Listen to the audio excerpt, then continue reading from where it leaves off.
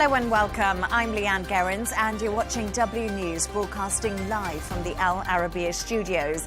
These are our top stories. Trump says, I think we may have a deal on Gaza, as Israel's Prime Minister Benjamin Netanyahu accuses world leaders of appeasing evil and demands Hamas frees all the hostages during a speech at the UN General Assembly. Ex-FBI Chief James Comey has been formally charged with 2 offences related to a testimony he gave to Congress. We couldn't imagine ourselves living in. A major poll predicts far-right leader Nigel Farage will be Britain's next Prime Minister.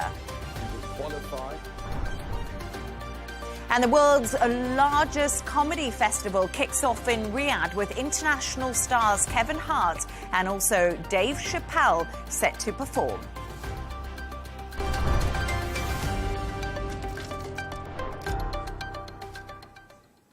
Now, President Donald Trump has said, I think we may have a deal on Gaza. His comments come after Israel's Prime Minister Benjamin Netanyahu made a high-stakes speech to the UN General Assembly in New York. He claimed most of the world does not remember October the 7th, accused world leaders of appeasing evil rather than supporting Israel, and delivered a direct address to hostages in Gaza. Take a listen.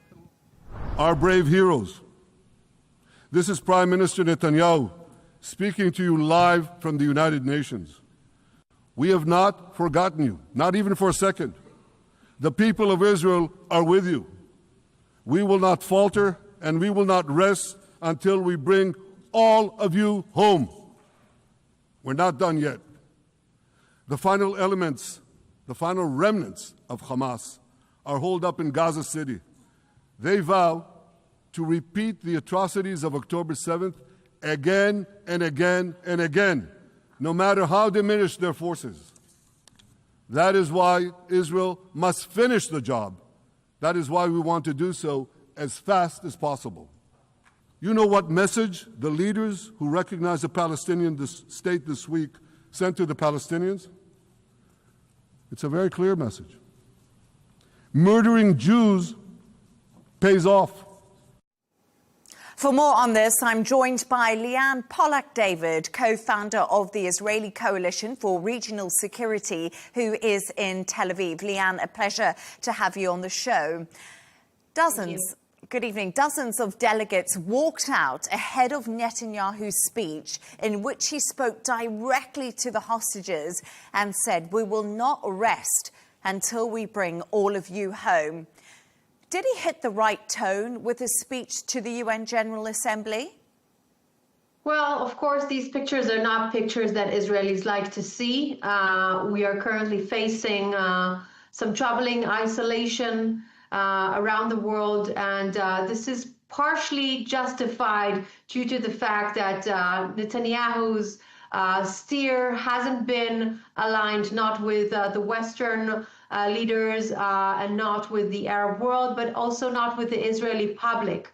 So, of course, we are very unhappy to see these pictures here in Israel as the Israeli public is pushing for the end of the war, for a ceasefire, for a hostage deal, and of course is looking for a regional solution for the day after in Gaza. But I will say that Netanyahu did explain Israel's case very clearly. He also talked about peace opportunities, the extension of the Abraham Accords, the ongoing talks with Syria, the opportunity with Lebanon, and he did talk directly to the hostages in Gaza as, in my view, the way that I see it, as potentially a preparation for a ceasefire deal that may occur in the next few days, with regards to the push from President Trump. So I see this more as a preparation for Monday. Monday is that meeting of the Prime Minister Netanyahu with President Donald Trump. This is basically the main event. This is where decisions will be taking place. And I see this shout out to the hostages, or putting the hostages return in the center front of his speech, as potentially a preparation for such a potential deal. Obviously, the Israeli public is very much pushing for that to happen. And during his speech, Netanyahu also addressed Israel's ongoing assault on Gaza City, as you just mentioned, saying they have not deliberately targeted civilians. But for a little bit of context, more than 65,000 Palestinians have been killed since October 2023.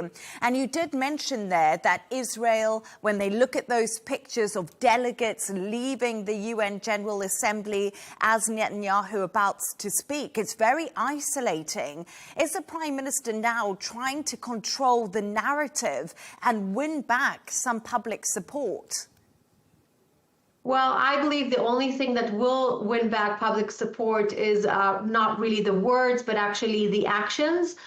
This war has had to, it had to end a few months ago, and the Israeli public is pushing for that. I hope that now Netanyahu understands that not only this is what the Israeli public is pushing for, but actually not only the regional community and the global community, but with President Trump's steer, but also assurances with regards to Israel's security in Gaza in the day after. This is critical, not just for Netanyahu himself, but for the Israeli public. We need to make sure that Hamas no longer controls Gaza, is completely disarmed, and we need answers on who's actually going to do it. We don't want to do it. None of the Israeli average soldier is, cheerful when they go to Gaza and have to deal with dismantling Hamas. We really want somebody else to do it. But the question is, who's actually going to do this dirty work? And how do we make sure that with the humanitarian aid and with the funding that is required to rehabilitate Gaza, that is not going to rehabilitate Hamas? So all of those assurances, hopefully President Trump got them in his meeting with the Arab and Muslim heads of states a few days ago. And hopefully those will be enough for Israel and for Prime Minister Netanyahu for us to get to a ceasefire deal, which is exactly what we need yesterday for all sides involved. But Leigh Ann, ultra-nationalists in Netanyahu's governing coalition have repeated calls for Israel to annex the West Bank, calls for war to continue. If Netanyahu ignores Trump's wishes, as we did discuss, Donald Trump is saying a deal is close. Does this possibly put Netanyahu in a difficult position? Because we know right now he's trying to appease the right of his coalition. And if he then agrees to what Donald Trump is going to say, is he going to lose that support and that tight grip on power we've seen him have and possibly force an election to be held in Israel? So what you may have noticed that in his speech, there was no talk at all about annexing the West Bank. And that's not just symbolic. It is indeed a reaction to what President Trump made very, very clear. And I think that politically, it is more convenient for Netanyahu to be the one that is being stopped, quote unquote, by President Trump, because it kind of gives an explanation even to his far right-wing partners on why he cannot do it. In effect, it may cause a political ripple effect. It may get him to election, but potentially with some wins in his hand. So if he gets to a hostage release deal, if he is able to get to an agreement with President Trump and the moderate Arab countries on a day after plan in Gaza that brings significant assurances for Israel's security, and maybe is even able to get to an agreement with President Ashara about Syria, and potentially open up new opportunities for the extension of the Abraham Accords, this will help him slide into the elections in a much better place than he is right now. And I think that he understands that. Leigh Ann Pollock-David, it's been great to have you on the show. Thank you so much for your insights. For more on this, I'm joined by former US congressional staffer, geopolitical analyst, and the author of The Shadow War, Iran's Quest for Supremacy, Brandon Weichart. Thank you so much for joining me, Brandon. So first of all, Netanyahu started his fiery speech outlining Israel's achievements against Iran and its proxies across the Middle East. What did you make of his speech? Or was it just straight out of his propaganda playbook? Well, I think that it's important to note that the Israelis have enjoyed, because of their alliance with the United States, the military alliance, they have enjoyed a high degree of success in terms of rolling back what they view as malign Iranian influence. At the same time, though, it remains to be seen if the Israelis will, quote, win the war. And they haven't even really described a war-winning strategy. Right now, since 10/7, it looks a lot like the Israelis have been playing a really wild game of whack-a-mole against their regional foes with our help. But thus far, there's been no war termination strategy outlined, which starts to get me a little worried. Is this going to be an open-ended war against everyone until the end of Netanyahu's time in office? And I think that's what a lot of people in the world are asking right now is, what does the end game look like for Israel? I don't know what that looks like right now, because it looks like Netanyahu wants to keep pressing until he can't press anymore. And my guest I was just speaking to before you, Leigh Ann, was saying that was the one thing. What's the plan for the day after? And this is the question that I've asked so many people who've come on my show and spoken to me from the Israeli side, also from the US side, and there doesn't really seem to be a plan in place for the day after. But Donald Trump does have some very positive signals that we're hearing last night when he was speaking to Erdogan in the White House, and today he's repeated, I think we're close on a deal to end the war. So do you think the meeting with Netanyahu is going to kind of reveal this day after plan? Well, I think it will reveal what the Americans envision and what maybe the Turks envision, and by extension, the rest of the Islamic community in the Middle East envision for a war termination. I don't know if Netanyahu will go along with it.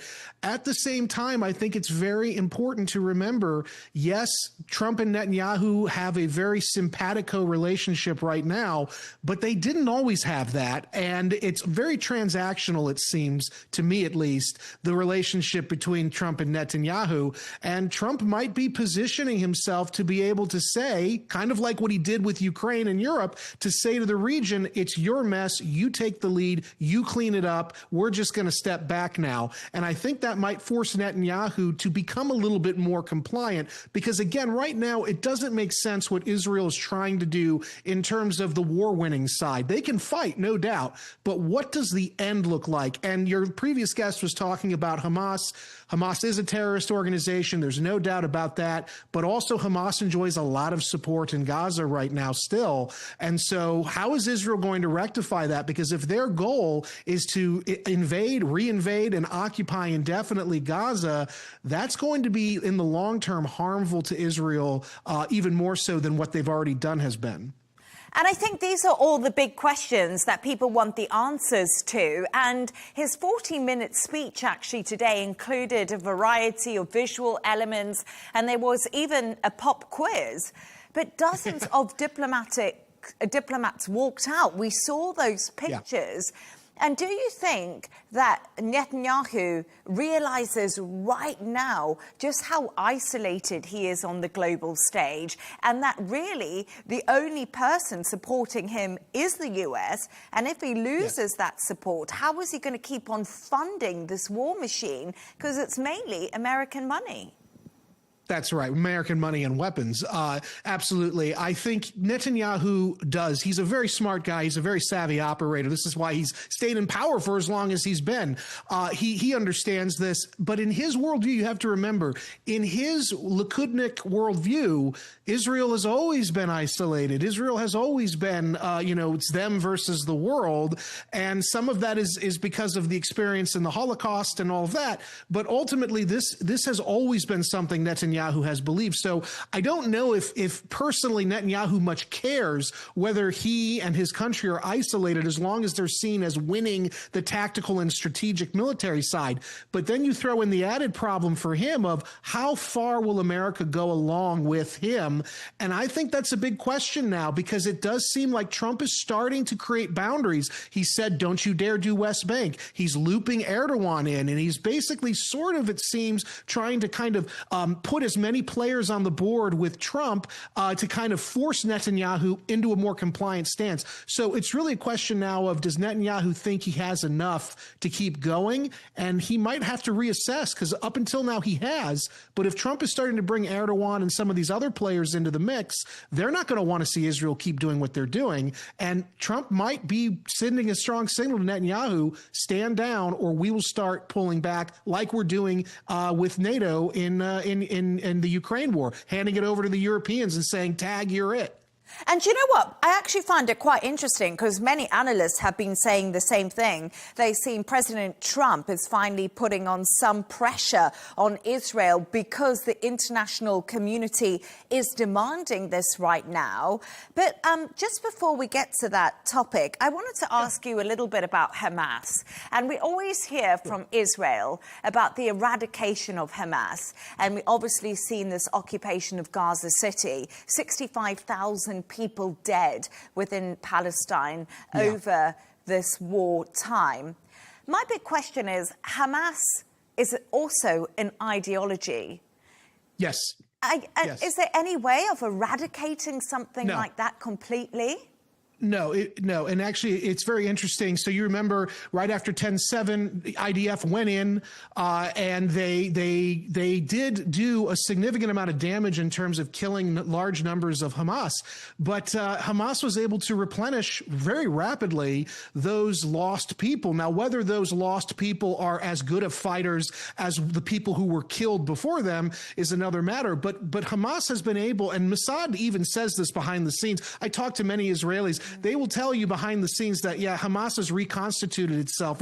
It's like constantly regenerating, which is why they're talking about now occupying Gaza. But they don't seem to be making the connection in Israel that you're not going to be able to annihilate Hamas the way that they think, because Hamas is an ideology. And every time you squeeze that region in Gaza, it creates more recruits. It creates more people, more animosity, blaming the Israelis for their problems. And so the best solution, in my opinion, and this is just my opinion, is Israel should, if they're this worried about the security threat, build a big, beautiful wall separating them from Gaza and tell the people of Gaza, good luck and God bless. It's on you to figure out how you're going to fix the problem. But instead, they seem to want to be enmeshed in that region, and that's going to keep regenerating Hamas without much of any problem for Hamas. They will have no problem finding recruits. Brandon, I wonder where you got the big, beautiful wall idea. But I've only got 1 minute left with you, and I just want a really quick answer. So we know Netanyahu is meeting Donald Trump on Monday. Donald Trump signaling we're close to an end to the war. Do you think Monday we'll actually see a ceasefire in place? We'll see movement? We might see some movement, but the war will never end. This is the problem. You have two radical groups. You've got Netanyahu's group and you've got Hamas. Neither of them ultimately want the war to end. They want to keep killing each other, and that's going to be the problem for everybody caught in the middle.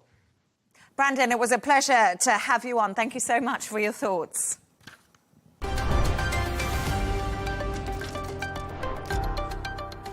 Now, former FBI Chief James Comey has been formally charged with 2 offences related to a testimony he gave to Congress. He's accused of lying to a Senate committee in 2020 about whether he authorised a leak of classified information to the media. Comey has said he is innocent. For more on this, I'm joined from Washington by our correspondent, Sarah Firth. This is an extraordinary moment. The former FBI director facing federal charges. Really, how significant, Sarah, is this indictment and the fact that we're talking about it? Yeah, it's an absolutely huge moment. It'll go down in American history. You've got the former FBI director indicted on federal charges. The first senior government official to be facing prosecution in this way over Trump's main grievance. That's the 2016 Russia investigation, and James Comey was right at the heart of that, leading that inquiry. Leigh Ann, Comey is charged with giving a false statement and obstruction of a congressional proceeding relating to the testimony that he gave to the Senate Judiciary Committee some 5 years ago. Now, the indictment comes just days after President Trump called for this very, very publicly. You had, as this news broke yesterday evening, the president taking to Truth Social, celebrating the news in all caps on his Truth Social post, calling this justice. Now, Comey, for his part, he's remained very defiant. He says his heart is broken for the Justice Department, that he is innocent. So he says, let's go to trial. And you know what, Sarah, for viewers who might not have followed every twist of this saga, remind us, why is James Comey such a central figure in the long-running feud between Donald Trump and the FBI? Yeah, James Comey, Leigh Ann, really personifies all of President Trump's main grievances with the FBI. So if you cast your minds back to 2016, you had this extremely critical presidential election. There was an investigation headed by James Comey and the FBI into alleged Russian interference in the presidential election and whether President Trump's campaign colluded on that. Now, for President Trump, for his supporters here in the US, that inquiry in and of itself was seen as a major betrayal. President Trump has often framed this as a deep state plot against him. However, for critics of this indictment that has been brought against James Comey, they are saying that this is not justice, that this is revenge. This is President Trump going after his political opponents. And what's really explosive about this case, Leigh Ann, is not just the indictment on those federal charges itself, but the way that this came about. Now, the U.S. attorney in Virginia who had pushed back against bringing these charges, he resigned. Then you had brought in Lindsay Halligan. She was installed. Now, she is a former Trump lawyer. She is not someone who has prosecutorial experience. And what you've got here in the US right now is career prosecutors saying there are issues with some of these charges. The evidence seems weak. Indeed, one of the charges that went before the grand jury was dropped. So even before we've heard any evidence, there's a lot of political theatre around this. Interestingly, President Trump was questioned a little earlier on today as he left the White House. The reporter saying to him, who else is on the list? Who's next on the list for retribution? President said, well, there is no list, but there will be others. He's making it very clear. He does think that it is worth going after other people potentially involved in this issue that has caused him such grievance. He pushed back at the reporter saying that it is justice, it's not revenge. But Leigh Ann, many critics, as I said, here in the US, seeing this as exactly that, an act of revenge against Trump's political opponents. And James Comey is just the first of what it seems, according to the president, might be many more. Yes, Sarah, thank you so much. And as we know, Lindsay Halligan, she was just elected to the role literally within this week. So pretty fast turnaround. Sarah Firth, thank you so much.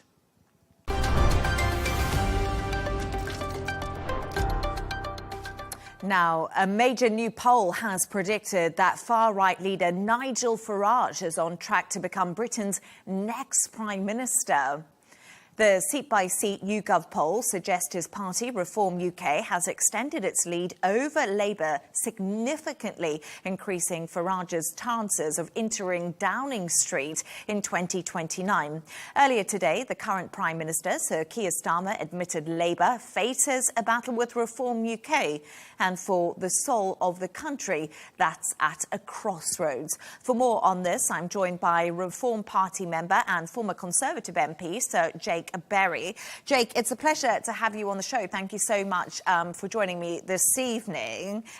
So, Let's talk about this new YouGov poll that predicts Nigel Farage is on course to be the next Prime Minister, and Reform has said a political earthquake is coming. Undoubtedly, you and the party delighted. But what has caused this sea change that we are seeing in the UK?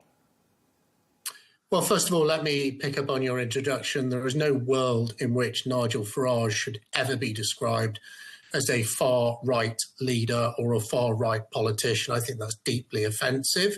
It's actually not just offensive to Nigel Farage, but as this poll shows, it's deeply offensive and incorrect to the majority of the population here in Britain. And I'd take the opportunity to ask you to withdraw those remarks. I would like to say that I do apologise for those remarks that were put in the intro when we did refer to Nigel Farage as far-right. Jake, I do apologise. Sorry for those comments.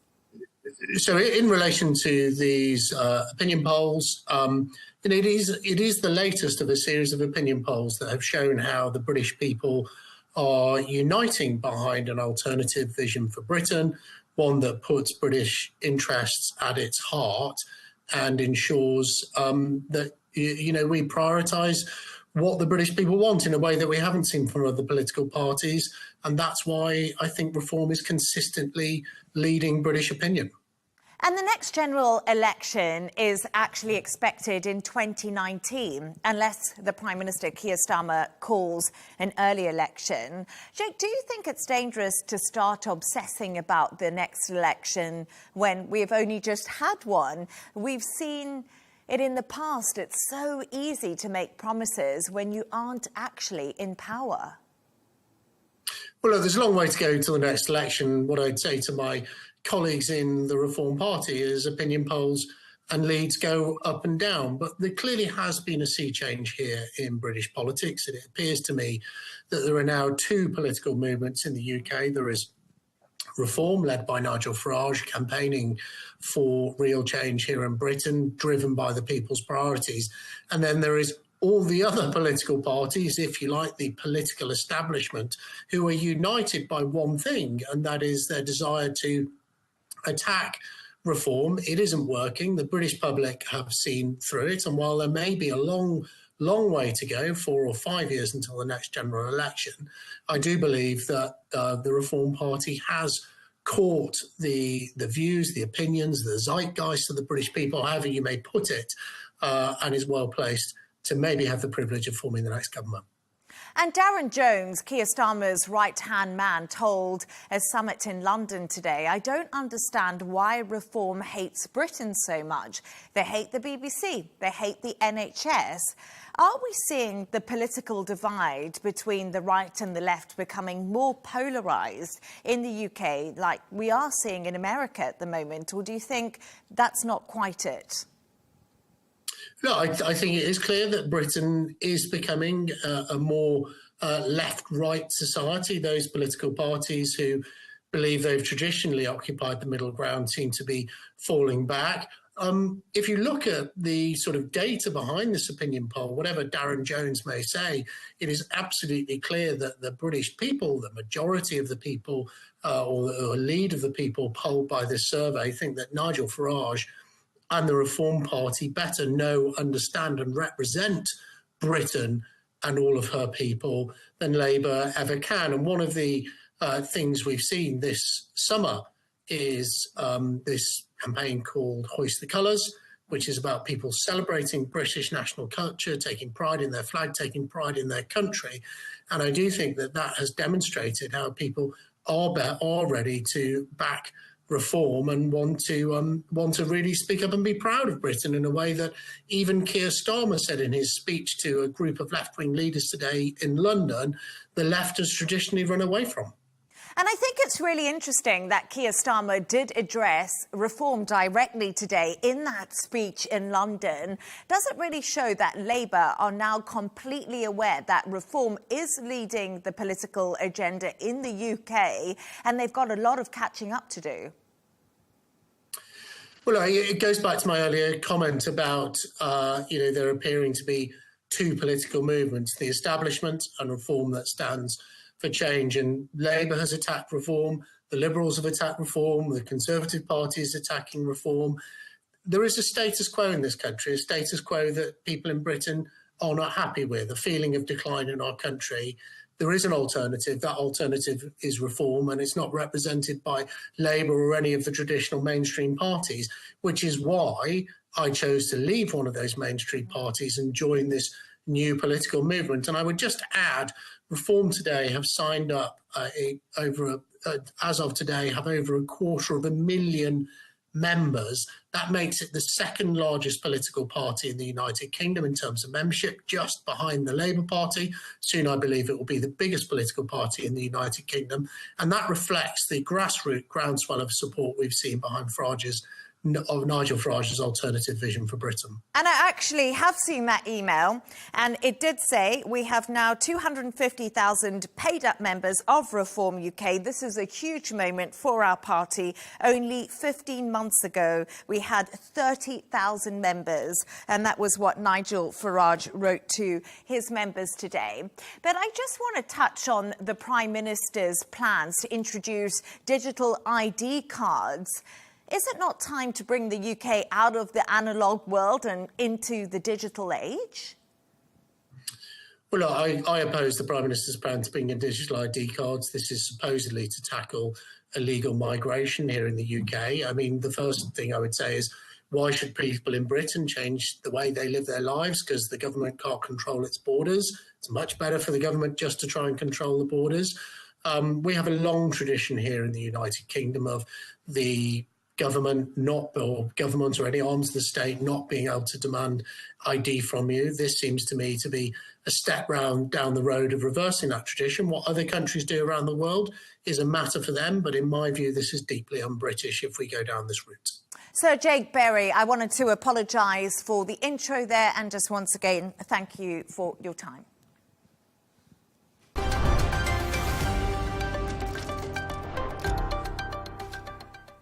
Now, rescuers in Taiwan are racing to find at least 11 people who are still missing after super typhoon Gaza ripped through the region.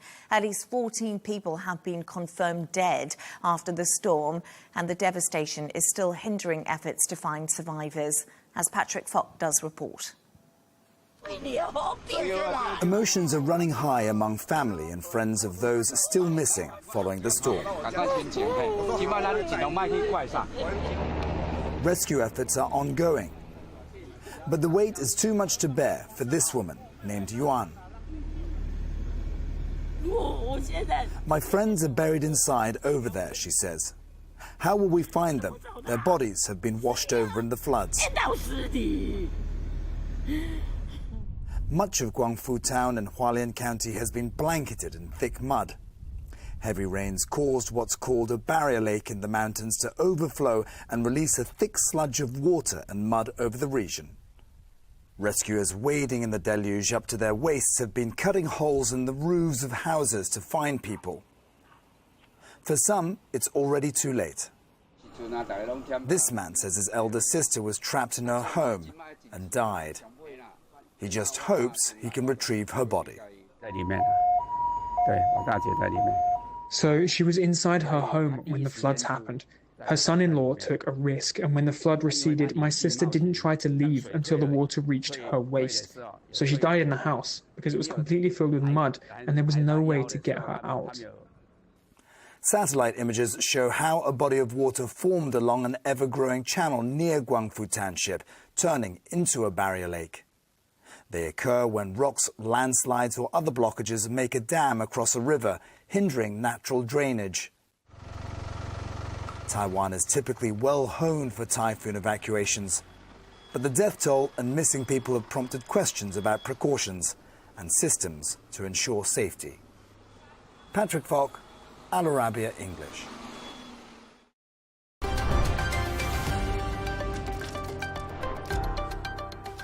Now, the world's largest comedy festival kicks off in Riyadh today. Over 50 international stars from across the globe will perform at the iconic Boulevard City during the event. Kevin Hart, Dave Chappelle, Bill Burr and Jimmy Carr are just some of the names who will be in action there. And for more on this, I'm joined by cultural commentator Harith Al-Bastani. Thank you so much for joining us, Harith. So let's just talk, as I mentioned there, this is a massive event and it's all in the name of celebration and comedy. Can you tell us about what we can expect? Yeah, sure. Well, I mean, like you said, you listed off just a couple of the names participating. What to expect is really a comedy festival on an unprecedented scale. And we're talking about, like you say, more than 50 of the world's most famous and celebrated stand-up comedians. They're all going to be performing in Riyadh over the next 2 weeks. And we're talking about the likes of Dave Chappelle, Chris Tucker, Jimmy Carr, Zana Garg, you name it. It's really, like I say, it's on a completely unprecedented scale. Yeah, definitely. I must admit, Dave Chappelle is by far one of my comedians. He's old school, but he's always really good. And it's not just international stars who have never visited the region, but there's going to also be some more familiar faces performing in Riyadh. Exactly. I mean, this is one of the things that's really interesting, is that you have some of these international stars who have never been before, but you also have stars like, I believe, Kevin Hart's performed in Riyadh before. And Russell Peters has performed in Saudi Arabia, I think, 3 times. Wow. But at the same time, you have other comedians who have performed in the region. So, for example, as part of earlier this year, I think Bill Burr, Kevin Hart, Dave Chappelle performed in the Abu Dhabi comedy season. And so it's really interesting to see that you actually have comedians who are coming to the region, performing, and actually coming back repeatedly. And I think it's a real testament to the experience of the region and what we see all across the comedy sector here. And probably the crowds too. I'm sure they attract a lot, do they? Exactly, yeah, certainly, yeah. This is the thing. These are all comedians who are used to selling out world tours, and they're coming here and they're filling out stadiums. There was a time when I was younger, I'm Emirati, and comedy shows were kind of here and there, and they weren't necessarily always in the biggest venues. But now, as we see in Riyadh Comedy Festival, they're in theatres, they're in these massive theatres, and they're all selling out, so it's really interesting to see. Yeah, it is interesting to see, but what does it also mean for the region? You know, we spoke about it a little bit there, but to just attract such big talent, how positive is it for the region as a whole? Well, it's great, honestly. I mean, like with Saudi Arabia, for example, this is something we've seen across a couple of different sectors for a while now. We've seen it with sports, attracting talent like Cristiano Ronaldo. We've seen it all across the entertainment sector as well. And I think one of the things that people are really attracted to is, look, they're seeing Saudi Arabia, they're seeing all these incredible mega projects, all these exciting things that are happening. They're seeing the energy of Vision 2030. And I hear this a lot from people in the cultural sector. They say, look, Saudi Arabia has this really young population, really young demographic. They're really embracing all these opportunities that are opening up. And why wouldn't I want to be part of that? So you have these incredible world-class talents coming to the region with this really positive mentality. And in terms of what it means for the wider comedy scene, it's great because you have comedians who are traveling repeatedly to the region. And for example, just during the Riyadh Comedy Festival, simultaneously you have the Dubai Comedy Festival running. And you have some comedians like Tom Segura, Andrew Schultz, who are going to be performing at both. And so what I think it looks like we're seeing is potentially almost like a touring market opening up here. Touring market, sorry. And with that, hopefully you'll be seeing more and more of these world-class talents coming on a more frequent basis. No, yeah, definitely. I wanted to get tickets for Andrew Schultz, but I didn't manage to. And let's talk a little bit about Saudi Arabia. You mentioned there that it's attracting a lot of talent and we've got these big projects going on. And of course, the World Cup will be going there. You know, it's growing its entertainment infrastructure right now. Where's that going and what are the plans for the future when it comes to entertainment and Saudi? We know Riyadh season when it comes to the boxing. All my friends get really excited about that too.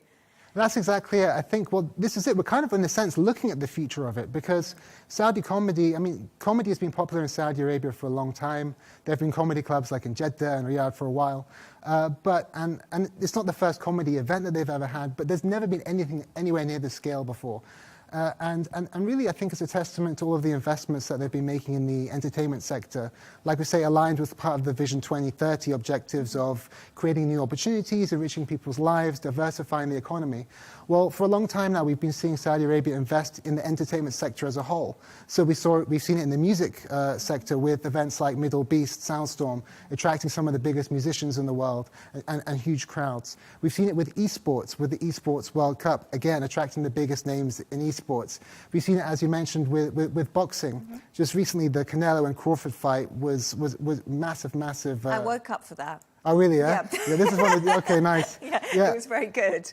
But it's amazing, isn't it, that now the region is attracting, like you said, so much US talent, and it'll be really interesting to see where it goes. Have you ever done a stand-up comedy show yourself? No. I'm a man of many talents, but comedy is not one of them. Yeah, I'm a woman of many talents, but not comedy. And thank you so much for joining us. It was a pleasure to have you on. Once again, thank you for being in the studio with me.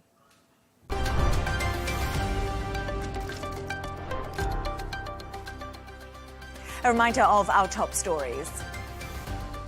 Trump says, I think we may have a deal on Gaza as Israel's Prime Minister Benjamin Netanyahu accuses world leaders of appeasing evil and demands Hamas frees all the hostages during a speech at the UN General Assembly.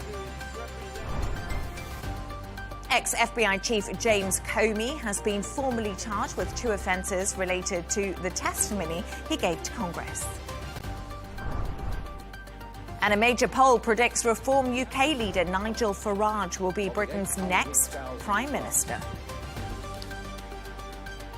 And that's all from us on W News. Don't forget to subscribe to our YouTube channel and, of course, follow us on X. The Rail Deal is coming up next with Tom Burges Watson. Goodbye and thank you.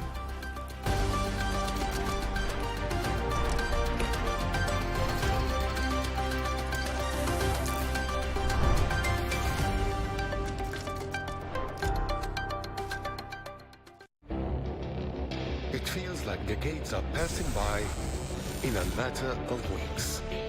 Seismic shifts in the world order. Never, ever will be part of America. With so much happening and so much noise. Whether it's political upheaval, Canada has been ripping us off for years. Economic shifts or social movements. And no one wins from tariffs. I think America can be more friendly to the rest of the world. The in-depth analysis and all the latest developments across the globe. To have an inclusive policy together. The meetings with Hamas gave me some hope. We're in another nuclear arms race. The most important development straight to your screen. Welcome to the dressing room. I'm on my own. I need backup. And an insightful look at the issues shaping our world today. It was not going to happen, that war, and it happened. Join us on Arabiya News, where the world talks.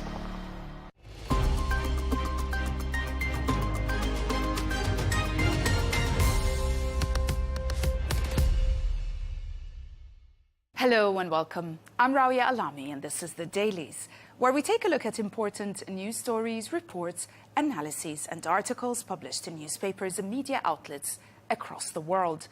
International media focused on President Trump's declaration that he will block any Israeli annexation of the West Bank, a move seen as sparing Israel from escalating diplomatic isolation and likely European sanctions. Meanwhile, in the UK, fresh polling shows Nigel Farage's Reform Party edging close to an outright majority. And in the US, Trump unveiled new tariffs on trucks, furniture and pharmaceuticals, while former FBI Director James Comey was indicted, underscoring the administration's drive to pursue political opponents. We'll start from the Middle East, as all global newspapers reported on President Trump's latest statements, in which he declares that he will not allow Israel to annex the West Bank. Israeli newspapers also highlighted the reaction of far-right members of Knesset who called on Prime Minister Netanyahu to defy President Trump and apply full Israeli sovereignty over the West Bank. And that is in response to nations recognizing a Palestinian state. However, some opinion articles saw the American position as a rescue. Ariel Kahana argues in Israel Today that President Donald Trump's decision to block Israeli sovereignty moves in the West Bank effectively saved Israel from itself. The move provides Prime Minister Netanyahu with a political shield against pressure from coalition hardliners demanding annexation. Kahana notes that while the Yesha Council lobbied vigorously for sovereignty, it misread the global mood, as European states were already advancing recognition of Palestine and signaling harsher sanctions. By shutting the door, Trump spared Israel from the severe political and economic fallout such a step would have triggered. Though sovereignty advocates see this as a missed opportunity, the piece frames Trump's intervention as pragmatic, also postponing annexation until conditions are more favorable, and proving restraint can sometimes be the truest form of friendship. On the other hand, Yaakov Katz's opinion piece in the Jerusalem Post argues that Israel's failure to define an end game for the nearly two-year Gaza war has created a dangerous strategic vacuum now being filled by foreign powers, chiefly the United States. While Israeli leaders dismiss European recognition of a Palestinian state, they scramble to secure Washington's support, underscoring their dependence on U.S. approval. Katz also highlights in his article how Prime Minister Netanyahu's government has avoided articulating a day-after plan, partly due to political fractures and fear of coalition collapse, leaving the world to shape Israel's future at forums like the UN. Also, the article goes on to say that with Trump pressing for closure and hostage release and a broader Middle East deal, Monday's White House meeting may expose an unsettling reality. Israel's war strategy is being decided abroad, not in Jerusalem.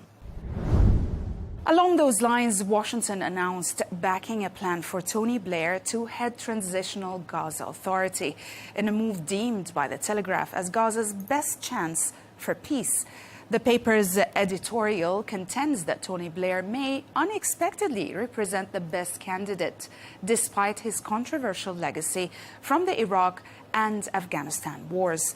It outlines a joint initiative by Blair's Institute and Donald Trump's advisor, Jared Kushner, to establish the Gaza International Transition Authority, GITA, a temporary governing body chaired by Blair and supported by Arab and Muslim partners.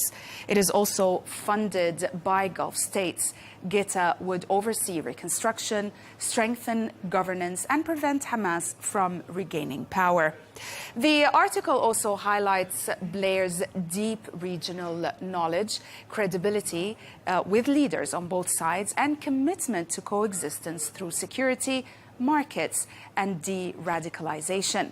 With backing from Trump, Netanyahu's advisors, and also Arab states, the plan is framed as Gaza's most realistic pathway to stability. In a related matter, Sharq al-Awsat reported on Saudi Arabia's announcement of the formation of an international coalition to support the Palestinian Authority, pledging $90 million in direct aid. Foreign Minister Prince Faisal bin Farhan unveiled the initiative in New York following a high-level ministerial meeting of the global coalition to implement the two-state solution, co-hosted with the EU and Norway on the sidelines of the UN General Assembly. The coalition builds on the recently adopted New York Declaration, which Prince Faisal has called a historic consensus on Palestinian statehood, already recognized by 159 UN member states. Discussions also focused on a ceasefire in Gaza, Palestinian unity, and enabling the authority to govern. The kingdom reiterated it will not normalize ties with Israel without a Palestinian state, stressing the two-state solution as the only viable path to peace. In an exclusive, The Guardian reports that Microsoft has cut off Israel's Unit 8200, the military's intelligence arm, from using its Azure cloud and AI services. The decision followed a Guardian-led investigation that revealed the unit had been storing and analyzing millions of Palestinian phone calls through Microsoft's platform in a mass surveillance program. Described internally as handling 1 million calls an hour. After, of course, an internal review, Microsoft confirmed violations of its terms of service and moved quickly to terminate access. The move, which comes among mounting pressure from employees, from investors and rights groups, is the first known case of a U.S. tech company withdrawing support from Israel's military during the Gaza war, raising broader questions about big tech's role in the conflict. Moving to America, the New York Times, like most American media, reported on the indictment of former FBI Director James Comey, describing it as a watershed moment in President Trump's second term. The analysis explains that the charges filed by Lindsay Halligan, a Trump loyalist with no prosecutional experience, came at the president's direct urging, despite internal resistance. The piece also highlights what critics argue, that the move shatters long-standing Justice Department norms designed to insulate prosecutions from political influence. It also goes on to say that by appointing personal allies and pressing for charges against adversaries such as Comey, Letitia James and Adam Schiff, Trump has turned retribution into policy. The analysis concludes that while supporters hail accountability, legal experts warn the case reflects the erosion of the rule of law, signaling a dangerous precedent where justice appears subordinated to presidential power. As President Trump slaps new tariffs on pharma and big trucks, Phil Gramm and Donald Bordeaux wrote in the Wall Street Journal, delivering a sharp critique of President Trump's tariff revival, calling it the most protectionist policy shift in nearly a century. The piece explains that since the declaration of Liberation Day in April, tariffs averaging 20% have fueled price hikes, slowed job growth, and also undermined U.S. competitiveness, particularly through steep duties on metals and important components. The authors also contend that although Trump says foreign exporters are paying the tariffs, evidence shows that American businesses and consumers are actually covering most of the costs, with pension funds and retirement accounts also hit as profits decline. The article warns that tariffs misallocate resources, dampen productivity, and risk isolating America as trade elsewhere expands. The central question, will the U.S. embrace Reagan's open markets or Hoover's protectionism? And we'll end from the UK, where press reported on a striking YouGov MRP poll showing Nigel Farage's Reform UK within reach of an outright majority. The Times explains that Reform is projected to win 311 seats, a dramatic leap from its current 5 MPs, while Labour would collapse from 411 to 144, and the Conservatives would fall to 45 seats. The Liberal Democrats would inch up to 78 seats, and the SNP would recover to 37 seats. But also a coloured map accompanied the article. It illustrates, as you can see, Reform's surge with Labour strongholds in the north and also in Wales, and the east turning Reform's blue-green. Now, the analysis also underscores how Keir Starmer faces mounting pressure before Labour's conference, while Farage could enter Downing Street, potentially with Badenoch as junior partner. That's it for today. Thanks for watching.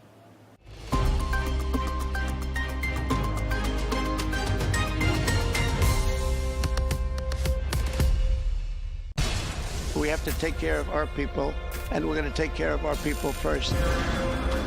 For in-depth analysis and all the latest developments across the globe, make sure you join us every weekday. President Trump is trying to negotiate a ceasefire. With so much happening, so much information, and so much noise, International law will have no part in his administration. It can be hard to keep track. Tariffs will just fuel inflation. We're going to fight these tariffs. But you can count on us to tell you what you need to know. We stand by your side. Join me, Tom Burges Watson, for Global News Today, right here on Al Arabiya News.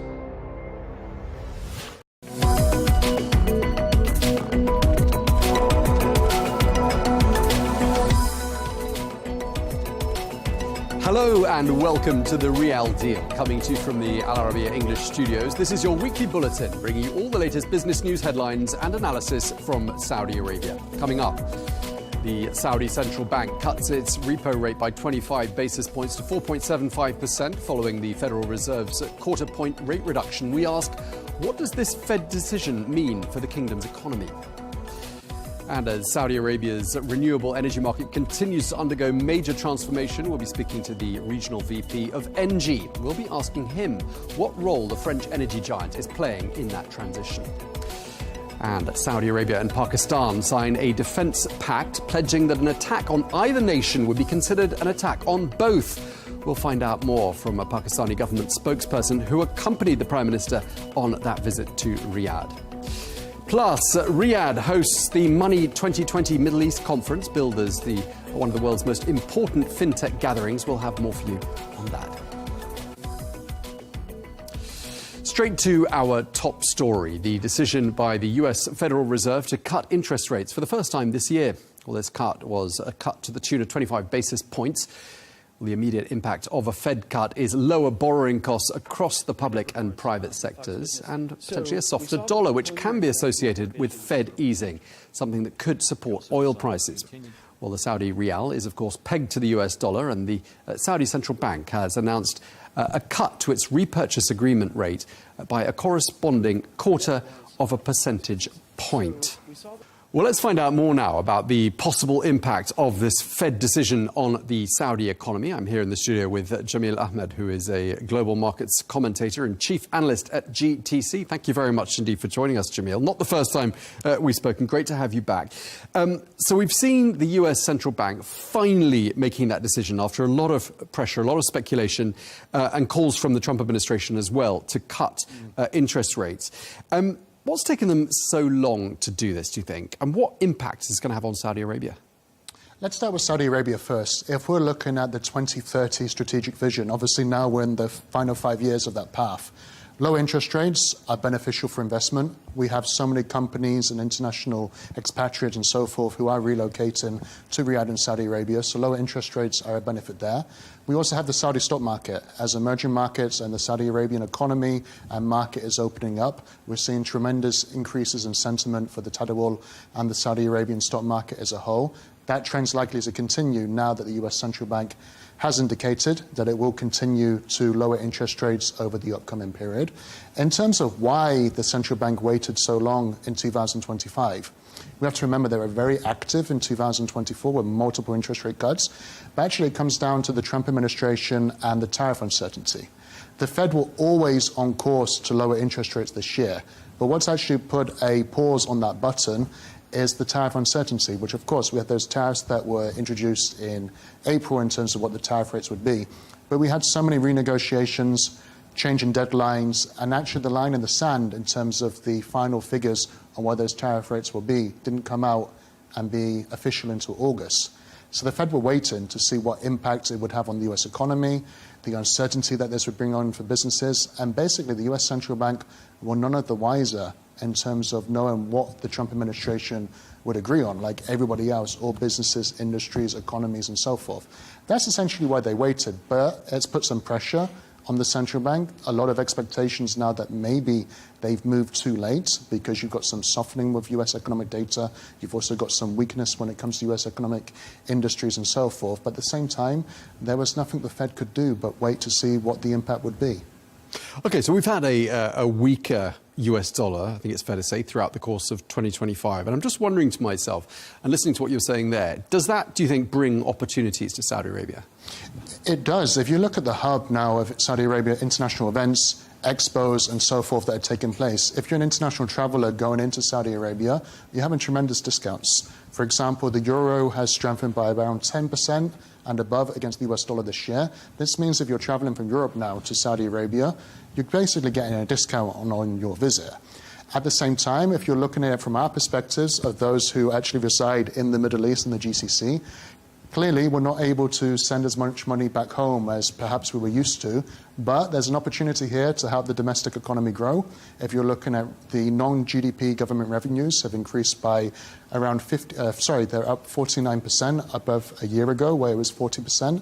Actually, non-GDP revenues over the second quarter grew by 6.6% on an annualized basis. And with the upcoming Saudi national holiday that's taking place, opportunities for retail sales, consumer spending and so forth, there's opportunities for the likes of us who are expatriates now to help the GCC economies and the Saudi economy grow as well.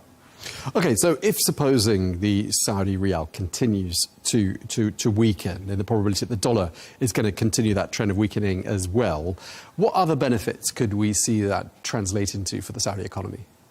Well, let's look at what's taking place now already. You have an international businesses setting up headquarters, setting up hubs, and continuing to employ in Saudi Arabia. Now that the Saudi currency with the US dollar is in line to continue to weaken, there's more opportunities there through the lower interest rates to continue investing in the local economy, continue to grow international hubs and so forth out of Riyadh. That's a trend that I think is already starting to take place and is more likely than not going to continue, because if you look at the US central bank expectations now, we're expecting multiple more interest rate cuts in light with the sudden weakness in US economic data, mainly on the jobs front. But as we know, jobs and consumer spending are such a key element of the US economy. It's the biggest contributor to consumer spending of the GDP. So with that likely to weaken, that means there'll be more focus on lower interest rates, which brings more opportunities to Saudi Arabia because those interest rates will also get lower. And that's more incentive for international businesses to continue investing in the region.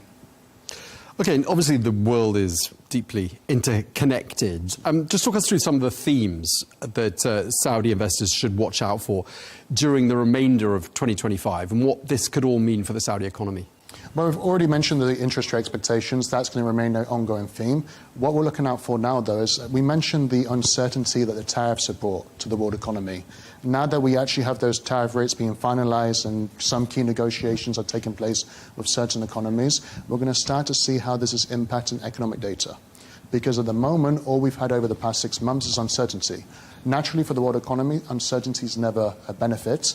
However, now that we have those tariff rates that are being finalized, and some are actually being finalized at much lower tariff levels than what was threatened in early April, this means the economic sentiment should start to improve in light with continuity. And this is something I think will also bring opportunities to the GCC and the Saudi economy, because you've already got so many businesses that are setting up hubs here. That's going to continue. But if we have a more stable global economic environment, naturally this brings more stability to the economic sentiment in the region as well. OK, time for you to get your crystal ball out and give us an outlook for the rest of the year 2025. And in turn, how you think whatever you're going to tell us will impact the Saudi economy.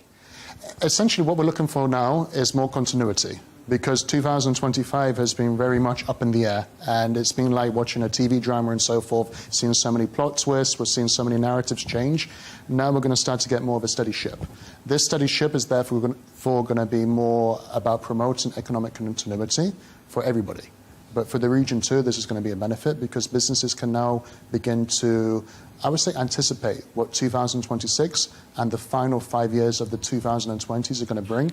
Of course, this naturally fits in with the 2030 vision, where there's a lot of ambitions, but those ambitions are going to be, I would say, more in line to be met with global economic sentiment being more stable. OK, and just lastly, I wanted to ask you about gold, because it's had a pretty eventful year, hasn't it? I mean, up about 40% since the start of the year. I think 1 ounce is now at about $3,600 US. Do you expect the frenzy to continue? Yes, I do. And actually, if you look over the past 5 years, gold is close to double in value. Of course, the past 1 year has brought tremendous opportunities in gold, but now we're hitting more all-time highs after all-time highs. We've got so many records here that I think we're losing count of how many milestones being met. Essentially, if you look at a couple of different factors here, you have central bank expectations are going to continue to get weaker for interest rates. Naturally, this has historically benefited sentiment towards gold. Also, if you're looking at specifically at the Fed and that pressure that they're under to cut interest rates, there's doubt now that the Fed moved too late because you're already seeing economic data weaken, although that's not the Fed's problem because of the tariff uncertainty. Nonetheless, as you're getting the Trump administration starting to nominate more and more members into the Federal Reserve Committee as voting members too, there's going to be more public pressure on lower interest rates, which means a weaker US dollar sentiment. It means a more beneficial sentiment for emerging markets and so forth. But also this benefits gold. So I think that, yes, we haven't hit the end of I would say the light's still at the end of the tunnel in terms of seeing more historic highs ahead. OK, well, thank you very much indeed for sharing that with us. Always a pleasure talking to you. Jamil Ahmed, Global Markets Commentator and Chief Analyst at GTC. Thank you very much indeed. Thank you. In an exclusive interview here on Arabiya English, we'll be getting the latest on a defence pact signed between Saudi Arabia and Pakistan. Any attack on either nation will be considered an attack on both. Well, this strategic mutual defence agreement was signed during a visit to the kingdom by the Pakistani Prime Minister Shehbaz Sharif, who held talks with Crown Prince Mohammed bin Salman. Well, I'll be speaking to Sadiq Malik, who is a Pakistani government spokesperson, for all the details on that deal. Saudi Arabia and Pakistan have signed a defence pact pledging that any attack on either nation will be considered an attack on both. Well, this strategic mutual defence agreement was signed during a visit to the kingdom by the Pakistani Prime Minister Shehbaz Sharif, who held talks with Crown Prince Mohammed bin Salman at the Al Yamama Palace. Well, in a statement, the visiting Pakistani Prime Minister thanked the Crown Prince for his, quote, keen interest in expanding Saudi investments, trade and business ties. Well, accompanying the Pakistani Prime Minister on that visit to Riyadh was Sadiq Malik, who is a Pakistani government spokesperson who joins us now. Thank you very much indeed for taking the time to speak to us. My pleasure. Now, Pakistan and Saudi Arabia have a strong and historic relationship. Military ties between the two countries go back decades. Why is this deal so significant in your opinion? I think it's the relationship that you're referring to, which goes back since the creation of Pakistan. And frankly, if you look at the roots of this relationship, they go back 1,400, 1,500 years. So the brotherhood that had historically, I think, has manifested itself in various ways. At every juncture when Pakistan has needed support, the kingdom has been by the Pakistani side. Whether it was economic development or defense-related matters or diplomacy, the kingdom was already there and always there. And same goes for Pakistan. If you walk down the streets of Pakistan, you would find out that even a common man would say that we are going to be there by the side of our Saudi brethren if the two holy mosques are ever attacked. And it needed no treaty. Every Pakistani would tell you the same. So I think what was implicit before and unstated has taken the form of a treaty. And that's the most significant part of this treaty, that it's now kind of a relationship which is documented. But this relationship has been there forever. OK, so let's talk about what's been agreed on. An attack on one nation means an attack on both. And I want to ask you, what message does that send out to the world? I think it sends out the message of brotherhood, and it sends out the same message that the North Atlantic Treaty gave to the world, that this is not offensive, this is not aggressive, this is not against anyone, this is a defensive treaty where countries who have cultural ties, who have religious ties, who have all kinds of relationships, economic relationships, other relationships, they come together and they're going to exchange technology, they're going to exchange training, they're going to share innovations, and they're going to have joint military exercises to make sure that the experiences that we've had over the past several decades being extremely better, battle hard, and has, we share them and become a formidable force. Okay, just talk us through some of the details of the deal. What concretely does it provide for?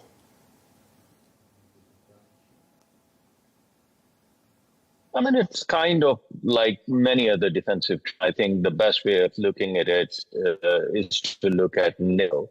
It's not an aggressive treaty. It doesn't fight for attacking anyone. But if any of the countries in NATO framework are attacked, it would be deemed as if all of them have been attacked.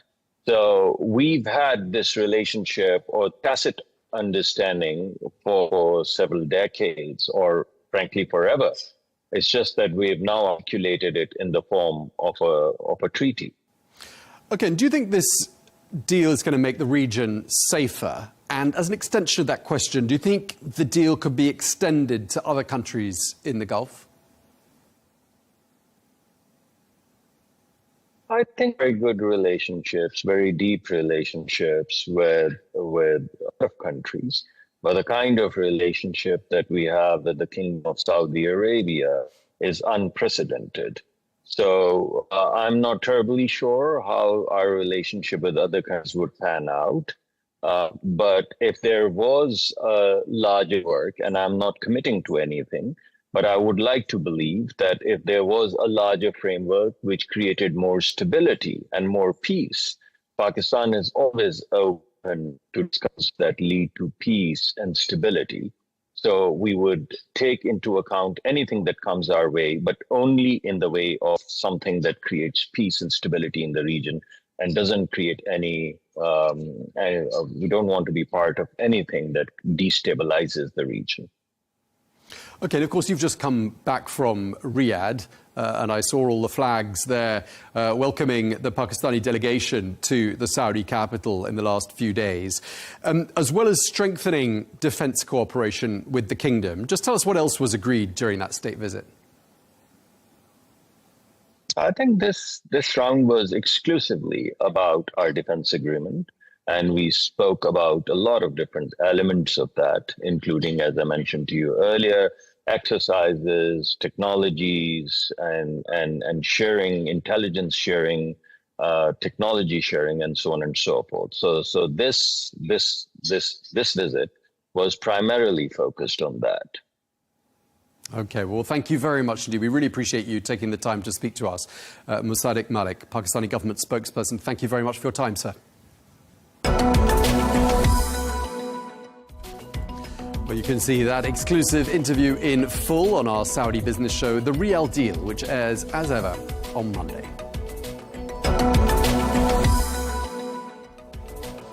Let's get a quick check of some of the other top stories from the week. Saudi Arabia and New Zealand have signed deals valued at some $100 million. This was announced as Wellington's Trade Minister Todd McClay visited Riyadh. Well, McClay brought with him a large delegation aimed at promoting trade and investment ties with the kingdom. Foxconn's Saudi joint venture FIT has announced plans to build its first manufacturing base in the Middle East. This new base in Saudi Arabia, which will make electric vehicle chargers, is expected to begin production in 2026. And this supports the kingdom's target of having 30% of cars electric by the year 2030. And the Chinese tech giant Tencent has announced that it is stepping up its investments in Saudi Arabia. The internet and tech giant says it's in the final stages of launching a new data center in Riyadh, adding that Saudi Arabia is the company's gateway to the Middle East. While Tencent's cloud projects align with the kingdom's digital transformation agenda, which is central to Vision 2030. Now, Now, in line with and fueled by Vision 2030, the renewable energy market in Saudi Arabia is undergoing major transformation. Well, renewables generated some 2 gigawatts of energy during the year 2024. And within the next decade, that figure could be closer to 40 gigawatts. Well, on this programme, we've spoken to the CEO of one of the key players in this segment, that is Marco Arcelli, the CEO of Aqua Power. But there are other international and regional companies operating in the renewable energy market in Saudi Arabia, amongst them Alphanar Group, EDF Renewables, Masdar, and the French energy giant Engie. Well, speaking of Engie, we're joined now by Turki El-Shari, who is Engie's Regional Vice President for the GCC region. Thank you very much indeed for taking the time to speak to us. Thank you. It's a pleasure joining you, and thank you for providing us this opportunity. Now, Engie has had a presence in the region for more than 30 years. Just talk us through, what are your main activities and your main projects underway in this region? Our projects in the region was mainly based on thermal plants. When you look back 20, 30 years ago, we were one of the first developers in the IPP business, which is the public-private partnerships. So also quite a pioneer in that area. Moving forward, and as a result of the changes with respect to decarbonization happening in the region, with the targets being put in place, we're now also highly focused on renewables, battery storage, carbon storage. We do also a lot on desalination. That's been a legacy projects. However, it's changing now, mainly with the use of RO, the use of integrated solar sites as well. And really, we're just shifting or transitioning to becoming a utility, best-in-class utility when it comes to decarbonization. So I would say that we not only just continue our legacy assets, but also introducing new technologies that help support the region in achieving their carbonization objectives and targets. Thank you very much indeed for that. I mean, clearly, lots on the Engie radar. Now, I wanted to ask you, I mean, you are a Saudi national, and you are, of course, responsible for a region which is described by Engie as being a priority region. Why do you think it's such a priority? I think it's a priority region considering all the changes that are taking place in terms of infrastructure projects, not just on the energy sector, but also on the plans and initiatives they want to forgo in terms of global presence, in terms of foreign direct investments. So this enormous change obviously impacts our scope with respect to energy, because they're becoming far more welcoming with respect to regulations, with respect to how we operate, with respect to localization, industrialization, and this pretty much helps accelerate the activities that we're undergoing. You know, if you look back 10, 15, 20 years ago, the focus was really mainly on EPC types of contracts, right? So the idea is you bring in EPC players to build your facility, to build your infrastructure. 2-3 years, they're gone, and you operate it. That was the majority of projects. But I think moving forward, what we're seeing and continue to see, and I believe will be the direction moving forward, is let's bring in foreign direct investments. Let's bring in that technology, that know-how, and have that long-term partnership. Not just the 3 years where they build it and then leave, but rather come in, continue, grow, integrate, and really create a long-term international presence of foreign investments in the region. So I think it's a big change that has helped us not just accelerate our activities, but really integrate many other technologies, know-how, innovate, work on long-term opportunities, as opposed to where in the past they were far more shorter term. Now, before we go into any of the specifics of some of the areas you've discussed, like battery storage and desalination, let's look at the broader picture. We are obviously a show focused on Saudi Arabia, and I want to ask you, what are your goals and priorities here in Saudi Arabia? So for Saudi Arabia, I think what's also fascinating, and I would say maybe the initial start was the 2016 vision, the 2030 vision that was put out in 2016. That focused again on the PPP projects. the decarbonization targets. And as a result of that, I would say the major shift was in renewables, in solar, in wind, and you see that progressing as the years come. Initially, it was solar projects, wind projects. Now they're moving towards battery storage. Now they're moving towards H2.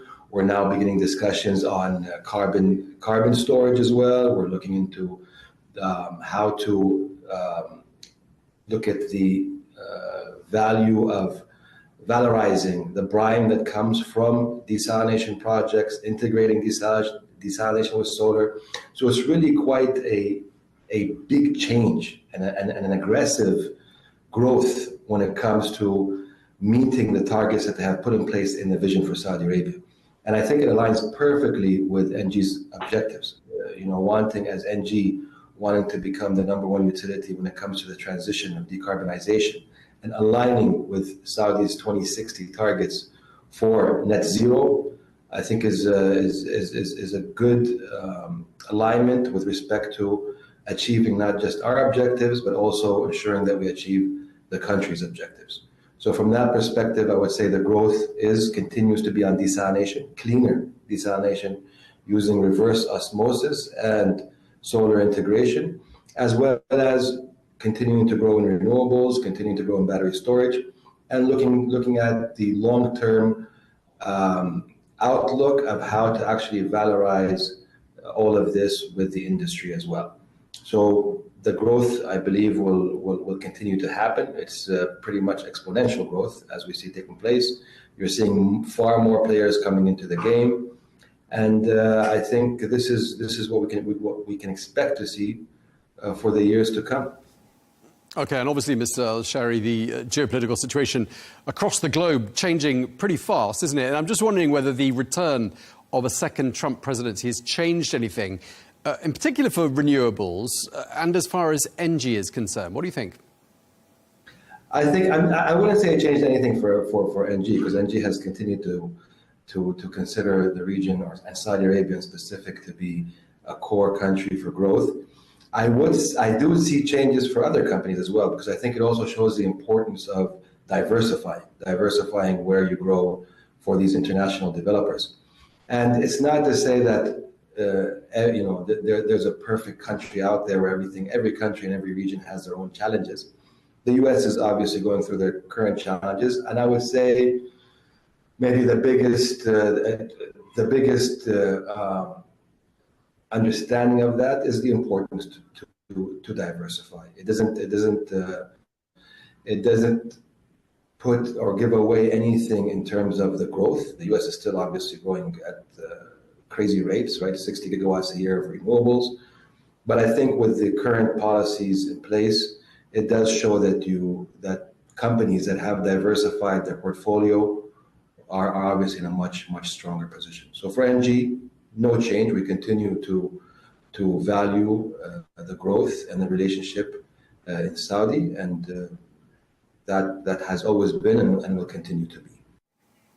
Okay, and Mr. Al-Shahri, I mean, NG has clearly signed some pretty big deals during the last few years.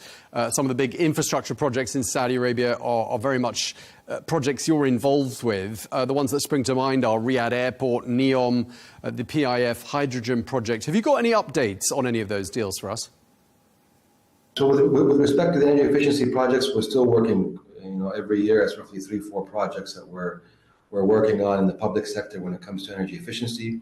When it comes to carbon storage, obviously it's still being discussed in the country, and we're supporting it from our international experience in that area, because we also have gas storage facilities across Europe. So we're able to work with the country, not just to what is related to our scope of work, which is the thermal assets, but rather how our understanding of where to best store CO2, what networks to use, what the economics look like. So we actually go above and beyond our scope of building projects, and we work with the Ministry of Energy, we work with Aramco on that long-term outlook.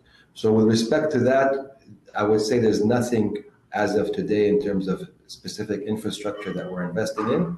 It's more of preparing the ecosystem, aligning on the studies and discussing what is the best way to pursue such projects. Okay.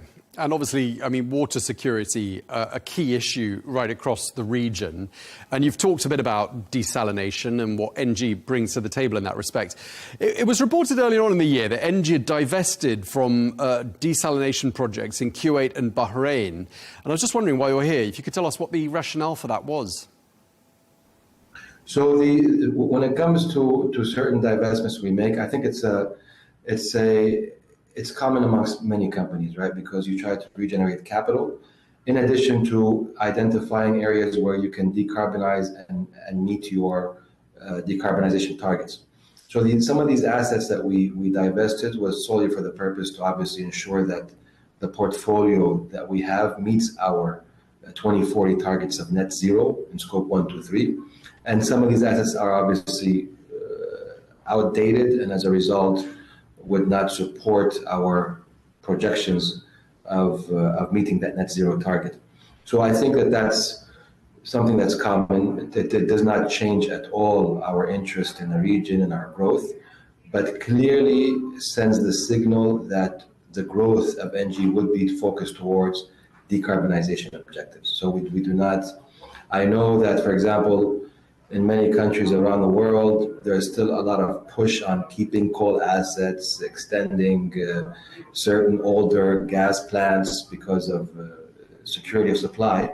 However, for NG, our target is purely to ensure that we continue the objective of decarbonization, and our involvement would be towards that objectives, not to remain in legacy issues that are high carbon emitters, but rather work on developing new assets. And in some cases today, the older assets we have, if we do not see, ideally we would like to decarbonize the assets. So some assets we have today in Saudi Arabia, we're working with the authorities to make them more efficient, to add newer technologies that help us ensure that we're achieving that target. And in some cases where we would need to divest, we would divest obviously in a strategic fashion to ensure that there's no impact whatsoever on the availability or reliability or security of supply of energy to those specific countries. Okay, now AI and data centers are a big focus across the globe. Saudi Arabia really embracing AI with the launch of companies like Humane. And I'm just wondering where you see NG fitting in with those ambitions. So with this respect, we're already very involved and have been involved. It's obviously going at a much faster rate with AI, but with respect to data centers, we've always been engaged in the design of data centers, in co-location with respect to data centers, providing 24/7 energy. And this was happening globally. Obviously now it's accelerating at enormous rates. Every country, including obviously the region, is focusing on building data centers, becoming a global hub. Saudi Arabia obviously taking lead. And I think Saudi Arabia has a huge advantage when it comes to low cost renewable energy. And to give you an example, if you look at Microsoft, for example, Microsoft had always been able to achieve 24/7 renewable energy since 2015, right? So nearly a decade ago. But how did they achieve that? They achieved that through carbon credits, right? So they would buy carbon credits or green credits and then be able to outset their conventional energy use. SBTI accepts that, right? But moving forward, that's not going to last. What happens is they start to say, no, you can't simply offset your conventional energy. You would actually need to use clean energy. And I think that's what these GAFMs, right, the Googles, Microsofts, and so forth are moving towards, is okay, yes, you can claim 24/7 clean energy, but reality is it's not, you're just offsetting it with credits. And now they're really, and through NG support on a global scale, we're building 24-hour clean energy. Saudi Arabia has a huge advantage with respect to that because you have lots of land, lots of space, and very competitive prices. So I think when it comes to data centers, I think that Saudi will be a big player with respect to being able to provide that type of energy. Clearly, ENGIE being in the game for decades with data centers will be able to provide significant support to these data centers as we start to see them grow in the country. So in terms of your list of priorities, just how far up the list has AI and have data centers gone? I mean, is there a percentage figure you could perhaps give us in terms of what they represent? I mean, it's hard to quantify it, but I would say, you know, it's quite a large percentage, because when it comes to the energy that we provide, we're starting to see a lot of that data center demand is growing quite big and very, very fast. And there's a big need for it. And as a result, much of our energy that we are selling is going to data centers, right? So I can't give you an exact figure, but I can tell you that percentage has, you know, if I would say on an annual basis, is easily doubling year on year, easily doubling.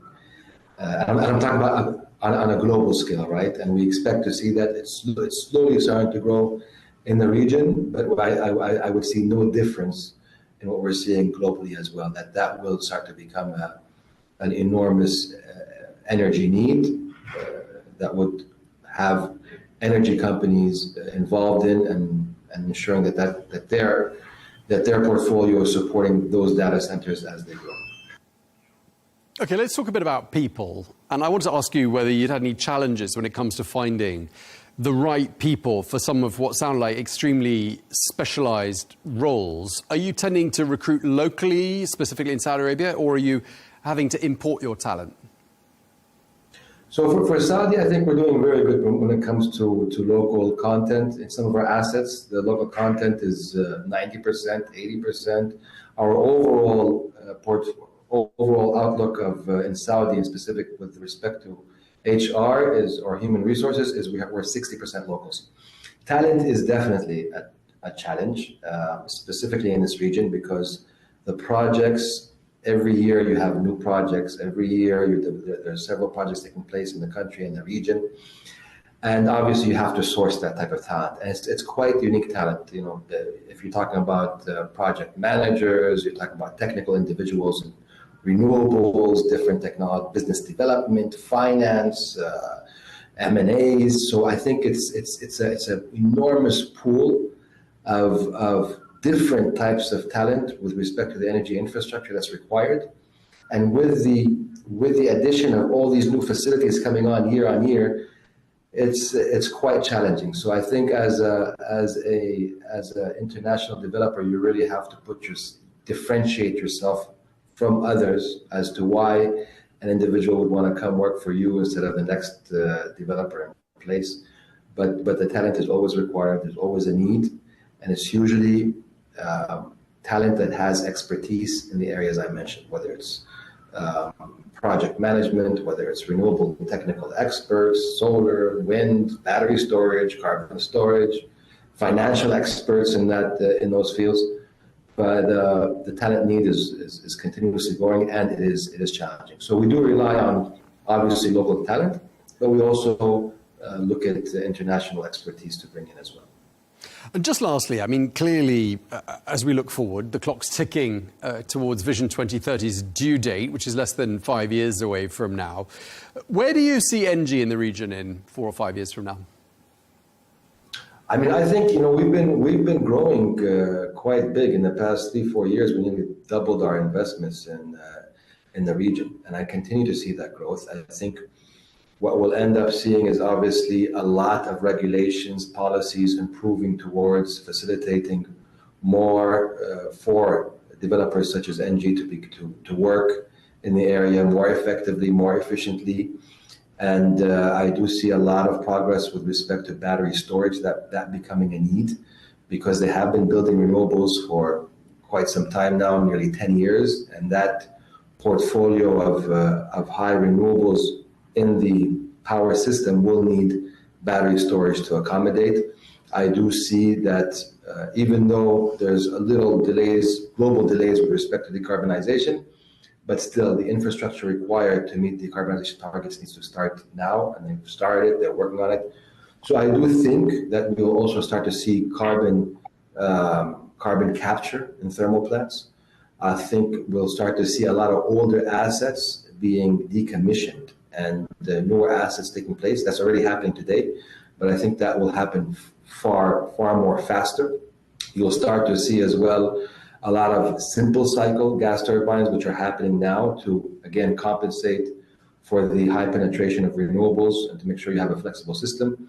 So I think that the system will start to become far more complex, more dynamic, but with the growth that's happening in the region in terms of other infrastructure, in terms of other projects taking place, that demand, if you look at Saudi alone, the demand increased by 8%. 8%, that's huge. That's a huge demand. So needing to meet that demand with renewables and with conventional power will require a lot of technologies. So I think that's where the country will go. A more diversified portfolio with a lot of battery storage being put in place. Okay, well, we really appreciate that. We're going to have to leave it there. Thank you very much indeed for taking the time to talk to us. Turki El-Shari, the Regional Vice President for the GCC region at NG. Thank you, sir. Thank you, Tom. Thank you very much. Have a wonderful day.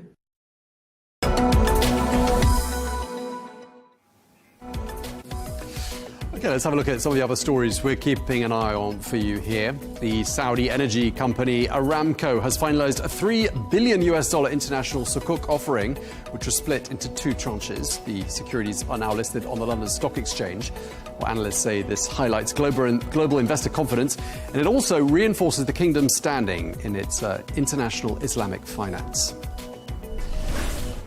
The Global Infrastructure Forum and Expo 2025 has wrapped up in Riyadh. The three-day event, which seeks to enhance efficiency in urban planning and implementation, brought together senior officials, experts and industry professionals from more than 25 countries and was attended by some 26,000 people. And for the first time in the event's history, WrestleMania is set to be hosted by Saudi Arabia in 2027. The 4-decade-old event, the biggest date in the annual wrestling calendar, has never been held outside of North America. Well, the chairman of Saudi Arabia's General Entertainment Authority, Turki al-Sheikh, has announced this news, calling it historic and saying it will be part of the kingdom's flagship Riyadh season, which is an annual festival of sports and entertainment events. And finally, last week, Saudi Arabia hosted the Money 2020 Middle East Conference. Well, that event, which is regarded as being one of the most important events for fintech, brought together some 450 global and regional brands, as well as investors from more than 40 countries.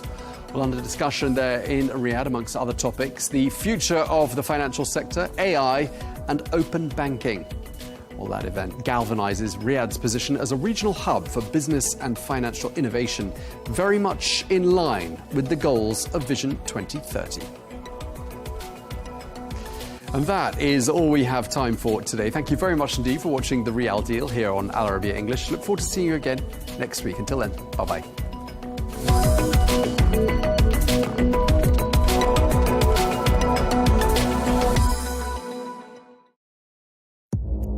Our allies, in many cases, are worse than our enemies. Stay informed and connected with the latest international headlines.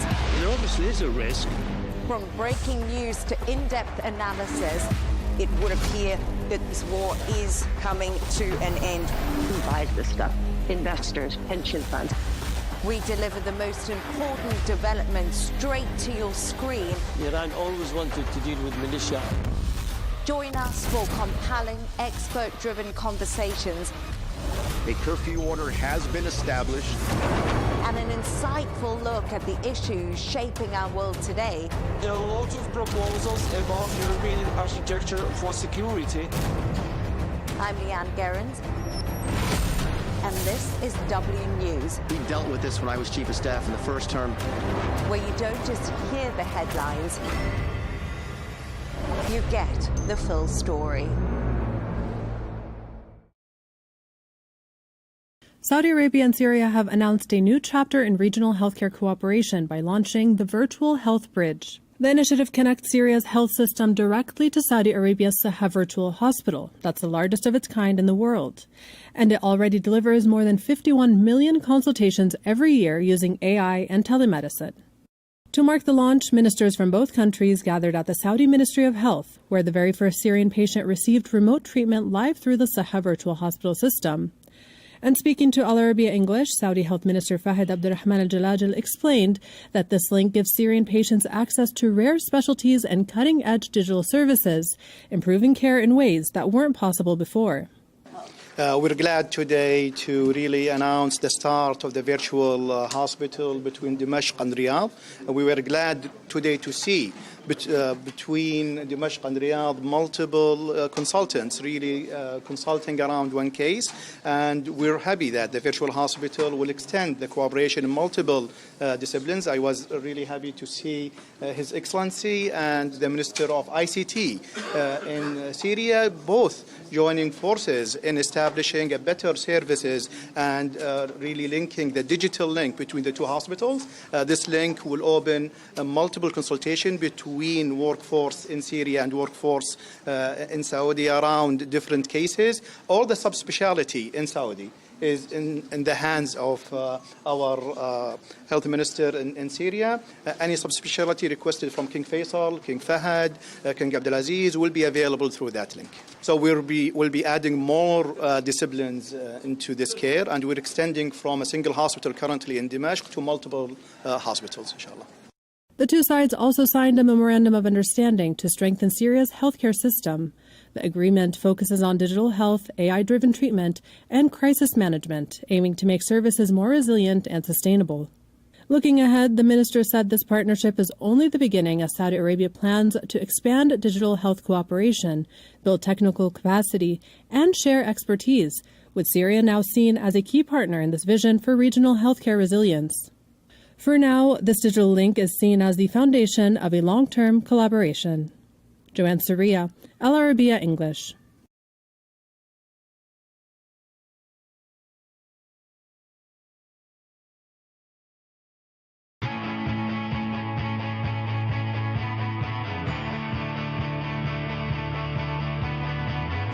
Welcome to the metropolis, the big city.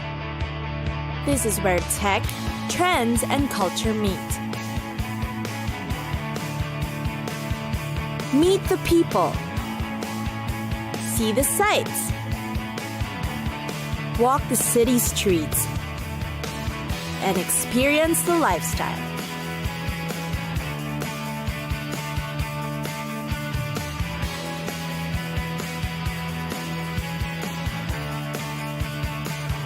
This is your first-class ticket to the cities of the world.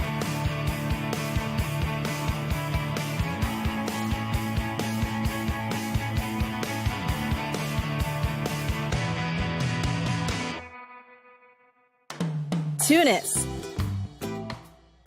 the capital of Tunisia and one of North Africa's easygoing cities.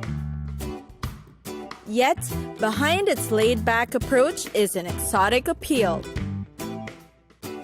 Tunis deserves to be the perfect introduction to the region.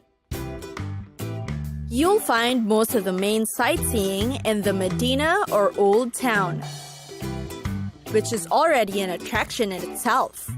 There are winding routes along the alleyways, and behind the high walls, you may find yourself lost. But that's the charm of the city.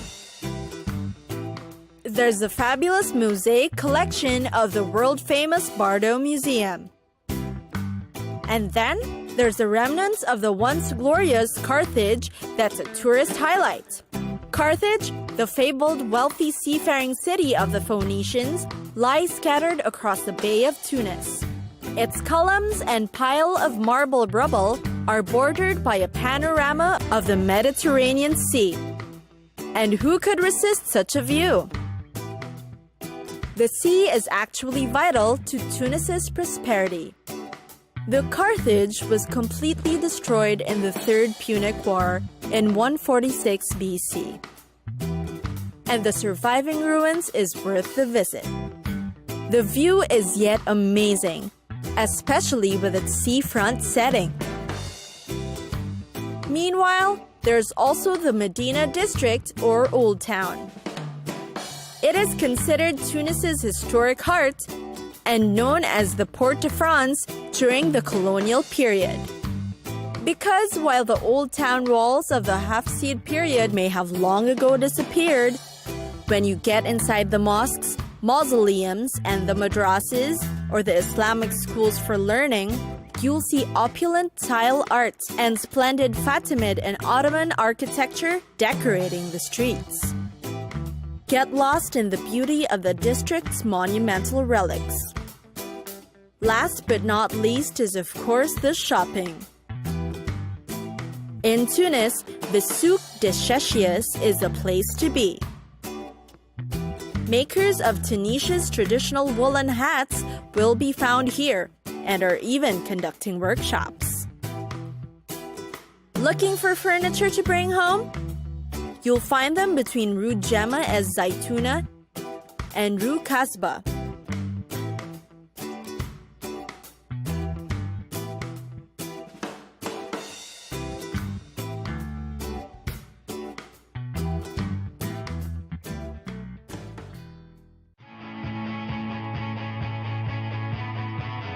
It's time for us to go.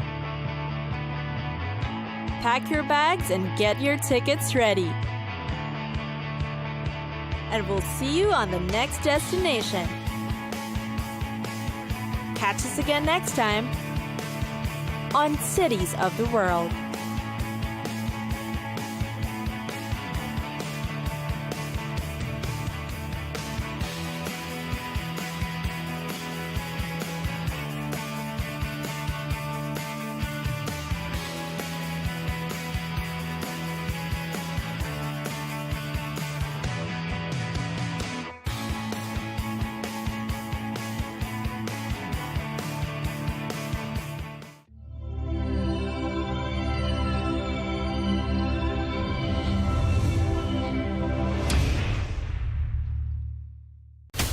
From the White House to Gaza, Kiev to Beijing, elections, economics and the environment compete with conflicts and other complex issues for our attention. In an age of fake news, deepfake and artificial intelligence, they've got to have a vote and a say. It's important to look beyond the loudest voice to understand the truth. From newsmakers to groundbreakers, My campaign is going very well. Presidents, prime ministers, princes and peacemakers, and cultural tastemakers. As Arabs, as Middle Eastern, we're too emotional. Join me on the Riz Khan Show for empowering conversation. An irrelevant gesture or a diplomatic turning point? An increasing number of traditional Israeli allies are publicly recognising Palestinian sovereignty. Is it a step on the path to peace, or are they rewarding terrorism as Israel claims? Stay with us for that debate coming up on Counterpoints with me, Melinda Nucifora.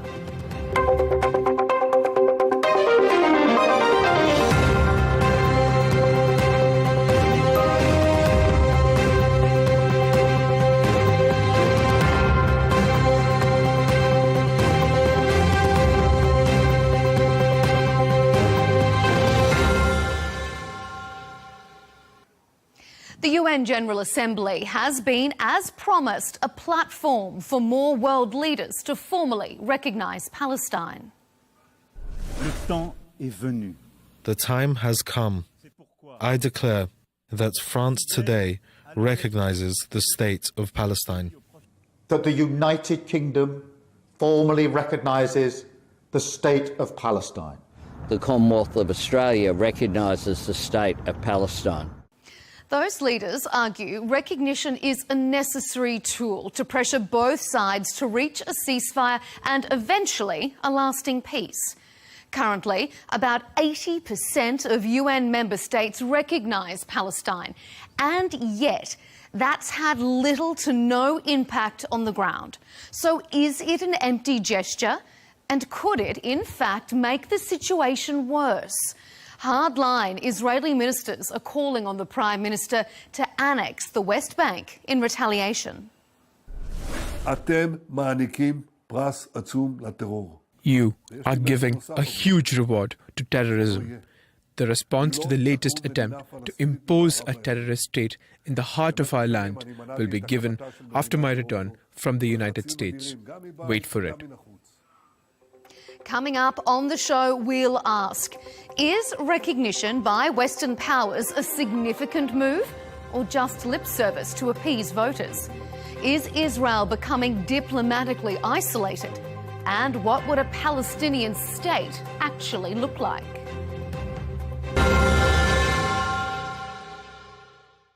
Joining us to discuss the recognition of Palestine and its implications is Yuan Pao Wu, an independent Canadian senator from British Columbia. Jake Wallace-Simons, the Daily Telegraph columnist and author, is joining us. His upcoming book, Never Again: How the West Betrayed the Jews and Itself. And rounding out our panel, Professor Manuel Hassan, the current Palestinian ambassador to Denmark. Gentlemen, welcome to Counterpoints. Thanks for being with us.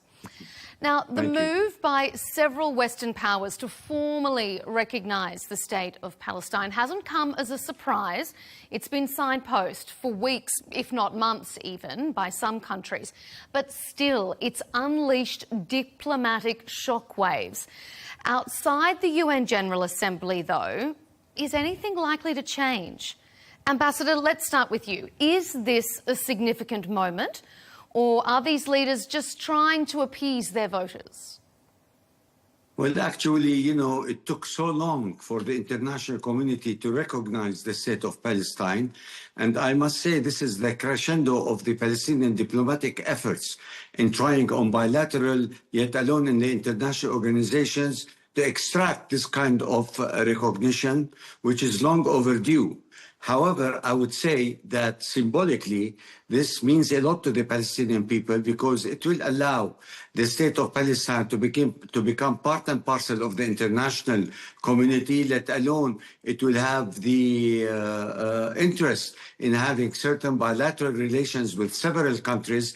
We have been accepted, you know, by international organizations, and I think eventually we will be full-fledged in the United Nations as a country which has its own flag and what have you. So from this perspective, I would consider that this is a milestone in diplomacy, and it is a milestone when it comes to the recognition of the Palestinian people who have been struggling for the last 70 years to attain self-determination. And this is the time where self-determination is going to be practiced. Yet we need to see on the ground how this will translate basically with the reaction of Israel and that of the United States that has been unequivocally supporting the state of Israel. Well, this can be implemented with the carnage going on in Gaza, with the settlers expanding settlements, with the E1 plan that is, you know, dividing the West Bank north and south. This is yet to be seen by the Israelis' response to this recognition by the international community. Mm-hmm. Jake, you're in the UK. Your Prime Minister is one of the latest Western leaders to come out to recognise the Palestinian state. Why do you think Starmer has done that now? And do you think it's a significant milestone, or is it purely symbolic? Well, the general feeling in Britain where Starmer is despised as a leader, his popularity is at an almost historic low at the moment. 90% of people do not support this move to unilaterally recognise the state of Palestine. And the general feeling is that he's done it for his own personal political gain. He's suffering a hemorrhaging of support from the left of his party and from the various more radical Muslim voters towards further left parties, which are springing up as I speak. And so the sense is that he's doing it really for his own domestic political reasons rather than anything that might benefit either Britain or indeed the Middle East. I mean, this clearly is a move which defies all logic. Palestine has not passed the 4 criteria for statehood as outlined in the Montevideo Convention. It also has thrown up various legal contradictions as well. I mean, the international community asserts that Palestine is at the same time occupied and also fit to become a state. That's a contradiction right there. It's a state that pays reward money to people who are convicted of terrorism, so presumably it would need to become a state and also become sanctioned as a state sponsor of terror at the same time. And of course, it really is a democracy in name alone. Its leader, Mahmud Abbas, currently serving the 21st year of his supposed 4-year term. Elections haven't come since. And that's before we even look at Hamas and the devastation that it's wreaking in Gaza. Hamas, I would note, celebrated this move. The weak Western powers have insisted that Hamas will magically have no part in a Palestinian state. But Hamas, for its part, felt it was a victory, declared victory, congratulated our contemptible Prime Minister on this move. So overall, I think anybody with a sound moral compass will realise that this is not just bad for Britain and Israel, it's bad for the Palestinians as well, because there's no incentive for proper reform away from radicalism, which is what's sorely needed if peace is going to be achievable. Senator Wu, what do you make of those contradictions that Jake has raised there? How does Canada, which has also recognised the Palestinian state, square that circle, those contradictions that Jake has brought up? Well, the contradictions point to the highly symbolic nature of recognition. Symbolic but not unimportant. I agree with the Palestinian representative that it's a milestone in diplomacy, and it's something that Palestinians deserve as a right that they have along with other peoples. Canada has recognized Palestine in part to, I think, balance interests domestically. There is popular support for the recognition of Palestine in this country, but this government is doing it, I think, somewhat cynically, partly to absolve itself from the horror that we are witnessing in Gaza at this very moment. And we all know that the recognition of Palestine, without any concrete action to stop the slaughter of innocents in Gaza, as well as the expansion of illegal settlements in the West Bank, is not very helpful at all. And so on the one hand, I celebrate that Canada has made this historic step, but I'm watching to see how Canada and France and Britain and other Western countries that have finally, by the way, come on board with most of the rest of the world, how they intend to handle and to respond to the existential issue that faces Palestine today, which is the genocide that is going on. We're going to come a little bit later in our debate to what a Palestinian state would actually look like. But before we get to how it's implemented, I want to come back to you, Ambassador Hassassian, with a question picking up also from what Jake has raised with regards to this criticism that's coming across all sides of Israeli politics, not just from the Prime Minister, but opposition parties as well, that say this is a reward for terrorism. How do you respond to that? Well, if I want to respond to that, and if he means that terrorism is Hamas, I want to just tell him very simply, the UN resolutions that came out after the 1967 war were all in favor of having a Palestinian state and in stopping the occupation, in ending occupation. There was no Hamas there. We have been entitled for this since 1948 through the General Assembly, UN General Assembly, when they voted and accepted us to become a state. At that time, the conditions were not right for the Palestinians to accept, on a small piece of land, this state of Palestine. So I'm trying to basically to remind him that Hamas is only a player for the last 20 years. But the international organizations and UN resolutions have always, voted for the Palestinians to have their own independent state. So it's not a reward to Hamas. The Palestinian people have paid a heavy price through the carnage, through the killings that is going on, the genocide in Gaza. Let us not forget that 4 wars have been waged against Gaza. Let us not forget that the West Bank have been, dissected into what we call Swiss cheese today, with the grabbing of land and building settlements, expanding these settlements, which they call Judea and Samaria.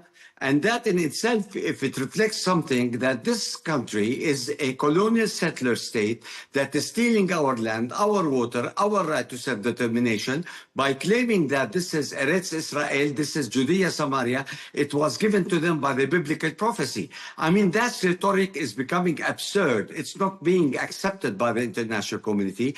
And that's why, countries like Britain, France, Canada, Spain, and what have you, they came forward because they understand that the misery of the Palestinians cannot go longer with the negation of the Israelis for the presence of almost 7 million Palestinians in the occupied territories, and to claim that this is their own, and going with ethnic cleansing and displacement and what have you as a legitimate, action taken by this Israeli government that is so extreme to the point that they don't see Palestinians to be living, side by side by the Israelis.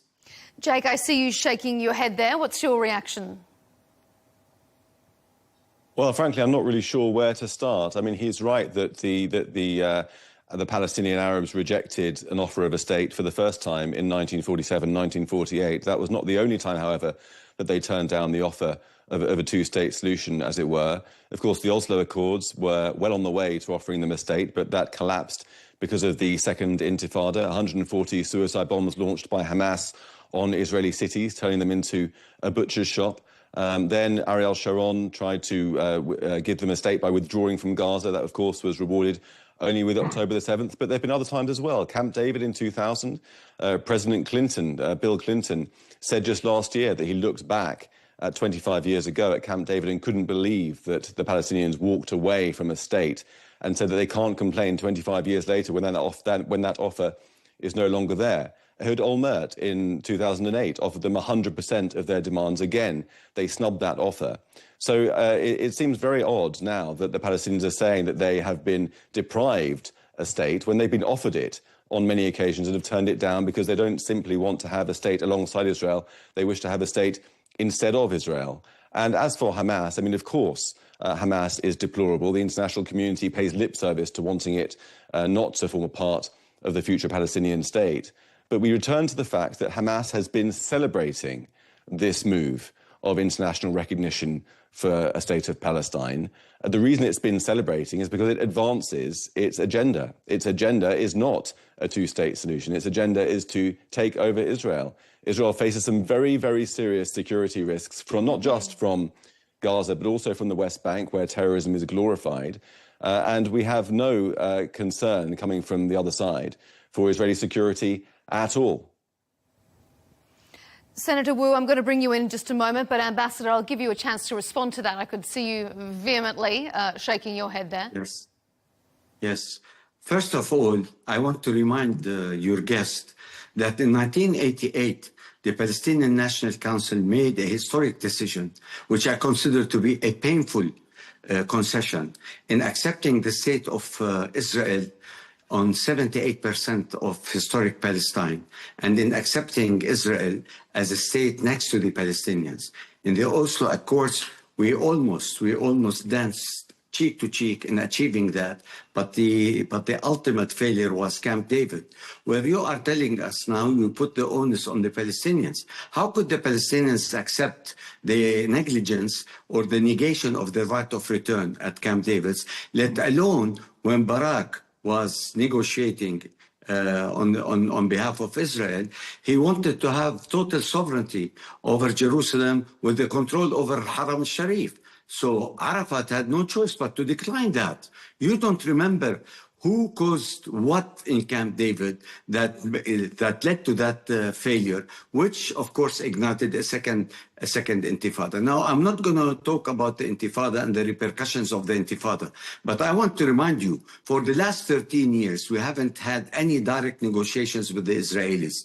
With the ultimate presence of Netanyahu, he had made every kind of effort to kill the Oslo Agreement, which supposedly in 1999 would have offered the Palestinian a state with almost 98% of the West Bank, Gaza, and East Jerusalem. I'm trying to remind you that don't put always the onus on the Palestinians. And Hamas is a late player in this game. And you're telling me that Hamas is very happy for having the recognition of the state of Palestine?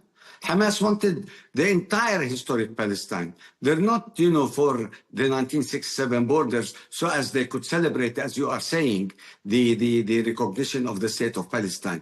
The recognition of the state of Palestine is for the Palestinian people and their struggle for self-determination for the last 70 years. This is the reward for a people that have been deprived of a basic human right, inalienable right, let alone that the Palestinians have paid in blood. Hundreds of thousands have been killed by the Israelis. And now you are claiming that you are a democratic state and that the Palestinians are not ready to have their own state. We are ready to have our own state. But we have to end this occupation that has been long overdue by the help of countries like Canada, United States. Hopefully it will jump on the bandwagon to realize that the Jewish state, which is, I consider it a Zionist state, and it's not Jewish, is about time this colonial project should be annihilated by the Jews themselves, because this is the destruction of Israel, starting with the Zionist extremists who are trying basically to negate a whole nation and trying to attack the sovereignty of Jordan, Egypt, Doha lately. This is considered to be a strategic ally to the United States and basically to Israel. Look what you have done. You have 7 fronts to fight. Is this, the way to preserve the entity of a democratic bastion in the Middle East, as you are pretending? If I may, we call you a rogue state now. If I may, I know you wish to go to our Canadian friend, but just very, very briefly, just 2 quick questions to the ambassador there. I just wonder, first of all, are you able to condemn unequivocally the atrocities of October the 7th? And secondly, are you able to recognise wholeheartedly the right of Jews to their homeland in the state of Israel as a Jewish state? Can you make those 2 commitments right now before us today? Let me tell you first. The second is to accept the Jewish state. We have already accepted the Jewish state. And you have been saying we will have an entity democratic next, supposedly to a democratic state, which is Israel. We are willing to coexist in conviviality with the Jews. We have done that before, and we could do this again. The 2-state solution that we have been fighting for is not negating, the state of Israel, is having Israel as a neighbor with open borders and try to coexist together. This is the intention of the Palestinian people. We have nothing against the Jewish people. We are against this Zionist project of trying to eliminate us even from the 22% of Palestine. This is where I come very strong, against the Zionist project. And concerning, October 7th, don't take this as an excuse. You should also go before October 7th. 60 years of occupation, putting 2 million people in a concentration camp. You don't talk about this. You only talk about October 7th. Let us assume that October 7th took place. Let me remind you. Can you condemn it?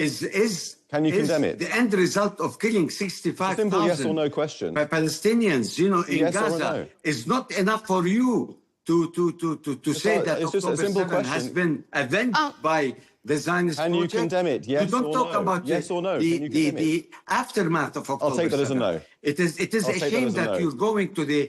Okay, all right. I'm going to bring Senator Wu in there before we move on. Been rebuffed. That couldn't be clearer. That could not be clearer. Nobody talks about October 7th now. Okay, Senator Wu, give me your impression on where we stand, and in particular, the comment or the message from Jake that the international community has done its part, it's done everything it can, but it's the Palestinians themselves that have let the international community down. What's your take on all of that? Look, I'm going to pick up on this idea that a Palestinian state is a reward for Hamas, and the fact that Hamas would celebrate its recognition is a sign that it's the wrong decision. This is a specious argument because it assumes that other Palestinians, the vast majority, all Palestinians, for a very long time, even before Hamas, even after Hamas ceases to exist, want to have a Palestinian state. It is an argument that's simply used to try to focus on Hamas, which has been severely weakened. Look, Jake talks about the butcher's shop and the butchery that's been taking place. Well, that butchery is on the side of Israel. We have seen butchery for the last 24 months now. And that is what we need to focus on. Because if we get distracted by conversations about whether Hamas is celebrating the Palestinian state, we will be overlooking the slaughter that's taking place. And that's why, while I celebrate and congratulate Britain and France and Canada for making this symbolic step, the real challenge is making something of it, stopping the slaughter, enabling Palestine to become fully recognized and having the rights of other states as well. That is the challenge before the countries, not just making an empty statement at the United Nations.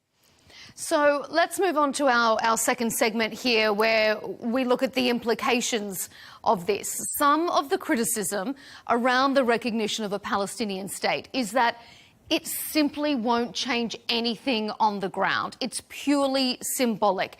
But even if that's true, it could also be argued that it's also symbolic of changing global attitudes towards Israel and its current actions in Gaza.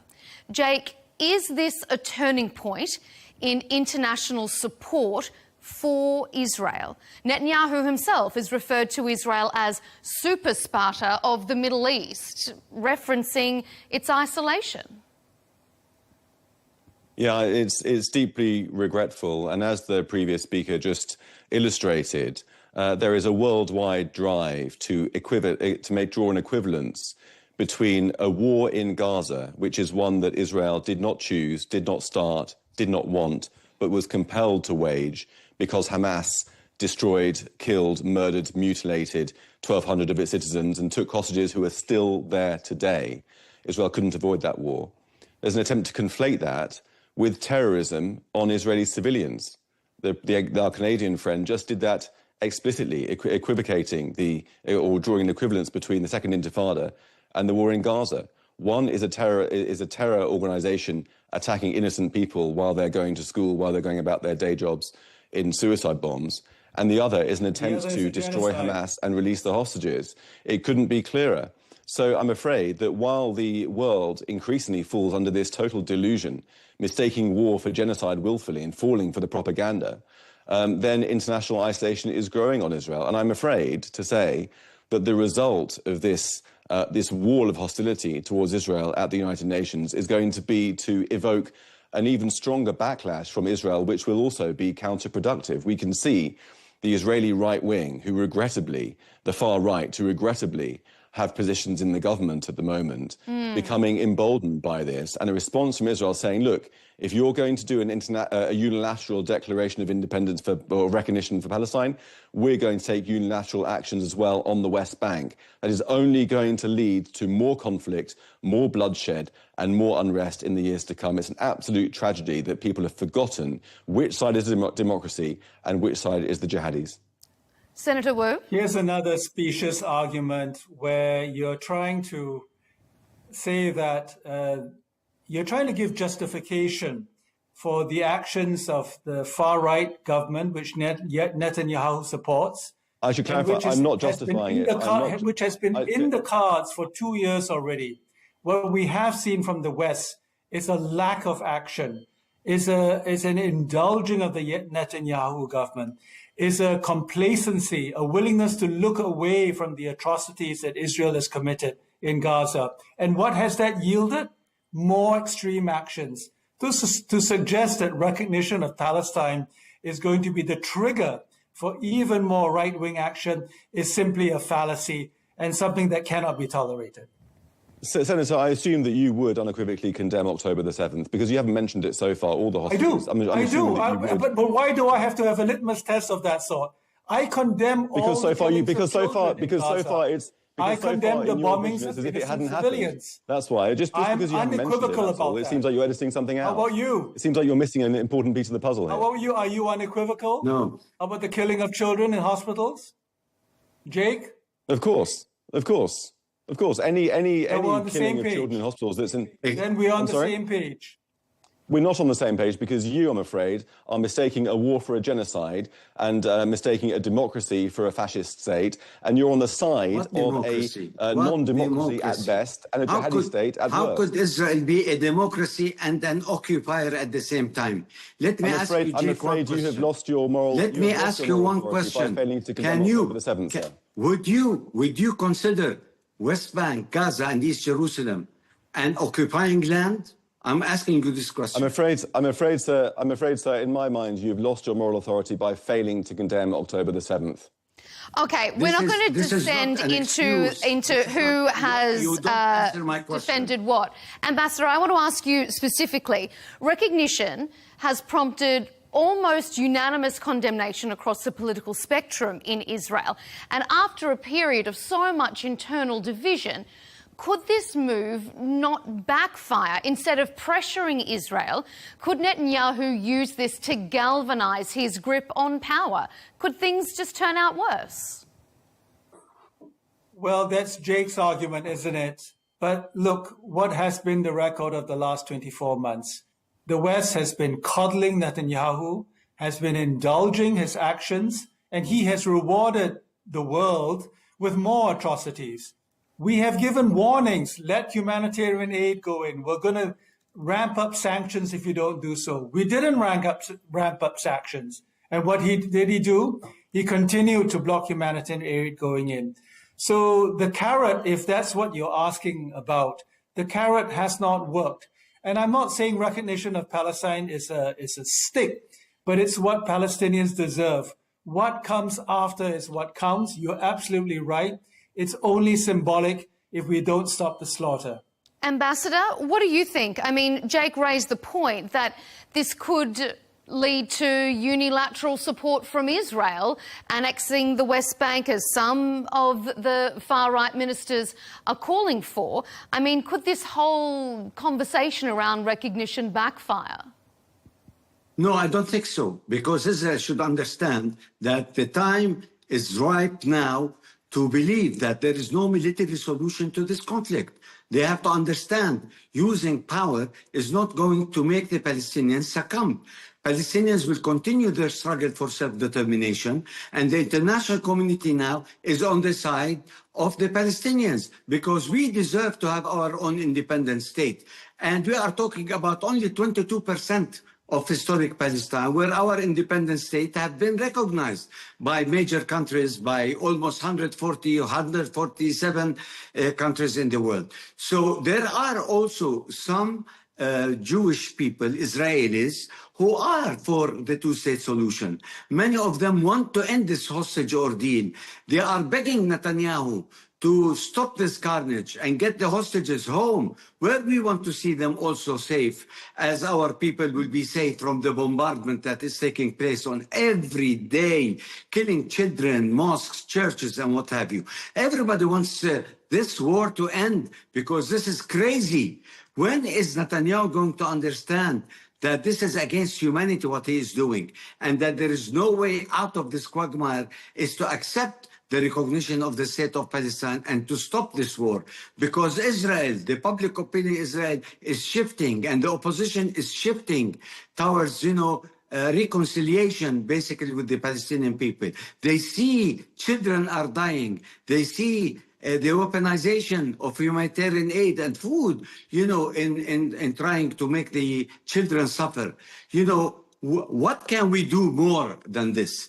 Is another 100,000 will satisfy will quench the thirst of blood for Mr. Netanyahu and his government? Where do we stand in terms of democracy that he is alleging that Israel is a democratic entity? Where is this democracy? This is the utter hypocrisy. You cannot be democracy and at the same time occupying 7 million people who are struggling to have their own independence. So, Jake, if you don't agree with the concept of a Palestinian state, what's the alternative? What's the solution here to this ongoing continuous border dispute? Oh, don't get me wrong. I'm not saying that I don't believe in a Palestinian state. I would like to see a safe and secure Palestinian state, absolutely. I would like to be totally clear about that.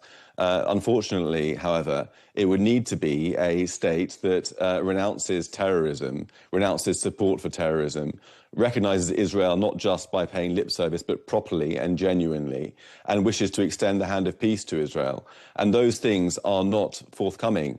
At the moment, we see it becoming increasingly a client state of Iran, infested with terror.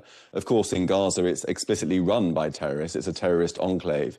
And on the West Bank, as I've said, Mahmud Abbas, who is enjoying the 21st year of his 4-year term, pays money, continues to pay money, rewards from public funds to anybody convicted of terrorism. And textbooks in Palestinian schools continue to incite anti-Semitic hatred. The state media continues to incite anti-Semitic hatred. Mahmoud Abbas himself has a PhD in Holocaust revisionism. Just before October the 7th, by the way, he made a speech, which you might remember, where he said that Hitler did not kill the Jews because they were Jews, but simply because they were engaged in usury. This is the sort of people we're talking about. And from Israel's point of view, there's no way that it can withdraw to the 96-7 borders, give a state to this sort of rabble, and then, I'm not talking about rabble as in the Palestinian people, but the leadership. I have only respect for the Palestinian people. I should make that very clear as well. And expect security to be withheld. Unfortunately, what would happen is October the 7th would happen again and again and again, as Hamas has explicitly said that it intends to do. And so, therefore, I think that the solution right now can't be this sort of state under these circumstances. Maybe there are other ways forward. Maybe there are ways, the leaders in Hebron talked about breaking off from the Palestinian Authority and forming separate peace with Israel on a clan basis. That could be a way forward, perhaps in the longer run. But at the moment, it's an impasse, unfortunately, caused by Palestinian rejectionism and embrace of terrorism. Can I respond to him, please? Please. Yes. First of all, you are accusing a president that has signed security arrangements with Israel. And you tell me how many times the Palestinians have defied that security arrangement in the West Bank. You're talking about a pragmatic president who have been choosing between the constraints that Israel has been putting upon. You're talking about a president who have been trying not to unleash the West Bank, with the resistance against, and he's talking about peaceful resistance, never arms resistance. You're talking about a president who has accepted the two-state solution through the Oslo Agreement and said that both peoples could live side by side.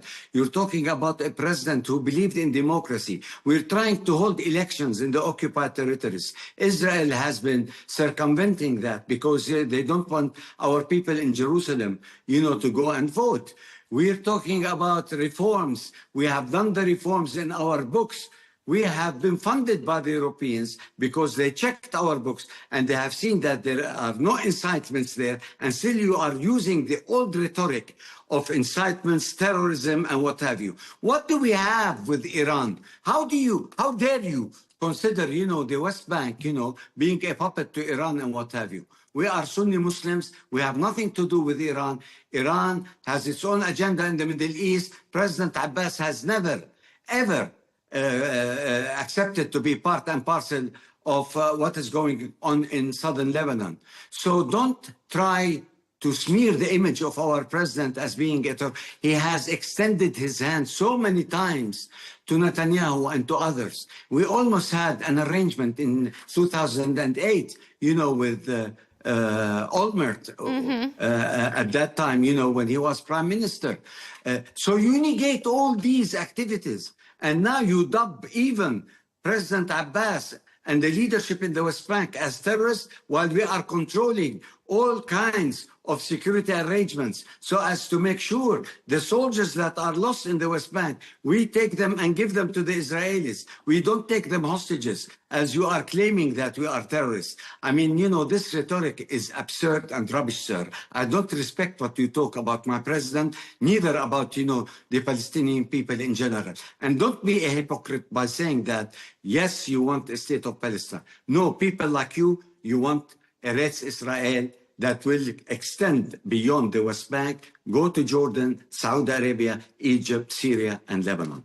This is the actual Zionist project, and don't be shy from this because everybody knows this. That's why the international community has been saying enough is enough for Israel. And I hope that they will start sanctioning Israel, boycotting them, no trade relations. And this is when I believe that the concretization of an independent Palestinian state will come through.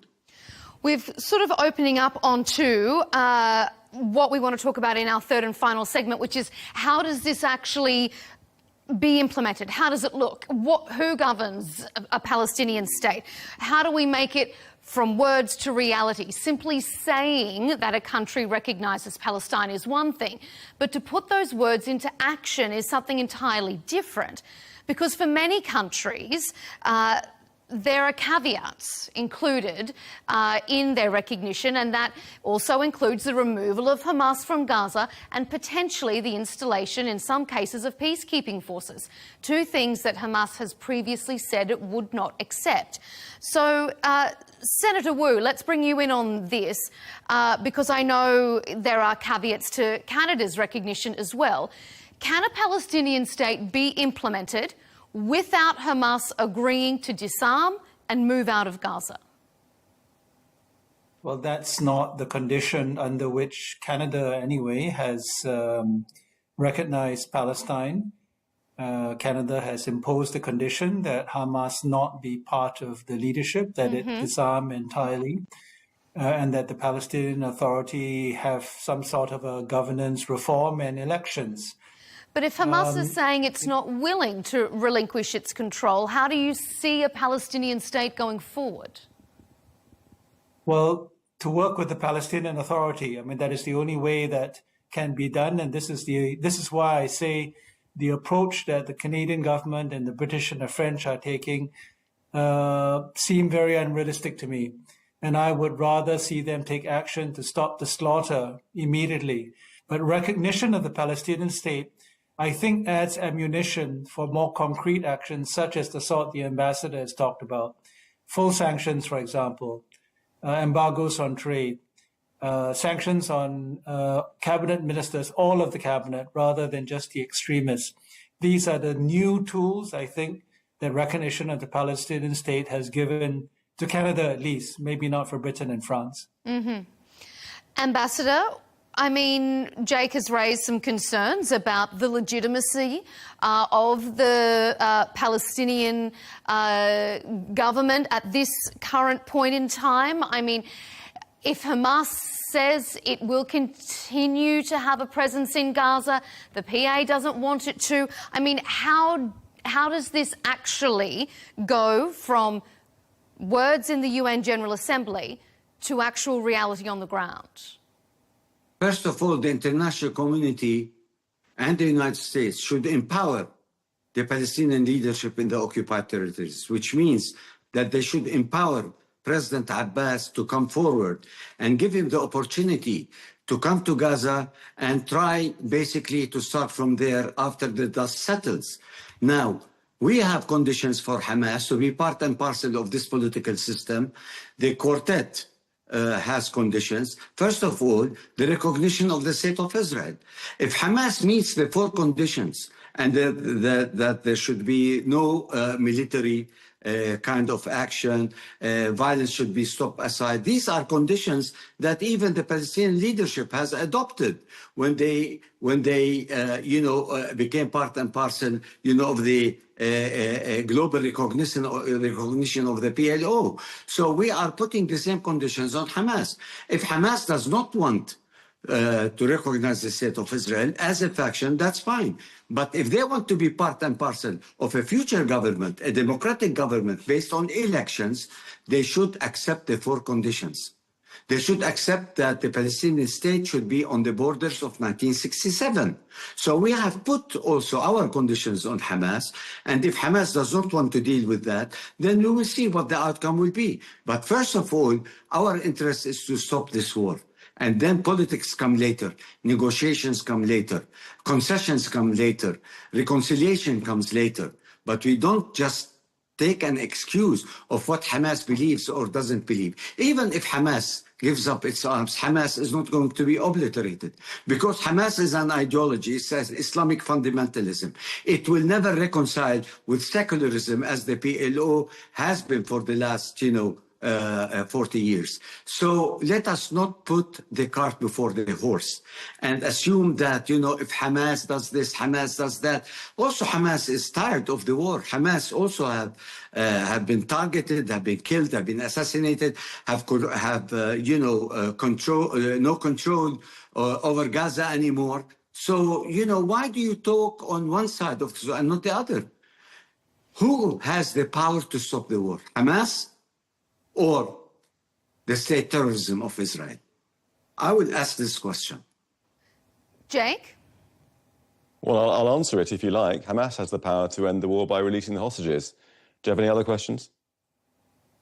No. No. I mean, I note it's interesting that you're equally unable to. Let me tell you what Hamas will do. Although I'm not Hamas, I don't speak on part of Hamas. Hamas has nothing to do with me. I'm a secular Palestinian nationalist who believe in the national rights of the Palestinian people. Let me tell you this. If tomorrow Israel stops the bombing and starts withdrawing from Gaza City as a gesture for having reconciliation, I think Hamas is ready to give up the 40 hostages. Okay, all right. Well, good. We'll see. Good. We'll see. Good. I mean, it's interesting. It's interesting that you're equally unable to condemn your corrupt, brutal, authoritarian anti-Semite of a president as you are to condemn October the 7th. Both of those I condemn. I don't condemn. I don't condemn my president. No, and we exactly, are not terrorists. Your settlers are terrorists. Your settlers are terrorists. Not the Palestinian people. We are not infringing on their rights. They are infringing on our rights, grabbing land, killing people, acting like gun home mentality. And you're talking about my president who have been collaborating with Israel in terms of security, and you tell me that he's a terrorist? Come on, man. None of it justifies the killing of hundreds of thousands of civilians. Let's give Jake a right of reply. Jake, None go of it ahead. Justifies. Yeah, I mean, I'm being. Well, I was saying that. Ranting from. Please, after you, sir. None of it justifies the killing of hundreds of thousands of Palestinians. Whatever you may say about corruption and advocacy of acts that you don't condone, Israel has gone well beyond its right of self-defense, and that's what we need to focus our attention. That has to be put to an end. Can I just respond with one sentence? Very quickly, Ambassador. I want to give Jake the right of reply. Quick, and I will stop. One simple question to you. Prime Minister Netanyahu, for selfish reasons, because he is corrupt and he will be indicted as soon as this war is over. Don't preach me about corruption while the Prime Minister of Israel is corrupt. Hundreds of thousands of people are being maimed and killed because of his selfish motive of prolonging this war in order to avoid being indicted once this war is over. The Jews, I respect them, and I respect the Israelis, that they don't let corrupt people like Netanyahu and others to get off the hook. And this is my answer to you. So don't dare to talk about my president being corrupt. The Prime Minister of Israel is corrupt. Okay, Jake, I'm going to give you a chance to respond to all those comments. I also want to ask you a question. Before he left to have his time at the UN General Assembly. Prime Minister Benjamin Netanyahu said in a statement, a Palestinian state will not be established west of the Jordan River. He was very adamant that under his watch there would be no Palestinian state. So, I mean, it takes two to come to a peaceful agreement, doesn't it? Yes, it would take two to come to a peaceful agreement, of course, yes. So is it disappointing then to hear that the Prime Minister is not willing to have a dialogue? Well, I mean, I think that what we're seeing really is the manipulation of world opinion by Hamas and by their propaganda, which has been shamefully picked up by the United Nations, by the world's great swathes of the world's media, by hostile actors on social media and activists in Islamist organizations around the West, and they've made a war of self-defense which is legitimate, carried out without any choice by Israel, and presented it as a genocide. Hamas really started this war with propaganda in mind. It didn't think that it would be able to beat the IDF or win. It knew that its civilians would be killed. That was the whole point of the war, to place civilians in harm's way. Let's not forget that every single civilian in Gaza could fit in the terror tunnels under the ground and be safe from bombardment, but not a single one has been allowed in because Hamas wishes them to suffer, to experience death, injury, and so forth for the benefit of the world's media, to influence people like our Canadian senator friend to believe their propaganda and think that Israel is carrying out some kind of genocide, when actually what we are seeing is a legitimate war against a jihadi enemy that would kill him if it got its hands on him too. The West has been persuaded, unfortunately, to side with its own enemies, to side with the forces of jihad, which would overcome its own interests if it could as well. And so this kind of moral inversion, where a liberal Western-style democracy in the Middle East, the only democracy in the Middle East, is being pilloried as genocidal and exterminatory and all the other things, slurs which have been around almost since the beginning of Israel's existence. And the side which launched the war, which still refuses to give up the hostages, which everyone seems to have conveniently forgotten about, is being lauded as some kind of resistance and rewarded with the state. It's been celebrating in the streets these past couple of days. It's deplorable, and I can't believe that I'm the only person making this argument here today.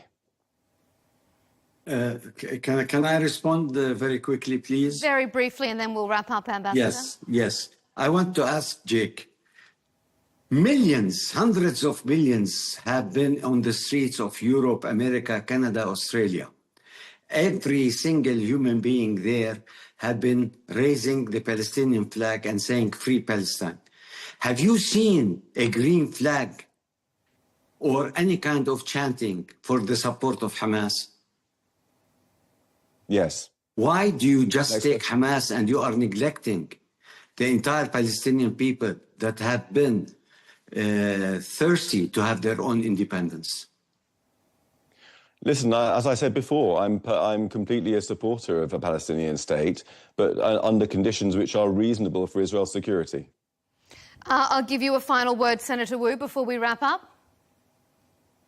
Well, under those conditions and under the disingenuous arguments that Jake and his Israeli friends are putting forward, there will never be a Palestinian state. Let's be clear about it. So let's not be subject to false arguments about. Sorry, Senator. Senator, you are a politician. You must choose corruption. You must choose your words. Excuse me. You must choose your words carefully. What leads you to describe what I've been saying in earnest and in sincerity as disingenuous? What evidence do you have that could possibly suggest you that you could reasonably back up that allegation? It seems like quite an ad hominem, shameful allegation to me. The idea that somehow, if Hamas were only a little different, if Hamas would only give up its hostages, if they would only accede to all of the requests that are being put on them by Israel, there would be peace and that a Palestinian state would emerge. I do not believe that to be true. I didn't make that argument. I do not believe that true at all. And while I accept that you believe in a Palestinian state, I think you're being unrealistic. Sorry. And you're misleading. I did not make, you're putting words in, I would like to say I did not make that argument, and I would like you to withdraw the allegation that I've been disingenuous, for which you have no evidence at all. I invite you to clarify, and I will be happy to listen to your clarification and to accept that. Please do.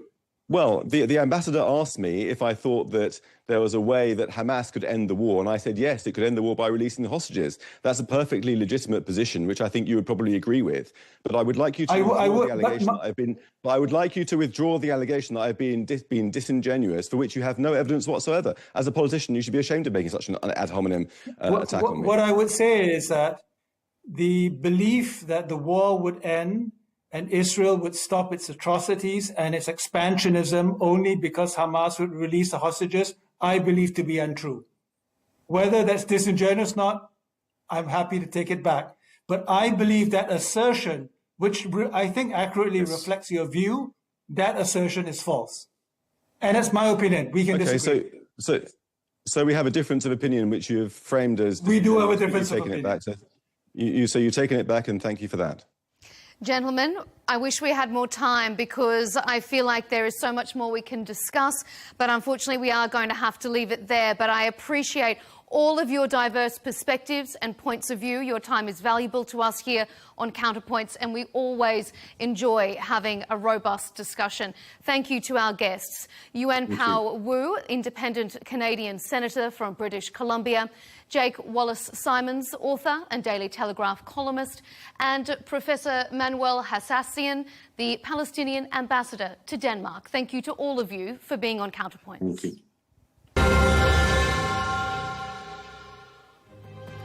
And as always, thank you to you for tuning in to this episode of Counterpoints. To keep up to date with our latest debates and interviews, be sure to subscribe to Al Arabiya English on YouTube.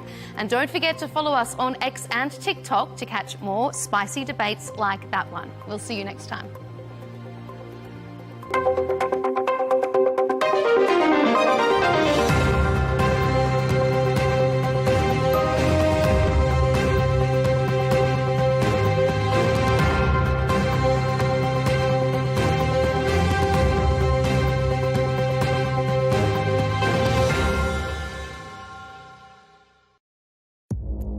Our allies, in many cases, are worse than our enemies. Stay informed and connected with the latest international headlines. There obviously is a risk. From breaking news to in-depth analysis, it would appear that this war is coming to an end. Who buys this stuff? Investors, pension funds. We deliver the most important developments straight to your screen. Iran always wanted to deal with militia. Join us for compelling, expert-driven conversations. A curfew order has been established. And an insightful look at the issues shaping our world today. There are lots of proposals about European architecture for security. I'm Leigh Ann Gerrans, and this is W News. We dealt with this when I was Chief of Staff in the first term. Where you don't just hear the headlines,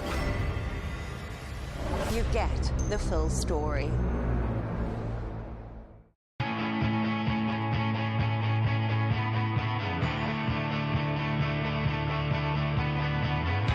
Welcome to the metropolis, the big city.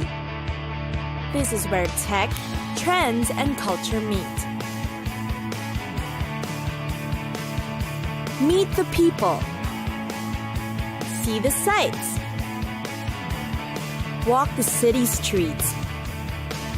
And experience the lifestyle.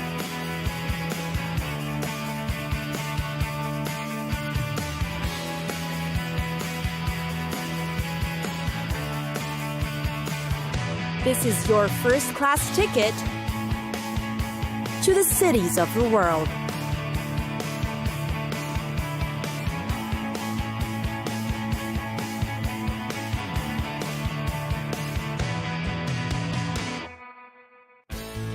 Seattle. Seattle's best. Get to know its finest characteristics and what makes it such a unique city that's worth getting to know. For one, Seattle is surrounded by water. It's got a great historic seafaring culture too. You'll find so many water-related activities to do in the city. You can go fishing, sailing, scuba diving, kayaking, paddleboarding, surfing, and commuting by ferry.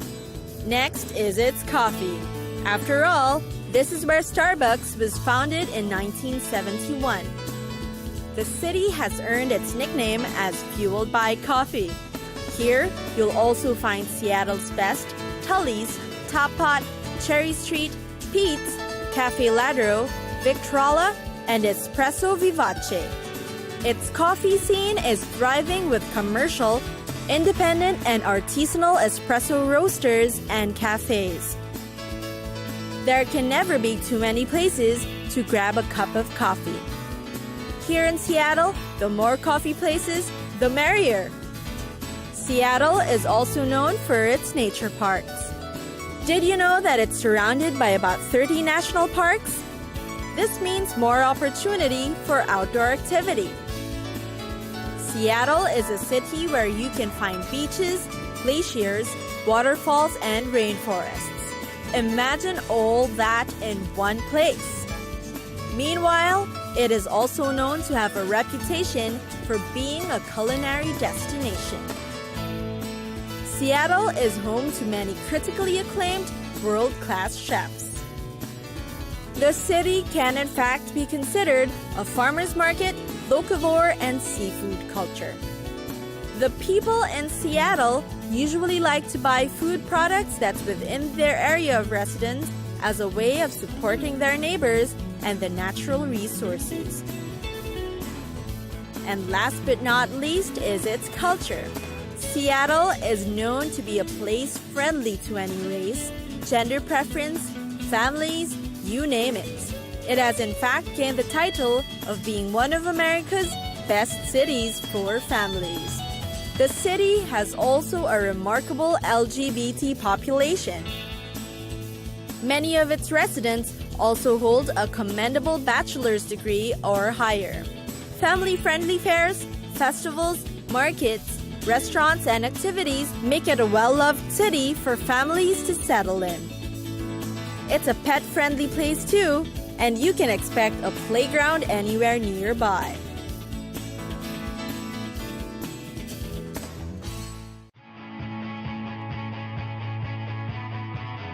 It's time for us to go. Pack your bags and get your tickets ready. And we'll see you on the next destination. Catch us again next time on Cities of the World.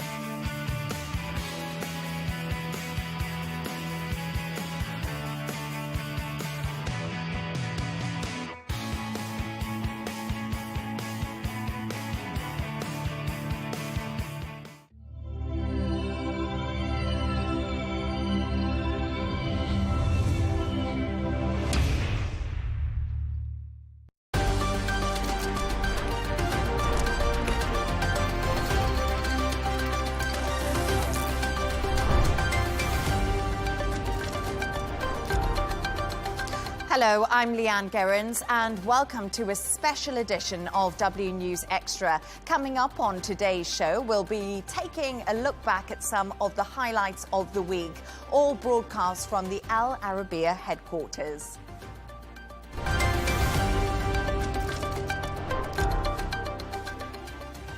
Now, Palestinian President Mahmud Abbas has addressed the UN General Assembly virtually after being blocked from entering the US.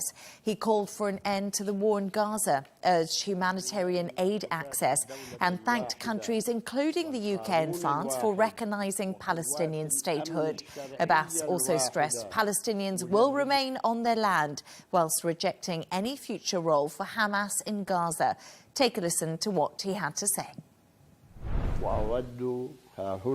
On behalf of the Palestinian people, I would like to express our deep appreciation and gratitude to all the countries that have recently recognized the state of Palestine and those that intend to do so soon. We call on all those who have not yet recognized the state of Palestine to do so. What Israel is doing is not just an aggression, rather a war crime and a crime against humanity, documented and monitored. It will be recorded in history books and global conscience as one of the most horrific chapters of human tragedy in the 20th and 21st centuries. To discuss this and all of today's stories, I'm joined by Shane McGinley, news editor at Arabian Gulf Business Insight, and correspondent Sarah Firth, who is joining us from Washington. Sarah, let's start with you. So what's the reaction to the speech by Mahmud Abbas today, and what have people been saying? I mean, expected, but sharply divided. You've got the US in particular, right? The fact that he was giving this speech via video link was that stark reminder of the fact that Abbas has this strained relationship with the US right now. But I think that message that he got across pretty well was that he is willing to work with America, willing to work with Trump, and willing to work with regional powers to come up with a realistic, achievable, it's hoped, post-war plan for Gaza. They were really strong words. I think, Leigh Ann, it was the moment of the UNGA so far, listening to him deliver that address, and it sort of had that dual purpose. He was appealing to the international community to act where they failed to in the past, to stop the bloodshed, appealing to their conscience and humanity, and at the same time a warning to Hamas and to Israel that the Palestinian Authority would be looking to take back control. Now, understandably, you have had Israel react furiously to this, saying that they've been deceived before, the Foreign Ministry pushing back on his statement, and you've also had Hamas calling his remarks deeply regrettable. So you've had that pushback there, but I think it was a very striking moment, right, that he's speaking to the heart of the organisation and those gathered there, political leaders from around the world, and the UN established to be preventing the type of horrors of war that we're seeing playing out in Gaza. And he was saying, you know, not only is it a failure, not only is Israel committing war crimes and it's a genocide in Gaza, but this will be noted as one of the darkest moments in humanity's history. So it really underscored the failure of, all around of the international community to act, of Hamas's embracing of bloodshed, and of Israel's actions that he has said very bluntly were genocide. And I do think Sarah makes a good point. It was a very, very invoking speech, and she said it was actually the standout moment at the UN General Assembly. But I don't know what you think, Shane. When I have a little bit of a closer look into what he said, 9 points is what he wants to achieve and what he told the UN General Assembly. And I thought maybe they're a little bit fanciful, some of these points. There should be a complete withdrawal of Israeli forces from the Gaza Strip. He also said that Israel must stop using starvation as a weapon, the need for an imminent and permanent end to the war in Gaza. It all hinges, really, on what we hear from Israel. Well, yeah, completely. And I think it is very telling that Netanyahu is going to be there in person. And like you said, the Palestinian leader, he wasn't allowed to get a visa in. So but I also think it was telling that there was not a massive sort of criticism of Donald Trump personally, or really of the US in the speech. And it comes back to Trump then afterwards said that there's going to be some kind of deal, which is his exact words. And also when Benjamin Netanyahu, before he left, he was talking about, you know, there might be something coming and that they can complete the war objectives. So part of me kind of thinks that maybe the reason that there wasn't a lot of criticism in the Palestinian leader speech is because maybe there is something on the table. But the problem is that is this going to be some sort of magic formula that somebody has found? Because we know that Trump has met with the Arab leaders, and apparently they're going to be offered something that they're going to be happy with. And like you said, the 9 points that the Palestinians want, and also, you know, what Israel wants. And Netanyahu said that in his speech he's going to tell our truth. And the people he's going to be speaking to, it's really a party of two, Trump and Netanyahu. Everybody else in the room is pretty much, anti-Israel. There's 144 of the countries that have now recognized Palestine. And I did look up online, is there any country that supports Israel? I couldn't really find any. It did say the UK, but then the UK has recognized Palestine. So I think Netanyahu, really, this is going to be the speech that could be, the turning point, because he has to sort of outline, is there a deal coming? And I think the reason that his speech will be so important, that if he's quite cordial and doesn't come out sort of warmongering, then I think that will be a strong indication that there is, in fact, a potential deal on the table. But if he comes out sort of all guns blazing, then I think that will be an indication that there's not really any agreement possible. Yeah, and it's so fascinating, Sarah. We just heard Shane there speaking, and he brought up the fact that Donald Trump has said, we're close to getting some kind of deal done between Israel and Hamas, and he was talking to Turkey's leader Erdogan. What did you make of the shift in tone when it came to that discussion?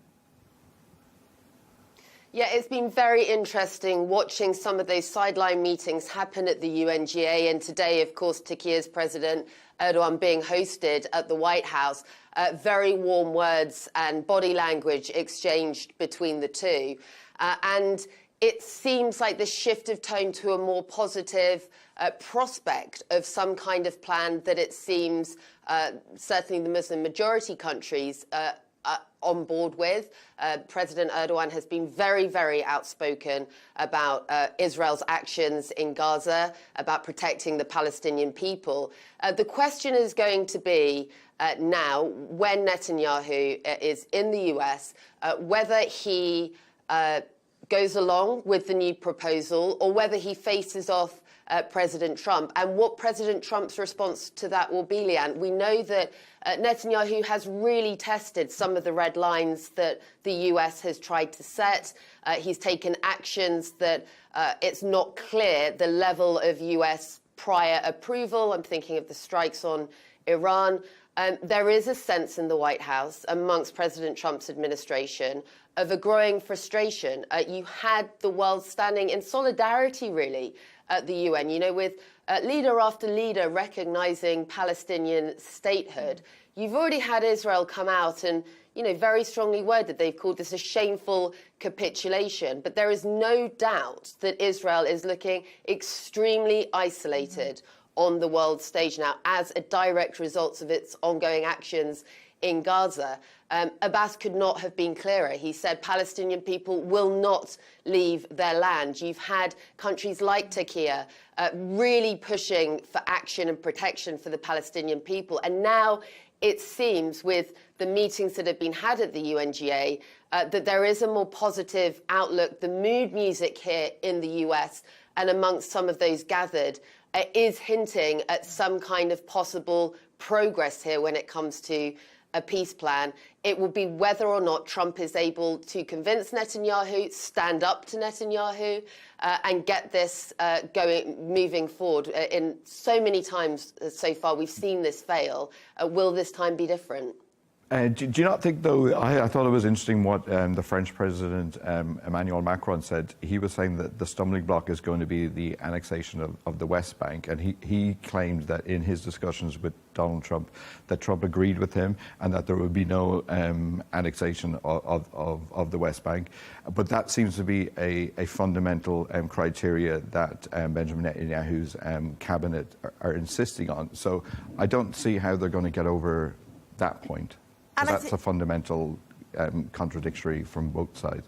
And I think that's a really good point to make, actually, because I do think that Benjamin Netanyahu, as Sarah and you have said, how is he going to deal with what Donald Trump puts in front of him? Is he going to accept this plan that is in place, or is he going to try to keep appeasing the right of his coalition to stay in power? And I think that's one of the major questions that we've been asking the whole time during this conflict between Israel and Hamas is Bibi trying to shore up his coalition, stay in power? Yeah. Or is he willing to actually say, OK, fine, we've got a plan presented to us by Donald Trump and we need to follow through with that? I think so, and I think he's energized. Like, it was only, like about 2 weeks ago that missiles went into Doha, which was another sovereign country, and there was no retaliation, and nothing seems to have come from that. That was de-escalated very, very quickly.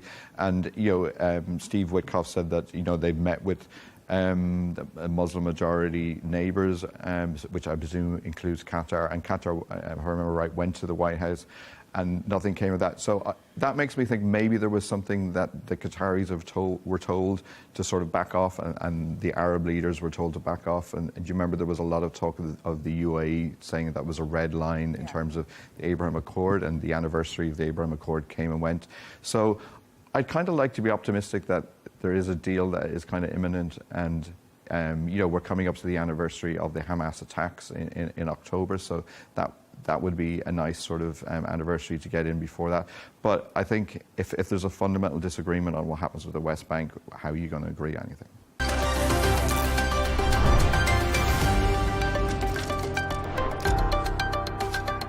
And Isabel, let's talk a little bit about Escalator Gate, because really it has been so widely spoken about today, and many people are blaming the UN for potentially sabotaging Donald Trump, but the UN are actually blaming Donald Trump's team. Things are really escalating.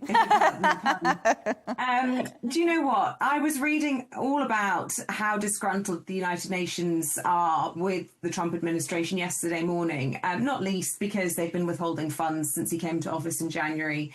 There's all sorts of issues about how when the money does finally come in, it's actually ring-fenced and has to be spent within a certain period of time, and that time is passed up already, so they can't get their hands on the cash. It's a sort of loophole that Trump is exploiting, and the United Nations are incredibly frustrated. He has repeatedly and persistently undermined the work of the United Nations. We know that he isn't particularly interested in human rights. He's America first. He's got his own agenda. And so a lot of people there really strongly actually hate President Trump.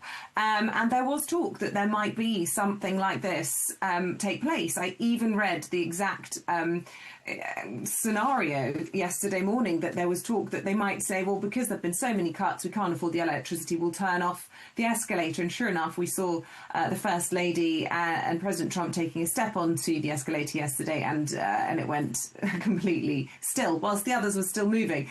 Now, the Secret Service, we were told today, were brought in to investigate this, and his teleprompter was also affected, and he said in his speech that whoever was responsible for that was going to be in big, big trouble. But it turns out, according to the UN spokesperson anyway, that it was actually a member of President Trump's own team who pressed the button to stop the sort of stopping mechanism, if you like, at the top of the escalator. And so there's lots of finger pointing about whose fault it is. I think possibly the White House would like to accept that version of events to save face. But I think it's highly suspicious that I had read this exact scenario and then it was fulfilled. So, it's not beyond the realms of possibility. There are a lot of disgruntled people there trying to just, in a sort of petty way, show them what they think of him. I must say one thing about that, when I look at the footage, is Melania, it stopped and she carried on going. She had her heels on. She was not going to be any part of the drama. And I was like, that woman is absolutely incredible. She's got a great work ethic, actually. And she's always behind Donald Trump in many senses. She's a strong character. She absolutely is. If you look at her history, how she's ended up in the White House, she has a mind of her own. She might not speak out as much as people might like or as much as other first ladies have, but you can tell that she has a strong character. And in a situation like that, I'm not going to stand around here. I'm just going to...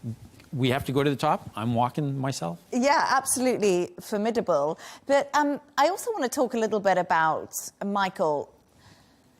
So Donald Trump yesterday, in his UN speech, it was almost incredible that he mentioned the Mayor of London, Sadiq Khan, in a big global speech.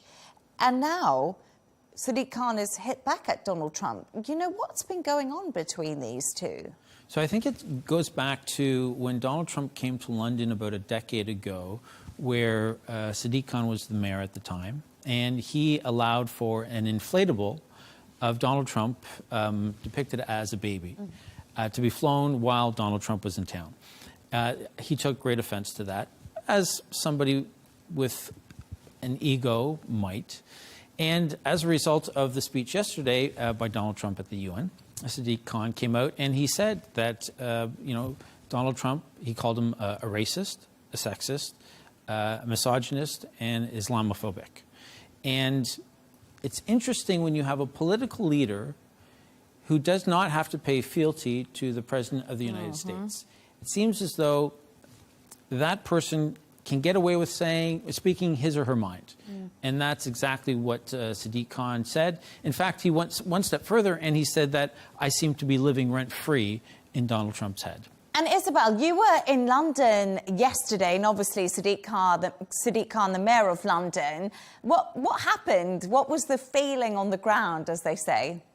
Well, there was laughter. I was actually with the former Chancellor, Philip Hammond, and the former leader of Ireland, Prime Minister there, the Taoiseach, Leah Varadkar, and both of them were talking about it. And, they were actually just laughing, saying at this point, it was sort of incredulity. And so insulting, really, to come over on his second state visit and, take advantage of all of our hospitality and then to defame the city's, the country's capital in that way. I mean, total nonsense that the capital living under Sharia law, and really unnecessary. Exactly, this was an opportunity for President Trump to try and bring peace, if that's what he's so interested in, and instead it was sort of childish, mudslinging.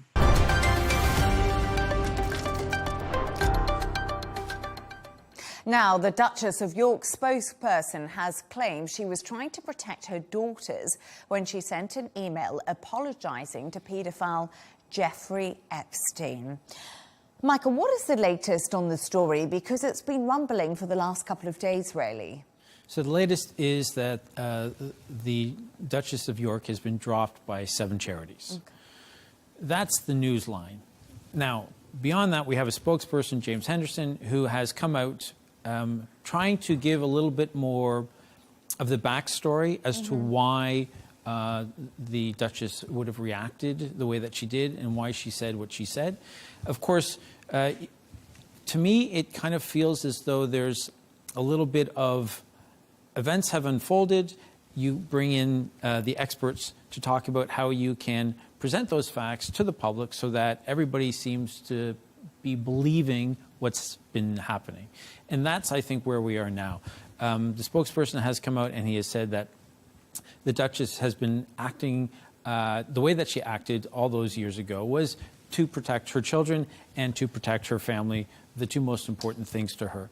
And that all, I think, is believable, but it doesn't really address the reasons why a certain emails or comments would have been said by the Duchess towards someone who was convicted of trafficking. And I think, Isabel, if I'm correct, one of the big scandals is the Duchess of York actually publicly said she was no longer going to have anything with Jeffrey Epstein, and now an email has been leaked from 2011, 2 years after she made that a statement, calling Jeffrey Epstein a supreme friend. And this is what's causing all the controversy. What's gone wrong? Does she just have bad judgment? Was she looking for money? What do we know?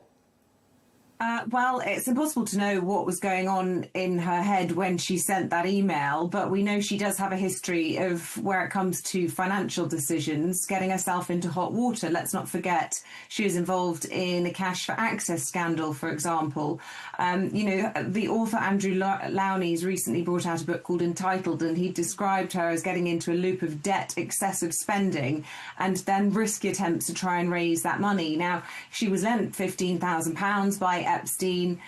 Clearly, he was a bit of a cash cow to her. And then she'd said publicly that she abhorred paedophilia and she, renounced him and then was, fawning in private. So she has been dropped by 7 charities that she was patron of, including the Teenage Cancer Trust that she had been working with for 35 years, even through some of her lowest points, toe-sucking incidents, all the incidents with her ex-husband as well. She still had these patronages. And, she has established herself as a children's author, and I think that is difficult territory, given that we're talking about, sex offences here that relate to minors.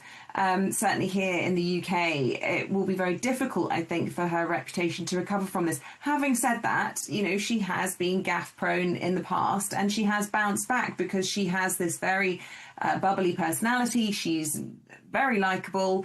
She has this sense of fun. And since King Charles has come to the throne, there was certainly a thawing of relations there. She'd had her first Christmas at Sandhurst, for example. Sandringham, not at Sandhurst, that's the Officer Training Centre. Sandringham, of course, where the royals all gather for their Christmas festivities, and she had been banned by the Queen for decades. King Charles had invited her back in, and it did seem as though she was back on the path to royal redemption. I think that now she and her ex-husband, who still live together at the Royal Lodge with its multiple bedrooms, 48 or something like that, but they're just going to sort of be more and more isolated, and it's just an embarrassment really for the King and for Prince William. I mean, look at how he was sort of squirming last week outside the funeral of the Duchess of Kent when Prince Andrew was trying to make small talk in front of the cameras. I mean, they are fairly shameless, these two, and they do seem to not really get it, and they do seem to get themselves into these awkward situations. So, I think she's likeable, but I think this might be a terminal misstep for her. And, it's quite interesting because we saw Lord Mandelson recently lose his job as the US ambassador for the UK over the Epstein scandal, over the birthday book that's been brought out. And we're getting more and more information, aren't we, Michael, just leaking slowly into the press. And I wonder right now if people can actually recover from the Epstein stain, because it has just sort of touched so many different parts of society. We're talking about Lord Mandelson, that's politics. We're talking about Prince Andrew and Fergie, that's the royals. I don't know where the end to this is. I don't think many people know where the end of this is. And this is the scary thing with a scandal, is that it has so many tentacles and it will just reach out. It is interesting that, the files are, according to the megabase, somewhere within the government's archives, and they need to be released. And yet it's the Brits who have suffered the most as a result so far. And the Democrats have an opportunity in the coming months to really press for the release of more and more of whatever may still remain of the Epstein files. I do believe that, there are so many scandals that individuals around the world can recover from. And I think if you look at what happened in the 80s and the 90s with people coming more aware about their sexuality and about drug use, and people would recover and their reputation would be rehabilitated and they would be able to make a comeback. But being accused of pedophilia is one that nobody can recover from. And so as these Epstein files maybe slowly, or at least bits and pieces, are leaking, I think that this is just a few, and I think there will be several more over the coming months and maybe even years. And Isabel, we talk there that 7 charities have dropped Fergie now in light of this new email that's been leaked to the Mail on Sunday. But what does this mean for the charities? Because we know if they have a royal patron, it brings in funding. It brings in people who want to come to the charity. It actually supports those. So on the other side of this, it's a big loss for the charities itself.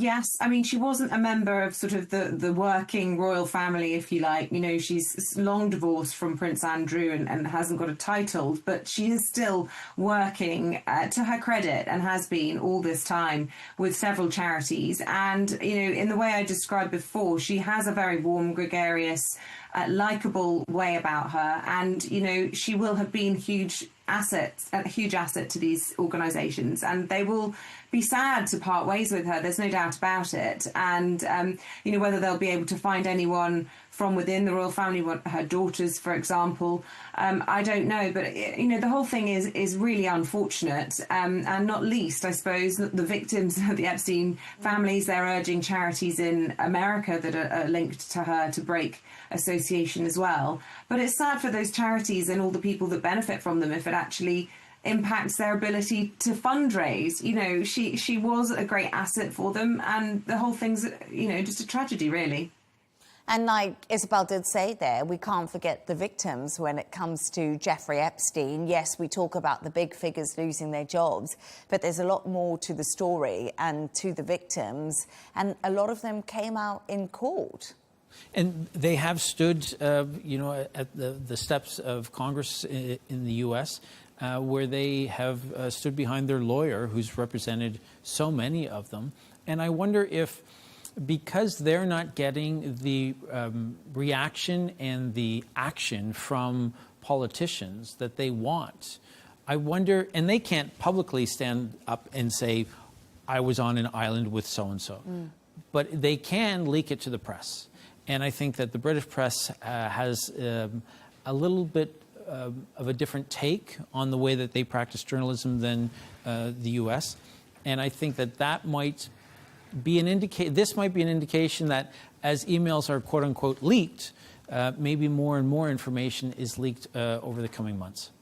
Yeah, it's absolutely fascinating story. But Isabel, also at the heart of this is a family. If, you know, in many respects, the royals have lost Harry and Meghan. They've been caught up in more than one scandal. Do you think the royal family is still much loved despite these stories that have been coming out? Yeah, I honestly don't think people in Britain necessarily associate Fergie as being in the sort of heart of the royal family anymore. You know, there is huge affection still for the King, for the Queen, for Prince William and for Princess Kate. And that hasn't changed, you know, and this sort of thing simply makes us feel probably a little bit sorry for them, and how on earth are they going to, how to solve a problem like Prince Andrew and Fergie, frankly. And, you know, it is a huge problem for them. And I don't know what the answer is. I think I've heard reports today that Fergie is absolutely devastated. I think it's very embarrassing for their daughters. It's not just one parent, but both parents that are creating headlines for all the wrong reasons. And it probably undermines their claim to the throne in a way. You know, they are sort of in line, but I don't know where, about 15th or 16th or something like that. But it, you know, it makes them look weaker. And, you know, just as a nuclear family, it must be very embarrassing for them.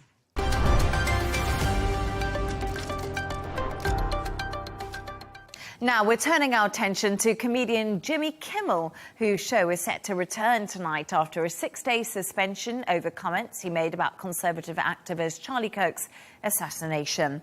Michael, wow. Whirlwind week for Jimmy Kimmel. Everyone was following the story. It was gaining so much momentum. Back on telly so soon? Did you expect this? I didn't expect it, not for the first 24 hours after. I thought the environment in which Jimmy Kimmel spoke was not the healthiest for conservatives or for liberals. Mm-hmm. And conservatives are in power, and I think that they were, especially with the death of somebody that in many cases was a friend, and I think that they were not going to relent. But then I think they shot themselves, and maybe that's a bad pun, I don't mean that. They turned what was a situation to their advantage, and they made it favorable for Jimmy Kimmel, because Brendan Carr, who's the FCC chairman, went on a podcast and he said ABC and Disney can either do this the easy way or the hard way, intimating that if they don't keep Jimmy off the air, then there will be repercussions. And that was, I think, when Disney subscriptions started to be canceled, when artists, actors, Hollywood stars spoke out. These are, of course, people that Disney needs to work with. And I think that that's when the Disney stocks started to tumble. And that's, I think, where it turned a little bit and people started to cite the First Amendment as a reason why we can't allow this to happen, because you had the president and you had the FCC chairman who were both making comments that were so against the idea of free speech. And that's where I think most Americans took a stand.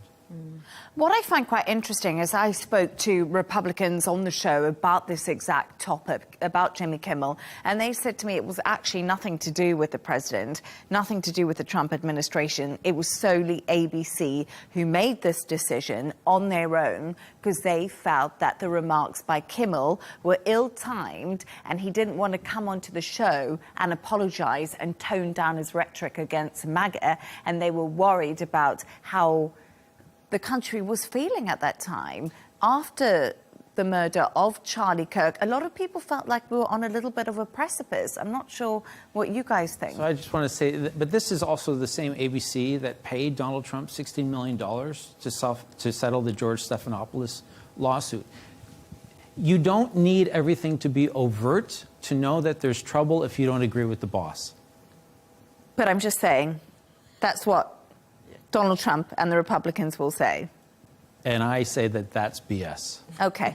Emma, thoughts? I mean, look, when you're living in the country that professes that everyone should be able to have free speech, I kind of agree that free speech to a point until you offend somebody else, right? That's what I think. But, however, the people stood up and said, we don't like this. And when you have people like Cynthia Nixon on TikTok holding up her tablet, literally going, here's me cancelling my account. Disney lost nearly $5 billion in days. And it's not just subscriptions. People were saying we're going to boycott the theme parks, the movies, the merchandise, literally everything. When you're looking at basically destroying a corporation, the people have spoken, and you kind of have to listen to them at that point. And that's one thing I thought. It was people power here. Yeah, it was. That won the day, and also money, because no one wants to lose that much money, and I'll tell you, Disney doesn't want to at this time. I don't know. So we've got Glenn Powell. He'll be Kimmel's guest on the show tonight. Will you be watching? Do you think he's going to get great ratings? I won't be watching. And I think he will get good ratings. But I think the real popularity will be on the clips that are on social media. And that's where, if I'm going to watch any of the night talk shows, it's usually somewhere on YouTube, and I'll just watch the clips that I want to watch. I think that people will watch it to see what he has to say. Is he just going to stay stum, go, hey, I'm back, let's put that in the past and move on and get on with it? Or is he just going to carry on and say what he needs to say? And what's interesting is some ABC affiliates won't be airing the show. And I found that actually quite telling in a way, because not everyone is in favour of this return. And we can't forget that, yes, a lot of people have spoken out and they cancelled their Disney subscriptions, but there's still anger over the way that people have spoken about Charlie Kirk's assassination online, on X. We've seen this over in the States. Yeah, I think people love comedians until they say something that maybe hits a little bit too close to home. Yeah. And I think in this particular case, if you were a fan or a believer in the work that Charlie Kirk was doing, and a comedian comes out and says something that you, as you're dealing with your own grieving process, says something that you think is offensive, it's going to be tough, I think, for that person to come back around to forgiving or watching Jimmy Kimmel again. And the two companies that are responsible for carrying Jimmy Kimmel in many parts of the States, ABC affiliates, you know, they have made this decision that for them, probably from a business point of view, because they know their audience, Jimmy Kimmel is not somebody that they're going to want to see. So I don't think they're going to be going against the idea of what the majority of their customers want. I think they're going to be leaning into what they'll see as good business decisions. Mm-hmm. And I hate to say it, but we kind of live in a world today where cancel culture is rife. It happens a lot. At the end of the day, you have so many other channels, so many other people to watch. If you don't like something, just change the channel or watch something else. It's really that easy. People have short-term memories. They can forget. It's the social media and the repeating the clips, as you're saying, that keeps it going these days. But Kimmel will be fine, and if the people that love him will watch, and the people that don't will move on to something else. But it is once again the hot topic that has been dominating. And Kimmel, Michael, you said only missed 3 shows essentially. So you know what? He's just had a little hiatus, and he'll be back. Hopefully, his jokes will be a bit better. But thank you for your comments on that.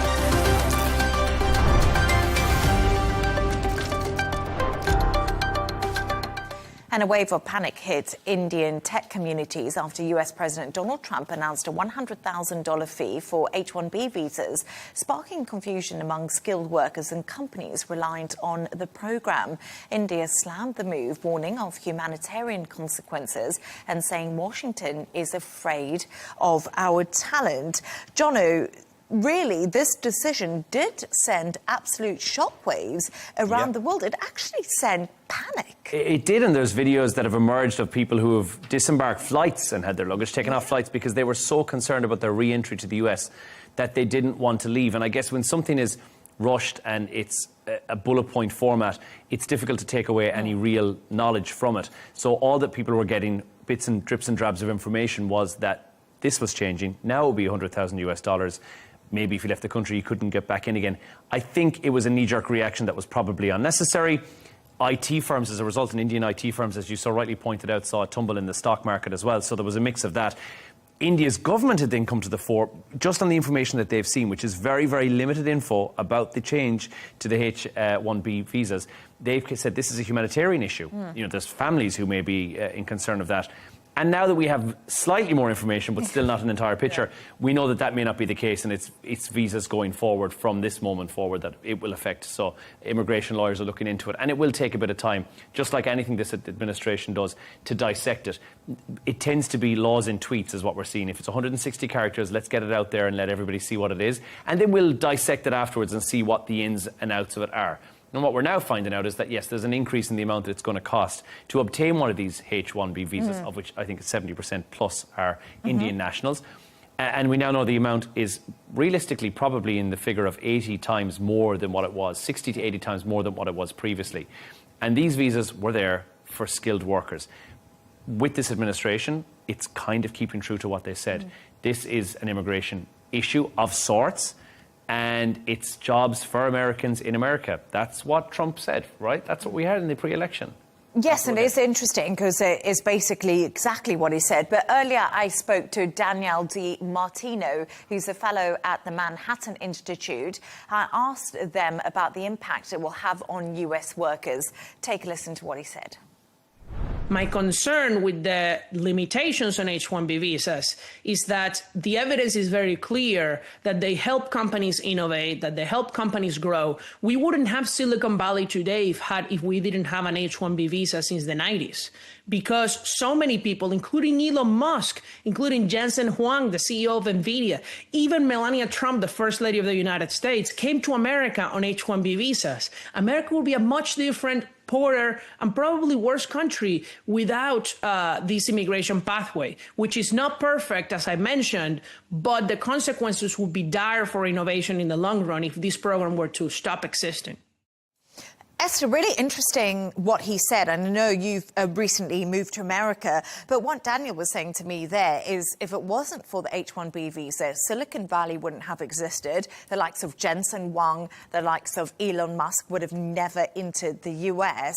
Is this a real concern? Is there going to be a brain drain now? Yeah, I mean, I think there's two sides to this story, which is industries don't like change and they don't like when the status quo is being shaken up. There was clearly a cost incentive here for the H-1B visas, which was to drive down the cost of employees. So they were clearly just on some level bringing over cheaper labor, mainly from India. I mean, he's talking about Elon Musk and these people that we know because they were clearly brilliant, whether they would be Polish or South African or whatever. These are brilliant individuals that were able to make the most of the American dream. But you cannot compare Elon Musk to lorry drivers, which will actually make up a significant portion of the individuals on H-1B visas.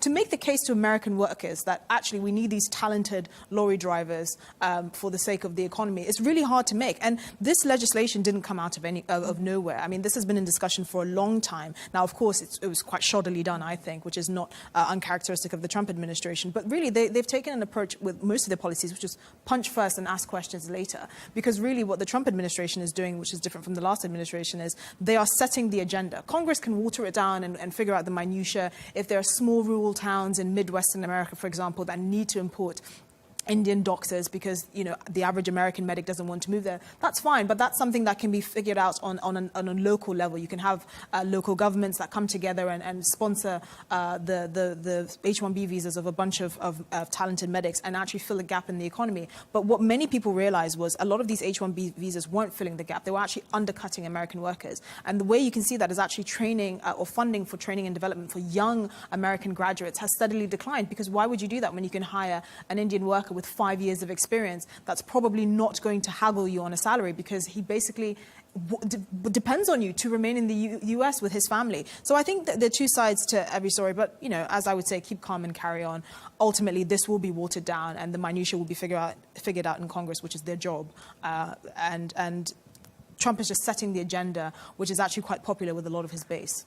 And I do think it's interesting what you mentioned there, because when I interviewed Daniel, we have seen some lines coming out, because there's been confusion if it'll be a $100,000 one-off payment to get the visa for companies to get the specialized staff in. But you mentioned doctors there, and White House says doctors may be exempt from H-1B visa fees. And that was actually broken by Bloomberg News, which I think is interesting because it touches exactly on what you said. Right. Punch first, water it down later.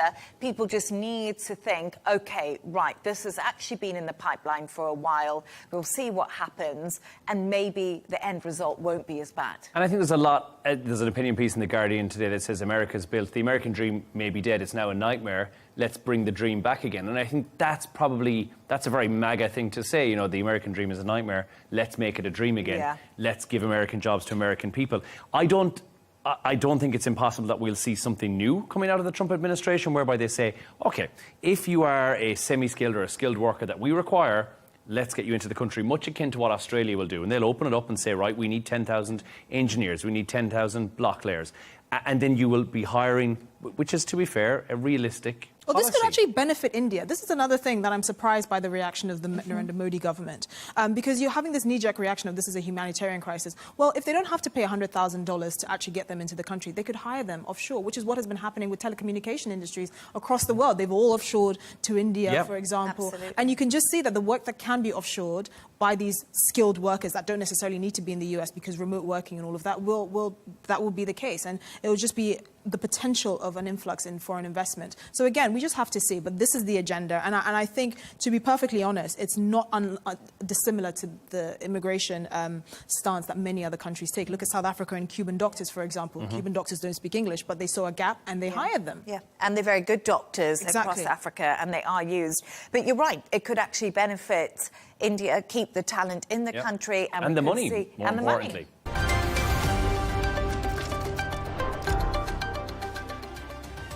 And that's all from us on W News Extra.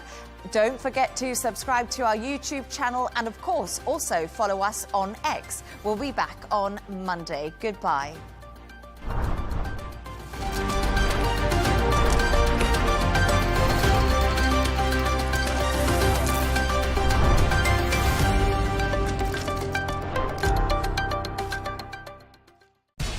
We have to take care of our people, and we're going to take care of our people first. For in-depth analysis and all the latest developments across the globe, make sure you join us every weekday President Trump is trying to negotiate a ceasefire. With so much happening, so much information, and so much noise, international law will have no part in his administration. It can be hard to keep track. Tariffs will just fuel inflation. We're going to fight these tariffs. But you can count on us to tell you what you need to know. We stand by your side. Join me, Tom Burges Watson, for Global News Today, right here on Al Arabiya News. Well, for more on this, we can speak now to Ahmed Fatouh, who is a spokesperson for Fatah. He joins us now from Ramallah. Thank you very much indeed for joining us once again here on Al Arabiya English. I'd just like to start by asking for your reaction to these latest announcements, this growing list of countries that's recognizing a Palestinian state. How meaningful is this? How significant is this? And what does it change? Thank you for having me. Of course, this is very significant, especially coming from the United Kingdom, the very country that created the Balfour Declaration and that created the colonial state of Israel in 1948, which resulted to the ethnic cleansing of 70% of Palestine. To come to recognize the Palestinian state today is a significant gesture that recognizes the Palestinian suffering and their right to self-determination. This global recognition is a message by the world to tell the United States, to tell Israel, that they cannot no longer tolerate the ongoing genocide in Gaza and the occupation and the colonial settlements, and particularly the annexation plans by the extremist far-right government of Israel. So this is a recognition, recognize the Palestinian rights, consolidate the two-state solution, and push forward toward a peaceful process that respects Palestinian rights and will end this misery going on in Palestine. Of course, that recognition demands more actions and translation to that recognition to embody the Palestinian state on the ground. And that requires, a global force and a global pressure in order to apply these resolutions, to apply the two-state solution and to enforce it upon Israel, because frankly, Israel don't want peace at all, and they are after a greater Israel. Tell me more about that. What's your suspicion as to what Israel's motivations are? Well, Israel takes from October 7 as an opportunity to end the Palestinian cause, to ethnically cleanse Palestine. What they are doing in the West Bank has nothing to do with Hamas, but they are doing it. The financial siege on the official Palestinian government is signals that Israel wants to cripple the Palestinian legitimacy and slowly, gradually, to eliminate the Palestinian existence in the West Bank. Of course, the settlements, as you know, the colonial settlements, the E1 project that will separate the north of West Bank from the south of the West Bank, the ethnic cleansing campaign that's going on in Gaza, and the mass transfer of people from the north to the south has nothing to do to fight maybe 10,000 fighters. Combatants for Hamas does not make sense. So we are facing a plan. And of course, they are bombing 7 Arab countries, Qatar, Syria, Lebanon, Yemen, even Iran, and they are threatening the entire region. They are destabilizing the entire region. So this is a colonial project that the world needs to pay attention, and the Europeans are seeing it now, finally, and recognizing the state of Palestine. I want to push forward into a peaceful settlements. Otherwise, Israel is going to continue with this unconditional support and impunity by the United States to bring havoc to the region, and that is costly and cannot promise of any prosperity in the future, only decades of wars and conflict. We're now in a situation where 145 countries, do correct me if I'm wrong, because the number's changing all the time, 145 countries out of 193 UN member states recognize the state of Palestine. There could be some more about to be announced, and there could be some about which the status isn't quite clear. I think there's 3 African countries. We're not 100% sure what their position is. But what is your message to the countries that don't recognize a Palestinian state, that growing minority? I believe now it's 151 states that recognize the state of Palestine, and we are expecting to receive maybe 5 more or even more. by Europe and some other countries. So this is going to expect it to expand. And our message to the world, this recognition is a legal right to the Palestinian people. This is not a gift. This is an inalienable right by the Palestinian people for self-determination, as dictated by the UN resolution 242, 194, and 181. The very Balfour Declaration that established the colonial state of Israel also say that they want to establish a Palestinian state. Now we have to translate the UN resolution by recognizing the victims, by recognizing the occupied, by giving justice to our cause after decades of struggle, of suffering, and years of sacrifices made by the Palestinian people. This is the time for the world to say enough is enough, and now is the path for realizing the Palestinian state. All nations after World War I received their independence and right of self-determination, but not the Palestinian people. Why is it? That's the question that should be asked to the United States administration and to the entire world. So we invite all nations to recognize the state of Palestine and to join the unanimous voice that demands for freedom, justice, and the fulfillment of international resolution in order to preserve peace and consolidate prosperity and harmony in the region. While you were talking, I was just doing a bit of mathematics. 193 countries in the UN. You're telling me 161 now recognize a Palestinian state? 151. Okay. So that leaves, let's say, 40 countries or so that don't. What do you think's stopping those countries? Why aren't they? I mean, in the case of Israel and the United States, it's fairly obvious. What about the other countries? Why do you think they're hesitating?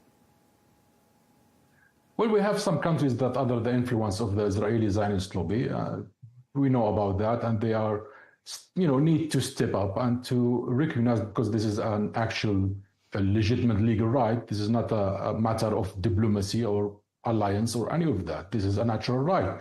And, I'm not sure why they are reluctant from recognizing. Maybe they are under the influence of the lobbies, under the influence of the United States. But in any case, the majority or the major countries of the world, the major powers, is recognizing Palestine. Now we are talking about United Kingdom, Canada, Australia, Portugal, before that Spain, Ireland, and we are expecting to receive recognition from Malta, from France, from Belgium.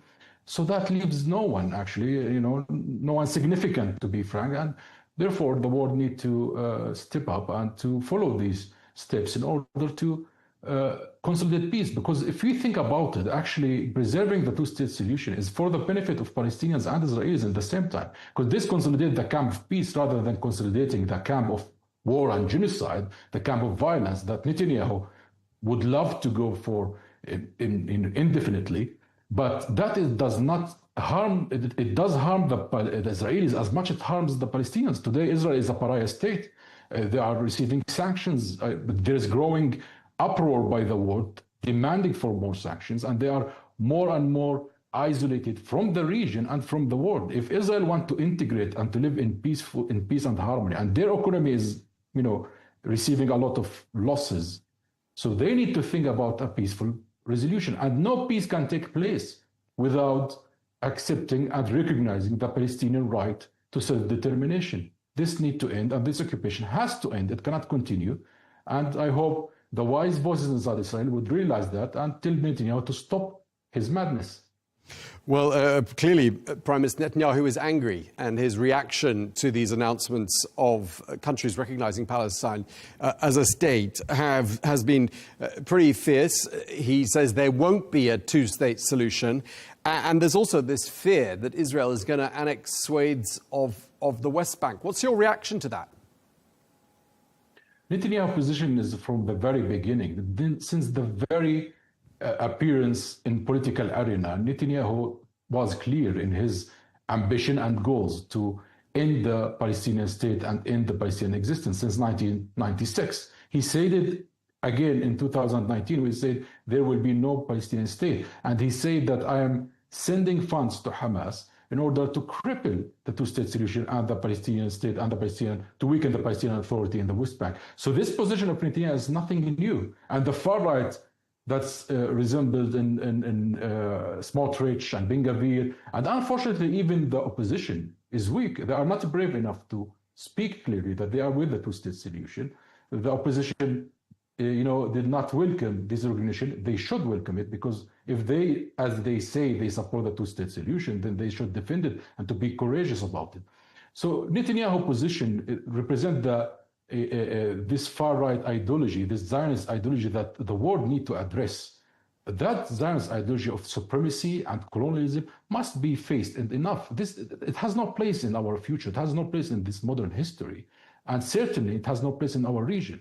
The entire region now are not happy with the results that the action that Israel is taking, and not happy with the U.S. actions, that bias that is taking place, and needs a solution, a permanent solution, a viable peace, in order to move on. We cannot continue in this cycle of violence, and this genocide must stop. This starvation of children, this obliteration of cities must stop. So if it requires an international pressure, an international impose to this peace, then the world need to take action. And that happened many times in history. Israel is not the exception. I hope they will do that, because we have reached that point of history that we should stop this genocide and go forward into peace. It's going to be a busy week, isn't it, at the United Nations in New York? And yet, in fact, your delegation hasn't been granted visas by the United States, although we gather there will be a video address by President Mahmud Abbas. I'm just wondering, obviously we've had the same negotiating partners in the Middle East peace talks for some decades now, whether if one of the partners in those negotiations in the United States is clearly not impartial, they're not giving your delegation visas. I mean, do you think it's time for some new entries into the diplomatic process? And one country that springs to mind, and I've seen an increasing number of vocal individuals in Beijing, perhaps bring in another country like China into the discussions, who might perhaps bring a bit of clarity. What would you say to that? We have always called for an international conference for peace, because we also see this partiality of the United States with Israel, this bias, since a very long time. Since Camp David talks, the United States played the role of the lawyers to the Israeli occupation rather than playing the role of mediator. So that request that we have always said for and pushed for now is translated with the two-state solution conference that's going to take place today, and the first session took place in July, which brought an international consensus towards making a framework, a political framework to move forward and to apply and implement the two-state solution. First, to make a ceasefire, to release all hostages from both sides, and to go into a practical implementation within a timeline for the two-state solution. Because here's the issue. Every time Israel is faced with the pressure to go for the two-state solution, they begin talks, but eventually they evade from responsibilities. What happened in Camp David in 2000, Israel did not abide or did not fulfill the issues related to the Eastern Jerusalem, the issues related to the settlements, and the Palestinian sovereignty of the land. The vision of Israel is not actually a sovereign, independent Palestinian state, but rather a semi-state that is subjugated to Israel, and East Jerusalem is out of the equation. Of course, that's not accepted at all, but by any Palestinian.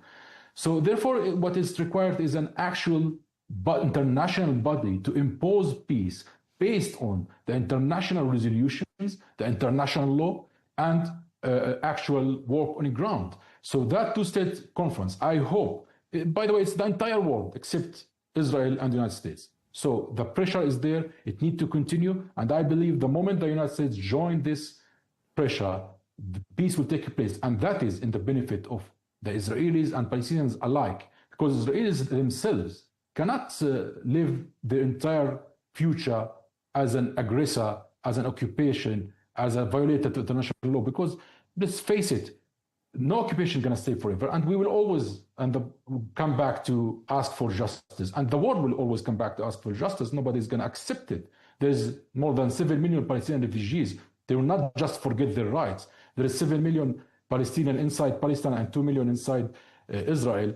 They too are under oppression and persecution, who would demand for their freedom, for their natural rights, for their legal rights.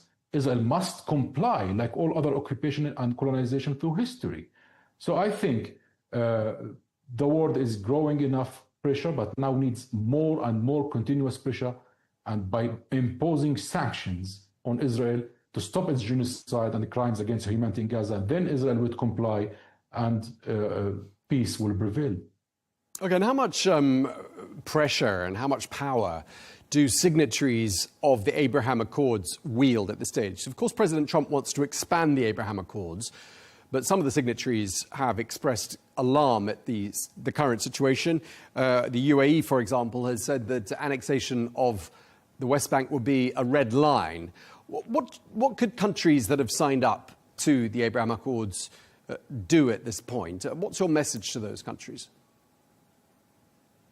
They could excel a lot of pressure by cutting the diplomatic ties, by imposing economical sanction, by pulling their ambassadors, and if Israel continues with its criminality, by suspending these agreements. Frankly, the genocide that's happening right now for the past 2 years requires such actions, and we hope that our Arab brothers are going to do this pressure to stop Israel. Now Israel not only threatening Palestine, they are threatening the entire region. They just bombed Qatar, a country in the Gulf. That is a very dangerous signal to the world and to the Arab region that Netanyahu, and frankly the Israeli government as a whole, does not have any red lines, does not respect diplomatic norms or any agreements. And we know from the history of Israel that Israel in particular don't respect any agreements, and they will always violate it and transgress. So now we have reached a point that we have to apply pressure.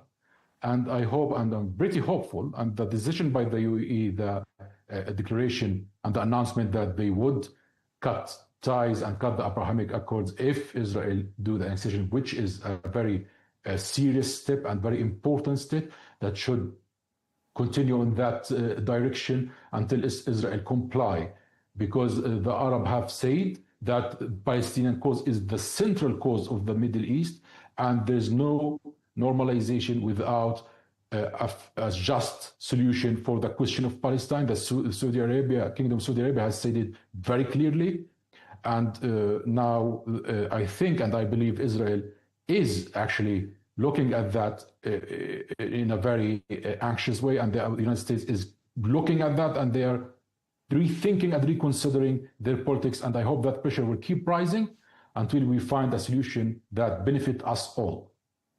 Okay, Ahmed, just lastly, I want to ask you, a really simple question.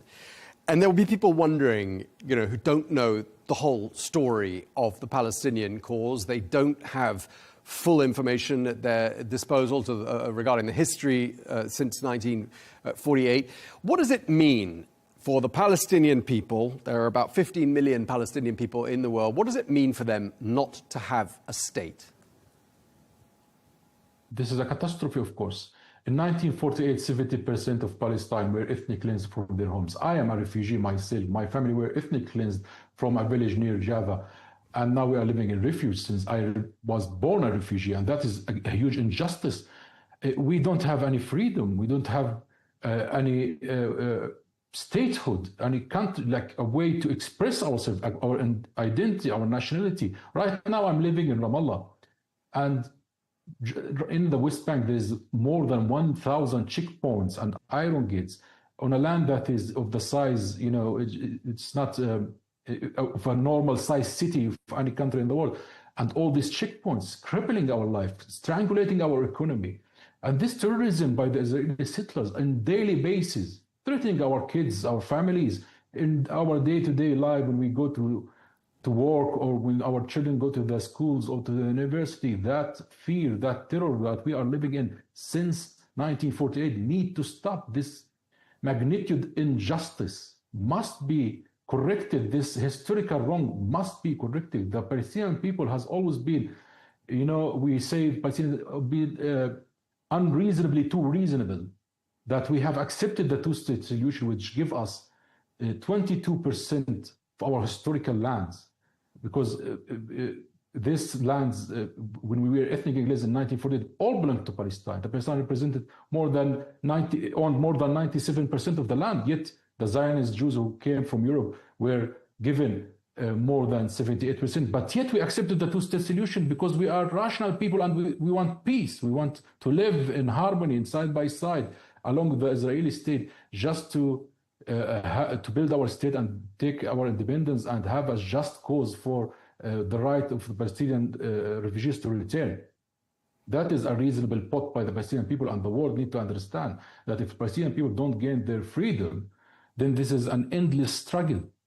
We are not going to give up, and our refugees are not going to give up their right to return. And the Arab world and the Muslim world, and now it is also an international symbol for freedom and the national struggle. The entire world demand for the emancipation and liberation of Palestine. So I believe this is a global justice struggle, and the world need to give it its justice and to achieve the independent Palestinian state, to achieve this harmony in the world and this harmony in the Middle East. Okay, well, we really appreciate you taking the time to speak to us. Thank you very much indeed, Ahmed Fatou, spokesperson for Fatah. Thanks for your time.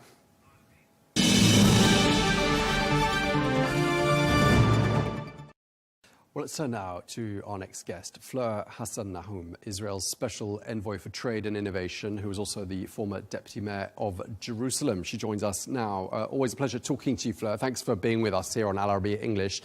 We're now at a stage where at least 145 countries, possibly more, as the days go by, out of 193 UN member states now recognise the state of Palestine. I mean, we're at least at a point where 75% of countries around the world do so, and more could be announced in the coming days, as I said. Does Israel pay attention to what the majority of people in the world think? And does Israel care, do you think? We care. I mean, we were brutally attacked in a massacre 2 years ago, and 2 years later, the response of the world to our women getting raped, our children getting beheaded, peaceful communities in the south of the country getting attacked out of the blue, unprovoked, and 2 years later, Hamas can look at themselves and say, look, terrorism works. And so if 75% of the countries in the UN agree with that, then what can we say? The world has turned upside down. But you've missed a key stage in all of this. The last 2 years that have passed since the 7th of October have seen tens of thousands, we don't have an exact number or a precise number, of people, many of them women and children, killed in Gaza. And you know, there's a huge amount of sympathy for human suffering. I mean, any human would feel that when they see the scenes we see on our screens. So isn't that rather an important factor in all of this?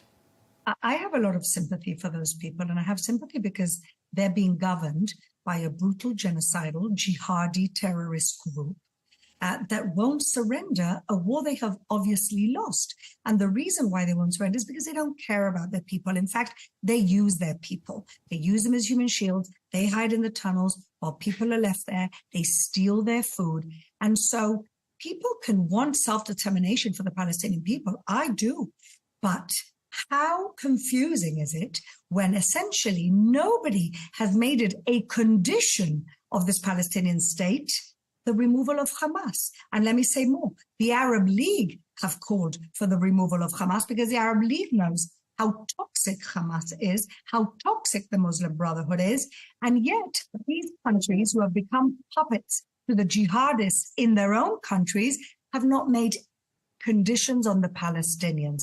They haven't said to the Palestinians, renounce violence. They haven't said to the Palestinians, renounce the right of return. They haven't made any conditions on people who, in their charter, say they want to kill all the Jews and take over the entire country. So to me, this is warped. I don't really take a lot of credence in the UN, which is essentially made up, the majority of the UN are non-democratic countries that are being whitewashed by some semi-democratic process. So I don't really give a lot of credence to the UN, whose workers, whose employees were involved in the massacre on October 7th, whose employees have actually held terrorists captive in Gaza. I don't take them that seriously. And maybe, who knows, the result of this announcement is that the Palestinians will no longer be considered refugees.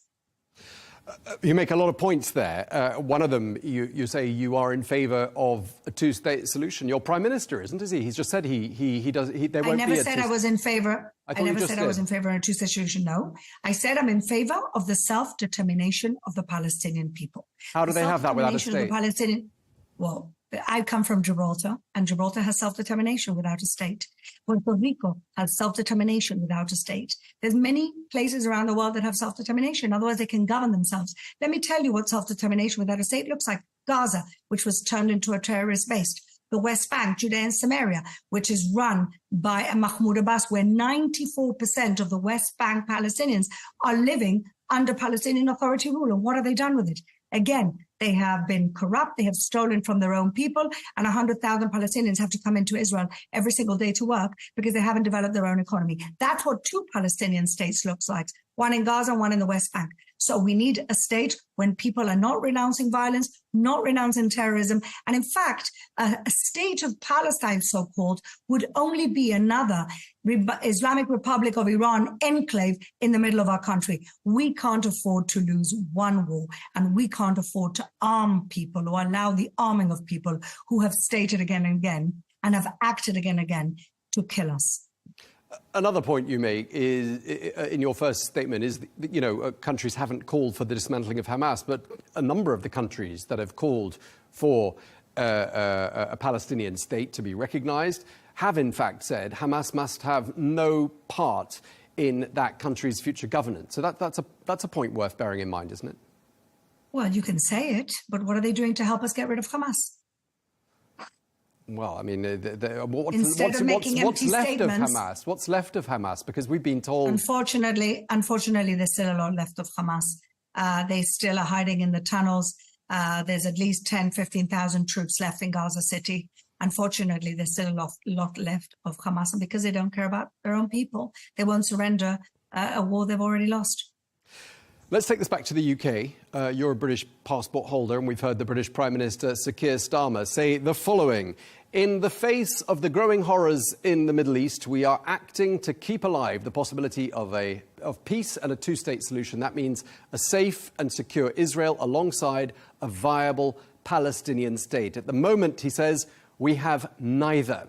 What is your reaction to that statement and to his decision to recognise a Palestinian state? Well, unfortunately, it's performative and detrimental. It's performative because the UN has actually no jurisdiction to create a state.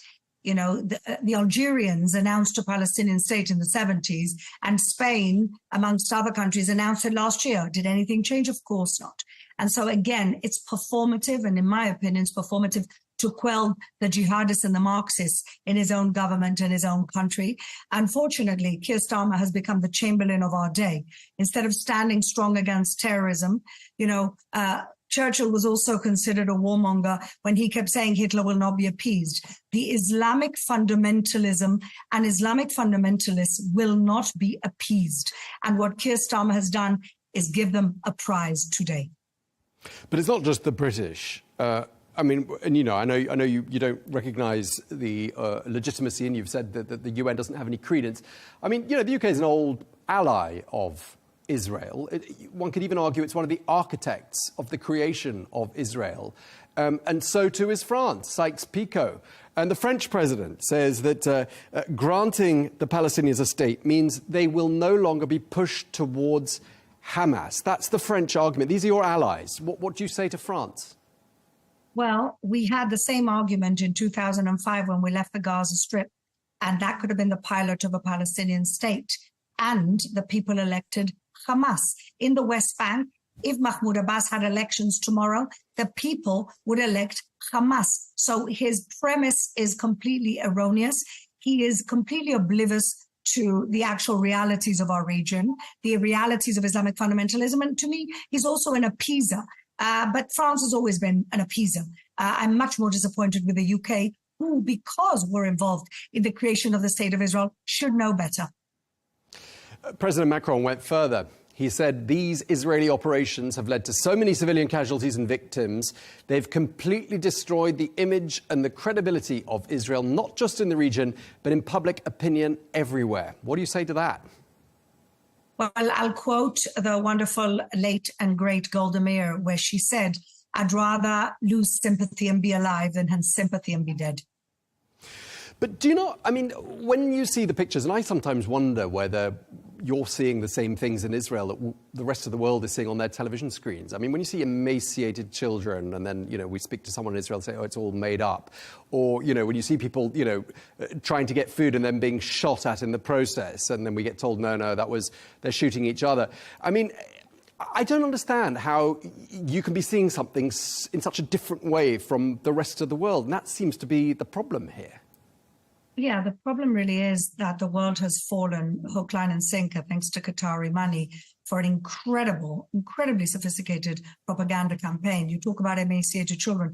Every single one of those emaciated children in the pictures had a congenital illness and are now being treated in hospitals in Europe. If there really was hunger, why are they taking children who are sick and not their quite well-fed looking mothers? And so the whole thing is a sham. And the world has fallen for it for two reasons. One is because the mainstream media has gone along with it because of the woke culture, because of Qatari dollars, unfortunately. And the second is because people always like to think the worst of the Jews. Unfortunately, it's something that has gone on for thousands of years. It's easy to attack the Jews. And in the old days, the Jew was an individual. Today, the Jew is a collective in the state of Israel. And unfortunately, anti-Semitism is always a very light sleeper. And we're seeing it actually wake up now. Yeah, but we've been talking about France and the UK, two countries that we agree helped create the state of Israel. What would they have? What's their interest in bashing the Jewish people? Oh, come on. They've got the largest population of Islamists in Europe. Britain has 40,000. You're saying Keir Starmer's an Islamist? Yeah, no. Keir Starmer is appeasing the Islamists and the Marxists in his party and his country. Britain has 40,000 Islamists, suspected terrorists on their lists. And instead of facing the issues he has with the open borders, instead of facing the people of Britain who are saying to him, enough is enough, you're prioritizing these people over us. And this is what he does to appease his own Marxists and Islamists in his country. That's Keir Starmer. And Macron has an even bigger problem. These are two people trying to cling on to power who are using and playing dangerously local politics into international politics, a conflict they know nothing about. Let me tell you that the moment that they said they were going to declare the Palestinian state is the moment Hamas walked away from the negotiations. How do I know that? Because President Trump and Ambassador Huckabee both, and Marco Rubio both confirmed that that was the case. And so they're not helping, they're making everything worse. We've spoken to lots of medics on this channel. We've spoken to doctors who've served on the front line in terrifying conditions in hospitals across the Gaza Strip, including one who actually went to school with me, Professor Nick Maynard, who's a highly credible witness, and we tend to believe our doctors when we go and see to them, so I have no reason to think he'd be lying and making things up about your country or about what's happening in Gaza. I mean, these doctors have told us, a number of them, very consistent accounts of what they've seen, and they go against what you're telling me now, that the emaciated children are somehow already ill, there's nothing wrong with them, everyone's got plenty to eat. Is there a chance, you say everyone else has been spun a yarn by Hamas, but is there a chance you've been spun a yarn? Absolutely not, because I know that the Gaza Humanitarian Foundation has given out 200 million meals. I know that the tons of food going into Gaza are more than they ever were before October 7th. If Hamas is stealing the food, is that also Israel's fault? That's the problem. That instead of the focus being on a genocidal terrorist group that has in their charter the genocide of Jews, everybody's focusing on the only democracy in the Middle East. Am I saying that war is not difficult? Absolutely not. War is horrible. War is horrible. It's cruel. Nobody should be in a war. Israel has never started any wars. Every war that we've ever fought has been started by either non-state actors, terrorists, or the countries around Israel. So what does that tell you? Every single country that has wanted peace with Israel has found peace with Israel. Jordan, Egypt, the UAE, Morocco, Bahrain, every single country that wants peace has found peace with us. You think we don't want peace? Do you think I want my children in the front lines instead of going to university like everybody else? Israel is a beautiful, productive country with people who love life. We don't want to be fighting a war. We don't want to be occupying another people. We just want to live in peace. Yeah, but that would have a long-term plan, and the long-term plan is being obstructed by this pesky little country of Jews called Israel. And we're the front line of a civilizational struggle. And the saddest thing is that everybody, like in Munich in 1938, everybody fell for Hitler. Today, everybody is falling for the jihadi terrorists who have spun a yard to the entire world. Yes, indeed. Okay, but I mean, let's spare a thought for people who've lived for 3 or 4 generations with no state, living in exile, whose daily life, if they haven't gone into exile, has meant special permits, roadblocks, fences, home demolitions, blockades, refugee travel. Well, because they don't have a state. And we're saying that, Why don't they have a state? Good Why question. don't they have a state? Where's the state? Why don't they have a state? Well, the British and the French have tried granting them one. They've recognized one. Where is it? 1 second. 1947, they were offered a state. Israel said yes. They said no. 2-state solution. Back in Oslo, Arafat was offered 97% of the West Bank and half of Jerusalem, and everything else he wanted, including land swaps, so that he would have 100% of the land he said he wanted. And he said no, and Hamas started a brutal terrorist campaign in the streets of my city, Jerusalem, where Jews and Arabs alike were killed, slaughtered in cafes and in restaurants. You see, the problem is that people don't seem to understand that this is not a territorial conflict. The problem with this conflict is not that there isn't a Palestinian state, is that there's a Jewish state. That the Palestinian leadership, I'm not speaking for all the Palestinian people because I've got plenty of friends who hate their leadership. They know what the leadership have done to their cause.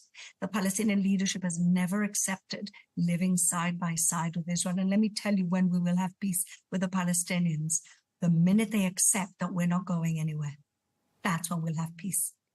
Okay, we've got a big week for diplomacy. This is my last question for you. I mean, lots is going to be happening at the UN this week.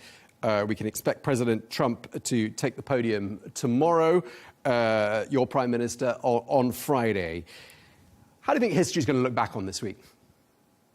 History is going to look back on the countries that declared a Palestinian state like they look back on Chamberlain and France and Italy after the Munich Agreement. Instead of standing strong against Islamic fundamentalism, they've given a prize for Islamic fundamentalism. Believe me, I want the Palestinian people to live in peace and prosperity. But when you have the leadership that is telling them, just hang on a little bit, we're going to get rid and kill all the Jews. That's the lie they've been spun, and that's the ethos they've grown up with, and that's the education that they've absorbed since they're born.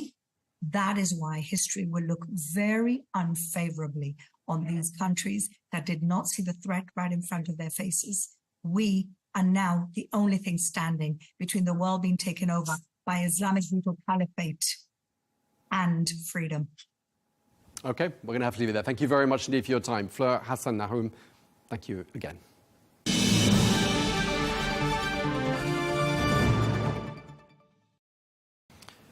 Well, let's get more now. We can speak to General Dominique Trinquant, who's a former defense advisor to the French President Emmanuel Macron. Thank you very much indeed for speaking to us, General Trinquant. Always a pleasure. On Monday, we saw your president, President Macron, formally recognizing the state of Palestine. What do you think drove his decision? How big a factor do you think public opinion was? I think that really what is behind that is that in the current Middle East position, mainly of Mr. Netanyahu, there is no issue except destruction and except taking out all the Palestinians in Gaza and in Cisjordania. And so I think that really, he wants to show that another path is possible. And this is linked to the relation that France has always have in the Middle East with Arab countries. And that's probably why now is proposing to come back to the solution of two states, because Mr. Netanyahu is proposing nothing except war. I mean, when you look at what's happening in Gaza, and given your military experience, decades of it, does it look like Israel is achieving anything at all in Gaza right now? No, nothing will. I mean, only destruction.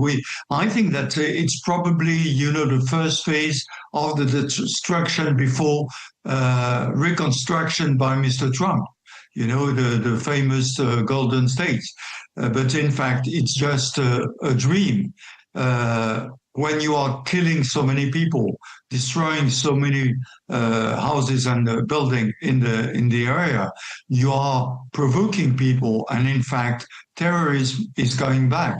So I don't think, and even the Tzahal, the Israeli army, told to Mr. Netanyahu that it was not a good solution. But anyway, Mr. Netanyahu decided there will be no Palestine anyway. The Israeli ambassador to France has called this decision hostile. I'm just wondering how his reactions are viewed in France and how President Macron's decision is viewed across party lines. No, I think this decision is, of course, hostile to Mr. Netanyahu because it's the opposite position of Mr. Netanyahu. But that's in the interest of Israel. There will be election next year in Israel, and everybody thinks that Mr. Netanyahu will no longer be there. And we need to have another solution than war in Israel. So I think this is something which is discussed in France, but nobody is really against that. I mean, there have been some quite large protests on the streets of Paris and other cities around France. And I'm just wondering how delicate the situation is for the French president, given that France is home to, I believe, the largest Jewish and the largest Muslim populations of any country in Western Europe. This is delicate, isn't it? If we've got a very large Jewish population in France, that doesn't mean that they are behind Mr. Netanyahu. I'm discussing with a lot of Jewish in France. They are against the position of Mr. Netanyahu. And the difficult situation is when you are French Jewish, you don't have to support anyway Mr. Netanyahu. You can be against that. And that's what I'm seeing in France, really. And when you're talking about manifestation in France, it's not about Palestine and Israel. It's about other problems, retirement and things like that. But we haven't seen this large crowd like we have seen in London, for example. So would you say that the majority of the French public is behind President Macron in making this announcement about the recognition of Palestinian statehood? It's difficult to say because France is thinking about other problems currently. But I think that the large majority of France, yes, is behind this decision. And now President Macron has a difficult task. I mean, he clearly wants to try and persuade President Trump to look at this decades-old problem in the Middle East through the European prism. Do you think President Macron's going to be able to persuade President Trump to look at this in a different way? I think it will be difficult because Mr. Trump is really trapped by Mr. Netanyahu.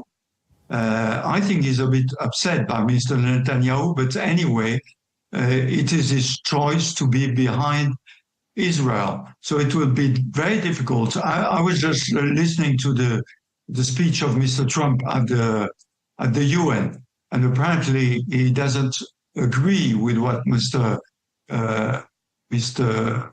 President Macron was saying. So I think it will be difficult to change his mind on that. That's despite the fact that Israel and the United States are going to be looking extremely isolated at that gathering at the UN, given that the number of countries that do recognize a Palestinian state is now more than 3/4 of the member states. Yes, certainly. I think that on that subject, Israel, after the 7th of October, everybody was praying Israel and was behind Israel. And after 2 years of war, 3/4 of the planet, you have said, is against what Mr. Netanyahu is doing. And I think that United States is also isolated on that matter. And really, we are looking at something which happened 20 years ago when the US decided to change the Middle East by attacking Iraq. 3/4 of the planet was against that. And I think it's the same thing today. Do you think there's a risk that Israel is going to go in the opposite direction to the direction that France and its allies are hoping, and that in fact they will double down and go down an even more, let's say, extreme path than the path they've been down up until now? No, certainly, with the policy of Mr. Netanyahu, it's the opposite of the European countries. And certainly he will want to fight for, freedom of Israel for him is a war all the time. And we propose European that he looks at the peace on another way and try to have peace with the country who are around Israel, but also inside Israel, like Palestine. I think that Mr. Netanyahu will never listen at that. So that's why I hope that the next election in Israel will change the government. How much of a big news story is this in France? Is this front page news, the recognition of the Palestinian state? No, I don't think so. It's not, we have a prime minister, but we don't have a government. And everybody is expecting that. So I think it's an important subject, certainly, but not on the first page. And when the Israeli government says to France, you've just rewarded Hamas, this is a gift to Hamas, how would you counter that argument? No, that's a lie. In the decision, in the paper which was made in July and voted by the General Assembly of UN 2 weeks ago on the 12th of September, at the contrary, it is saying that we must ban Hamas from having power in Palestine, and that Hamas must be disarmed, and another Palestinian government must take the place. And so it's completely at the opposite. Okay, well, we really appreciate you taking the time to speak to us. Thank you very much indeed, General Dominique. Thank you. Thank you for your time, sir.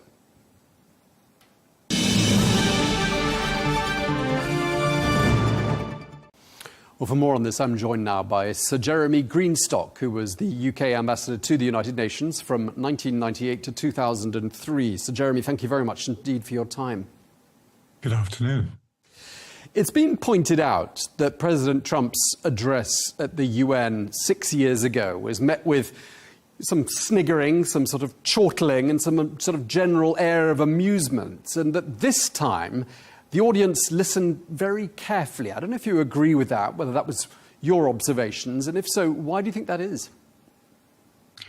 I think there was a difference this time round, yes. I think that is largely because since he arrived in the White House in January of this year, he's been doing things.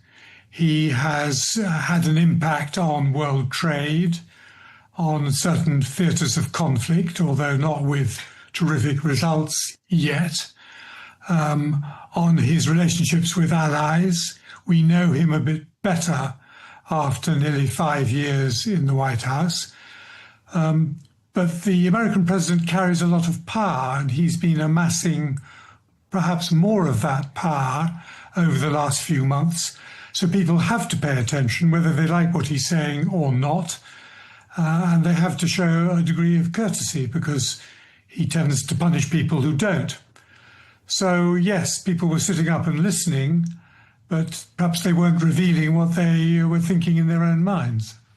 I mean, you say limited success in his efforts to broker the conclusion to various conflicts around the world, but by his own account, he has personally solved 7 major world conflicts since taking office. What's wrong with that?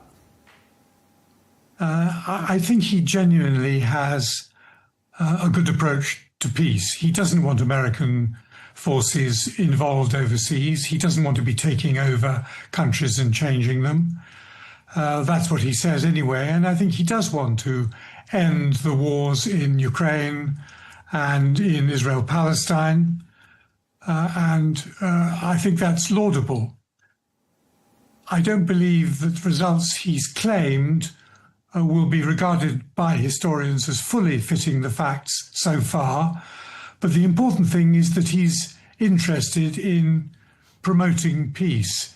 And let's hope that he continues with that and has more visible success in the months to come.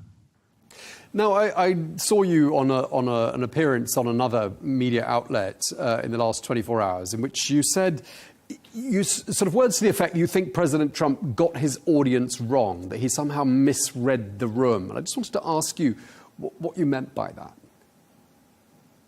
Well, I think that much of the world represented in the General Assembly has expectations of the United States in reaching out to poorer countries, in promoting development assistance at a high volume, being very helpful in Africa and other poorer parts of the world. And the removal of American development assistance and the removal of USAID, the organization that distributes that in Washington, has been noted with some alarm.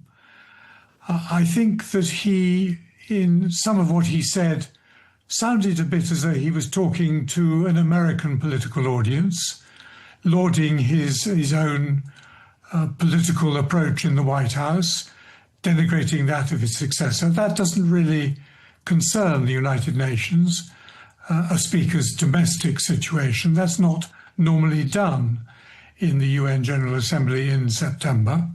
So I think he misinterpreted to some extent the nature of the occasion and the nature of his audience.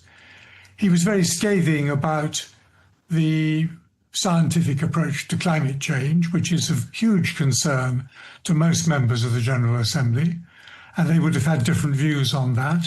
But they listened politely, and they took the man at face value in that meeting. So there was a bit to say on both sides of this argument, I think. I mean, he was quite scathing of quite a lot of countries and institutions, notably the institution that was hosting him, the UN.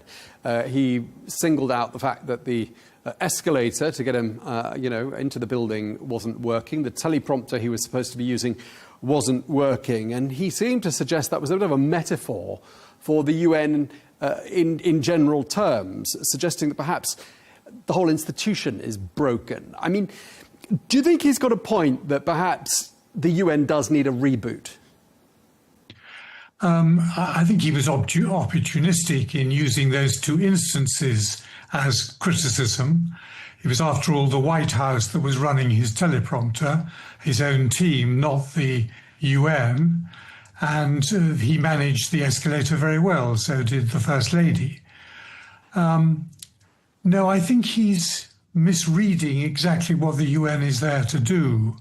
In its politics, and he is very concerned with politics and geopolitics at the moment, the UN is its member states. It's what nation states do in the forum of the UN, collectively and cooperatively, to address conflict, to deal with the sins and deficiencies around the world that the UN has to deal with.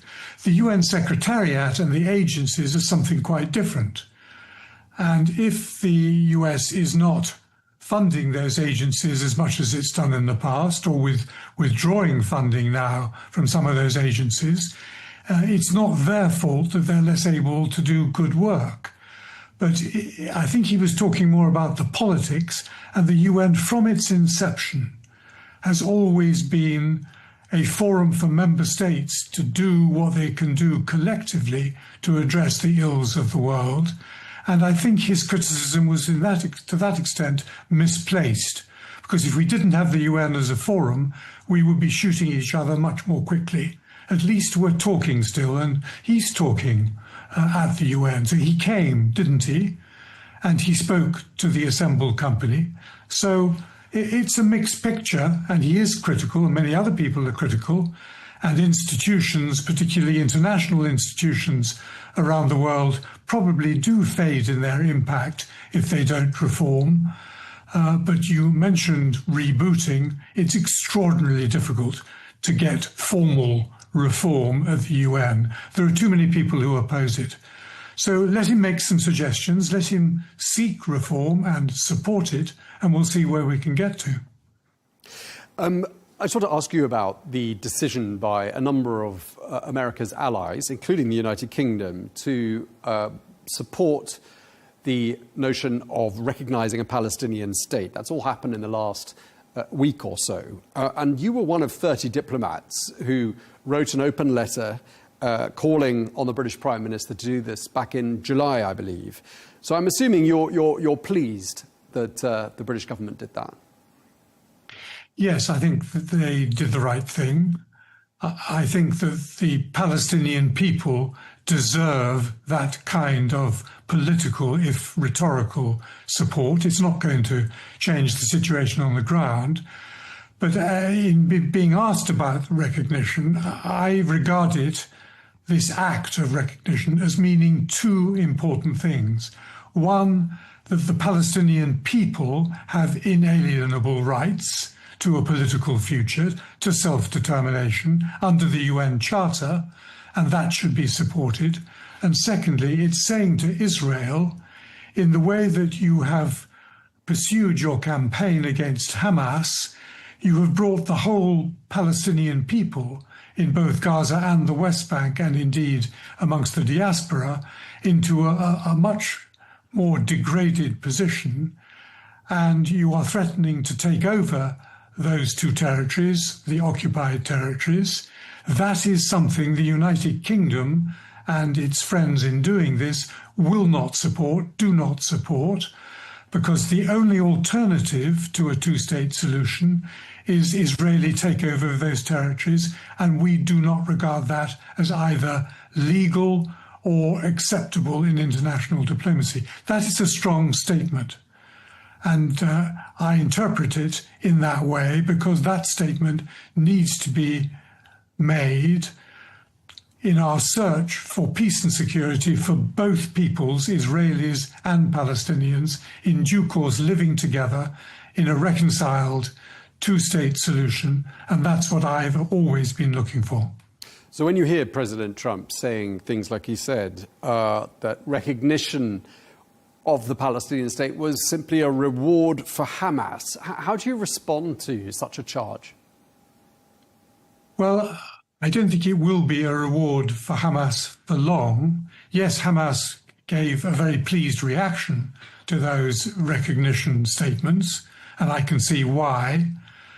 But we are doing it for the Palestinian people, and I don't think that the Hamas leadership have ably served the whole Palestinian people, who are immensely suffering at this moment. Hamas will not be allowed by those states that made those acts of recognition to be part of any future Palestinian state government. They will have to lay down both their political and their military weapons. It's for the Palestinian people we're doing this, not for Hamas. So to bat this off as some reward for Hamas is not seeing the whole picture, and I would say not seeing the more important part of that picture. OK, well, we really appreciate you taking the time to speak to us and sharing those thoughts with us. Sir Jeremy Greenstock, former UK ambassador to the UN. Thank you very much for your time, sir. Thanks, Tom.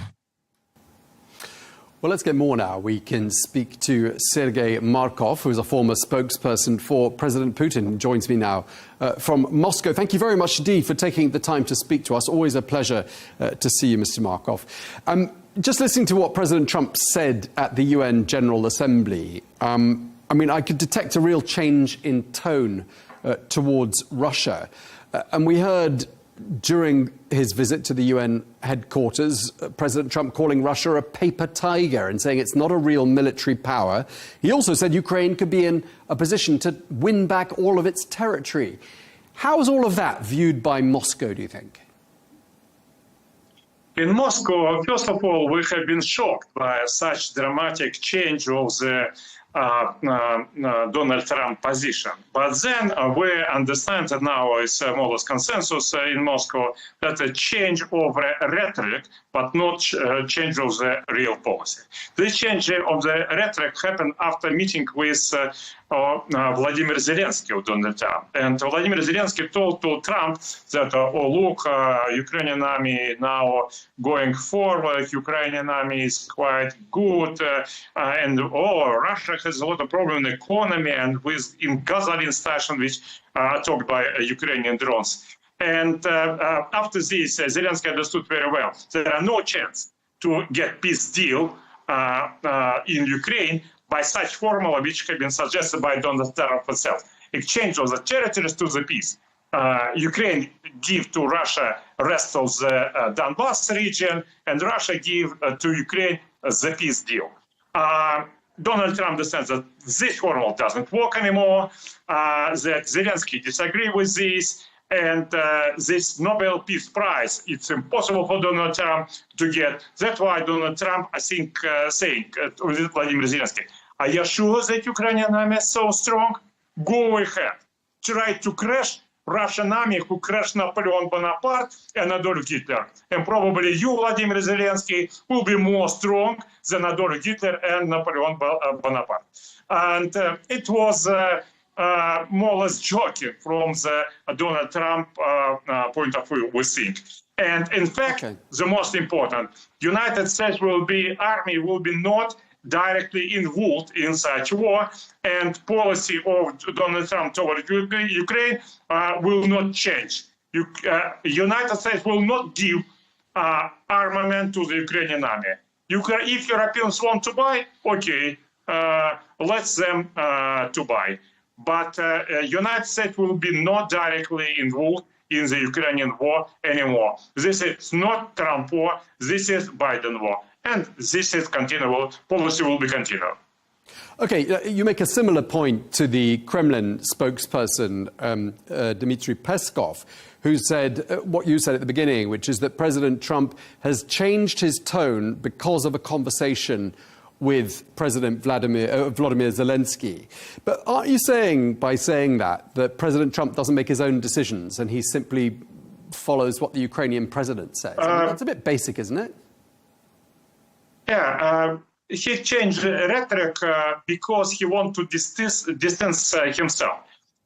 Donald Trump many times told that because he has very friendly relations with Vladimir Putin, he was thinking that it's a good possibility to make a peace deal. Because, as I understand, Donald Trump believes that Vladimir Putin is ready to compromise. And but nevertheless, Donald Trump or Western countries generally, they demand to be compromised from Russia. From our point of view, we already made all this compromise. If Russian army will not take Odessa, Kharkov, Dnipropetrovsk, Nikolaev, Zaporozhye, Chernigov, and Kiev back to Russia, and I should remember you that Kiev was 3 centuries the capital of Russia, it's already a huge compromise.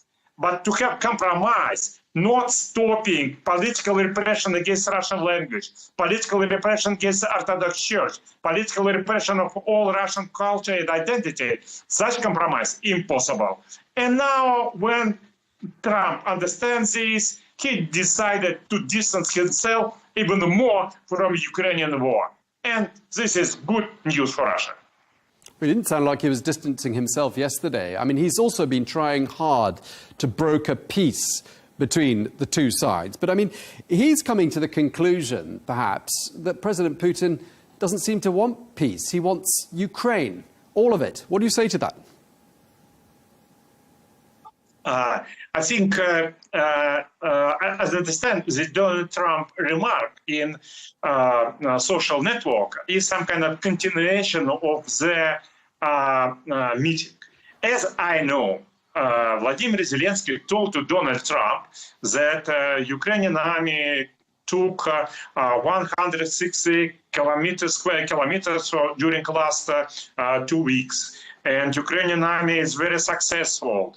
and also Ukraine very effectively attacked Russian economy, and Russians will be in big trouble.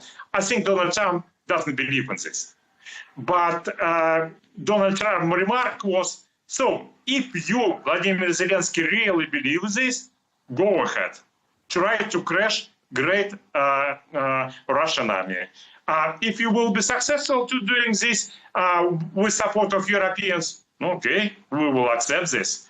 But I think Donald Trump himself, meaning that it's more look like that Russia will crash Ukrainian army. And after a few months, Ukrainian leaders will be more ready for real negotiation. I mean, I think President Trump was asked about the incursions that Russian aircraft have been making into the airspace of NATO states like Poland, Estonia, and Romania. And when asked about that, he was asked, should countries shoot down Russian aircraft if they enter their airspace?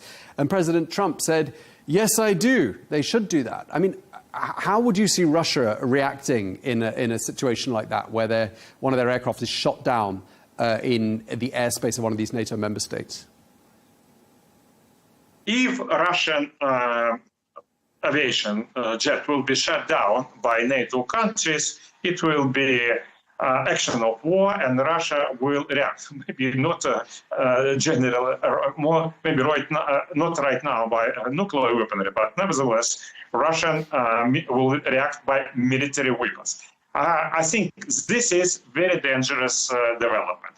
We see some crazy politicians from the Western countries, specifically from Baltic countries, and who is making provocation. And they provoke some kind of clash. Their goal is to stop Russian so-called shadow oil tanker fleet, which mostly use Baltic Sea aquatorry. And they want to blame some special military condition on Baltic Sea and to organize pirate attacks against Russian shadow oil tanker fleet in Baltic Sea. That's why they believed that Russia will have very big problems in the economy. Of course, it's absolutely not realistic. Russia, very big country. Russia has very good relations with great economies such as China, India, and Russia will never step down under the pressure of pirate attack, which now planned by Baltic provocative politicians. This is very dangerous. We think that Donald Trump disinformed by Western politicians. Well, is he disinformed, Mr. Markov? Because, I mean, do you dispute the fact that Russian aircraft have made incursions into the airspace of these NATO countries? And if so, why is it doing it? That's not conducive to peace, is it? Russian jets didn't violate this airspace of the Estonia and NATO countries. I will say Estonia unilaterally changed its border. Russia never recognized such changing of this border or some not inhabitant around some not inhabitant island in the Baltic Sea. And Russian aviation and ships continue to go as they used to do during previous years. And this decision has been made by Estonian government as provocation. Also, look at the drones on the Poland territory. All Western politicians blame that this is Russia, that Russian army sends their drone to the Polish territory, voluntary or involuntary. We believe that it's not so. This is absolutely sure was Russian-produced drones. But there are no any evidence that they have been started from the Russian territory. And I personally believe that Vladimir Zelensky was making such provocation because he had all the hundreds of the Russian drones, which previous time was taken from the Ukrainian territory, and then he organized this some kind of quasi-Russian attack against Poland territory. So this is mostly provocation of Vladimir Zelensky and party war of Europe who want to provoke some clashes connected with Russian aviation space. First of all, their main goal is to make pressure on Donald Trump, and they want Donald Trump to make decision to send anti-rocket missile system to the Poland, to the Baltic countries, and to close the sky, first of all, on the Poland, and second, on the Ukrainian territory. Okay, Mr. Markov, we've got 20 seconds left. I just want to ask you very quickly, when President Trump says he feels very let down by President Putin, in 20 seconds, how do you think Mr. Putin feels about being described in that way, letting him down? No, I think Vladimir Putin and Donald Trump has a very friendly relationship because of many, many reasons. They have similar general values, and also Vladimir Putin helped, I think, to Donald Trump in some of the issues, and Donald Trump very much respect Vladimir Putin. There could be some disagreement, but generally it will be no big clashes, and it will be no better relationship between Putin and Trump. Okay, thank you so much for your short answer. We're going to have to leave it there. Sergei Markov, thank you very much indeed.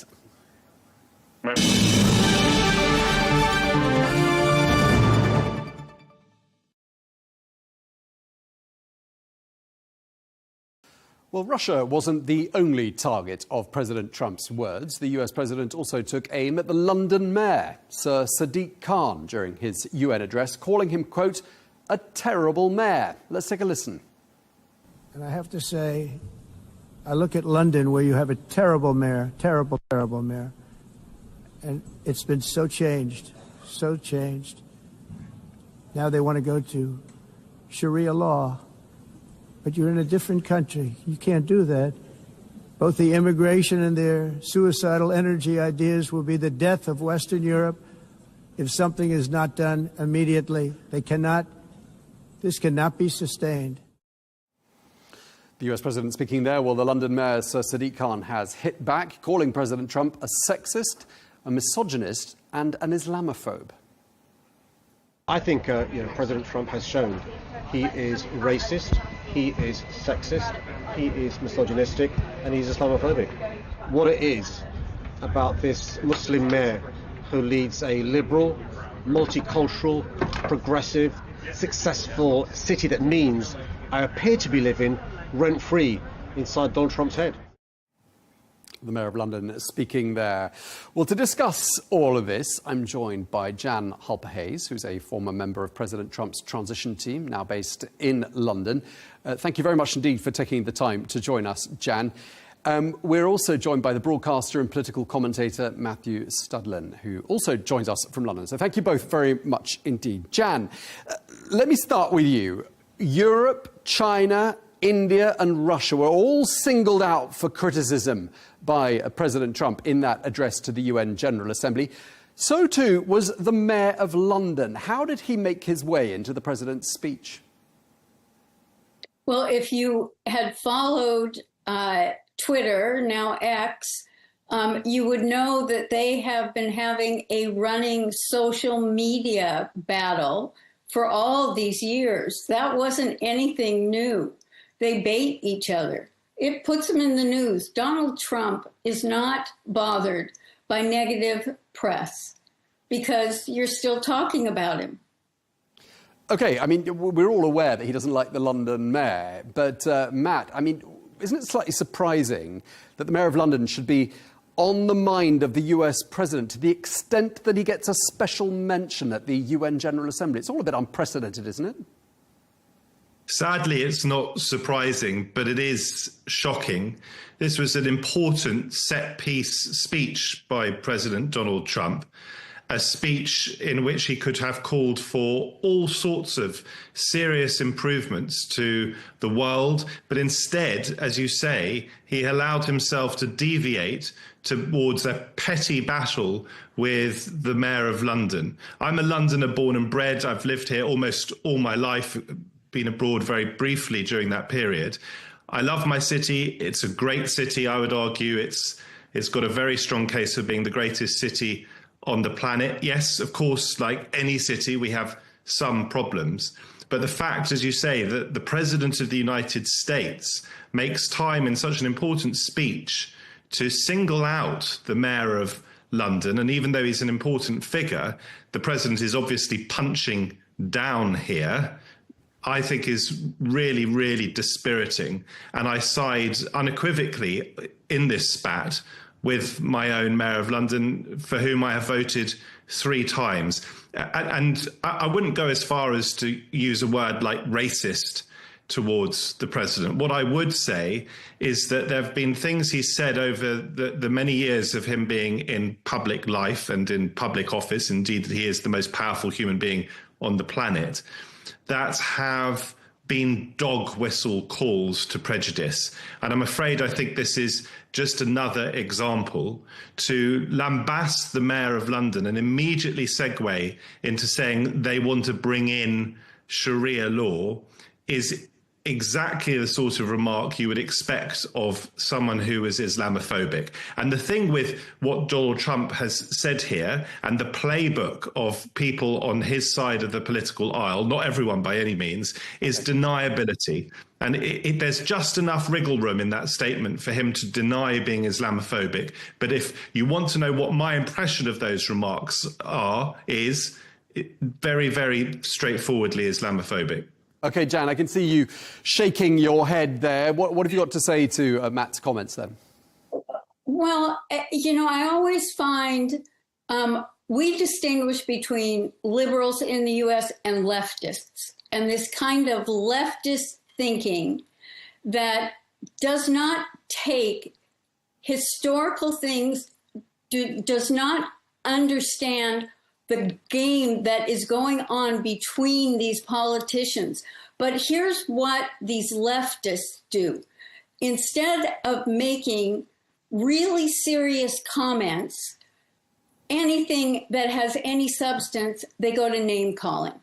And so then their followers latch onto that. And here we are on a major news show, and we are talking about petty things instead of understanding what's really going on and understanding that just name calling is not a good retort from Sadiq Khan. So what is really going on then? Well, I've been explaining the dynamics of it. And when you have the way the leftists think, oh, well, he criticized a Muslim man, so he must be Islamophobic. That is irrational logic. If you just buy into... I didn't interrupt you, sir, and I didn't comment on yours, so please. I would. Sorry, you are right now commenting on me, suggesting I am a name caller at the same time as calling me a leftist. And you're saying that I am being petty when it is the President of the United States, the most powerful human being on the planet, who is being petty, and not just petty, but deeply bigoted, in my view, towards a Muslim mayor of my city. So I would suggest that you are, to use that oft-used word these days, gaslighting me and gaslighting every member of the audience to this news show.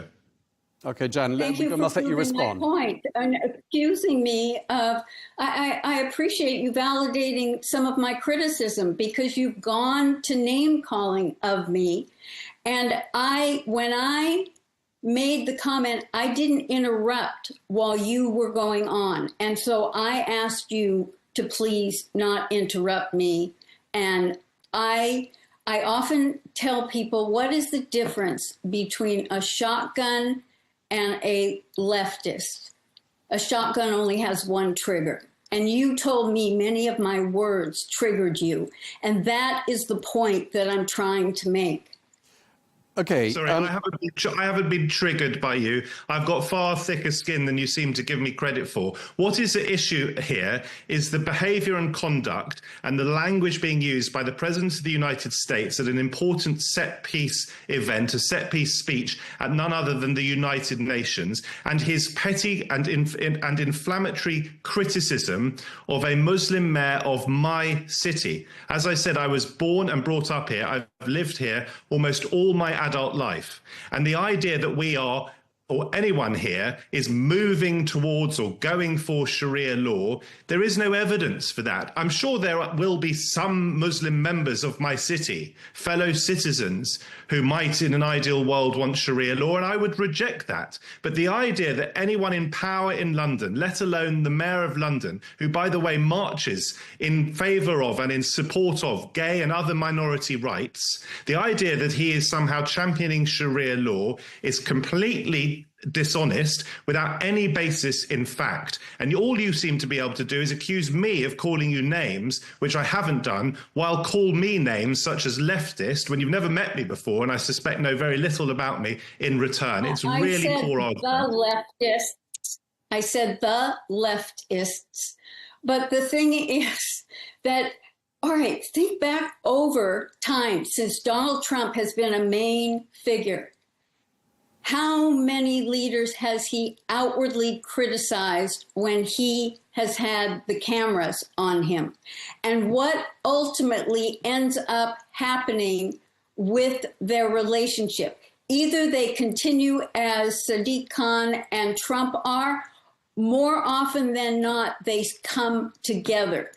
Trump has a strategic strategy.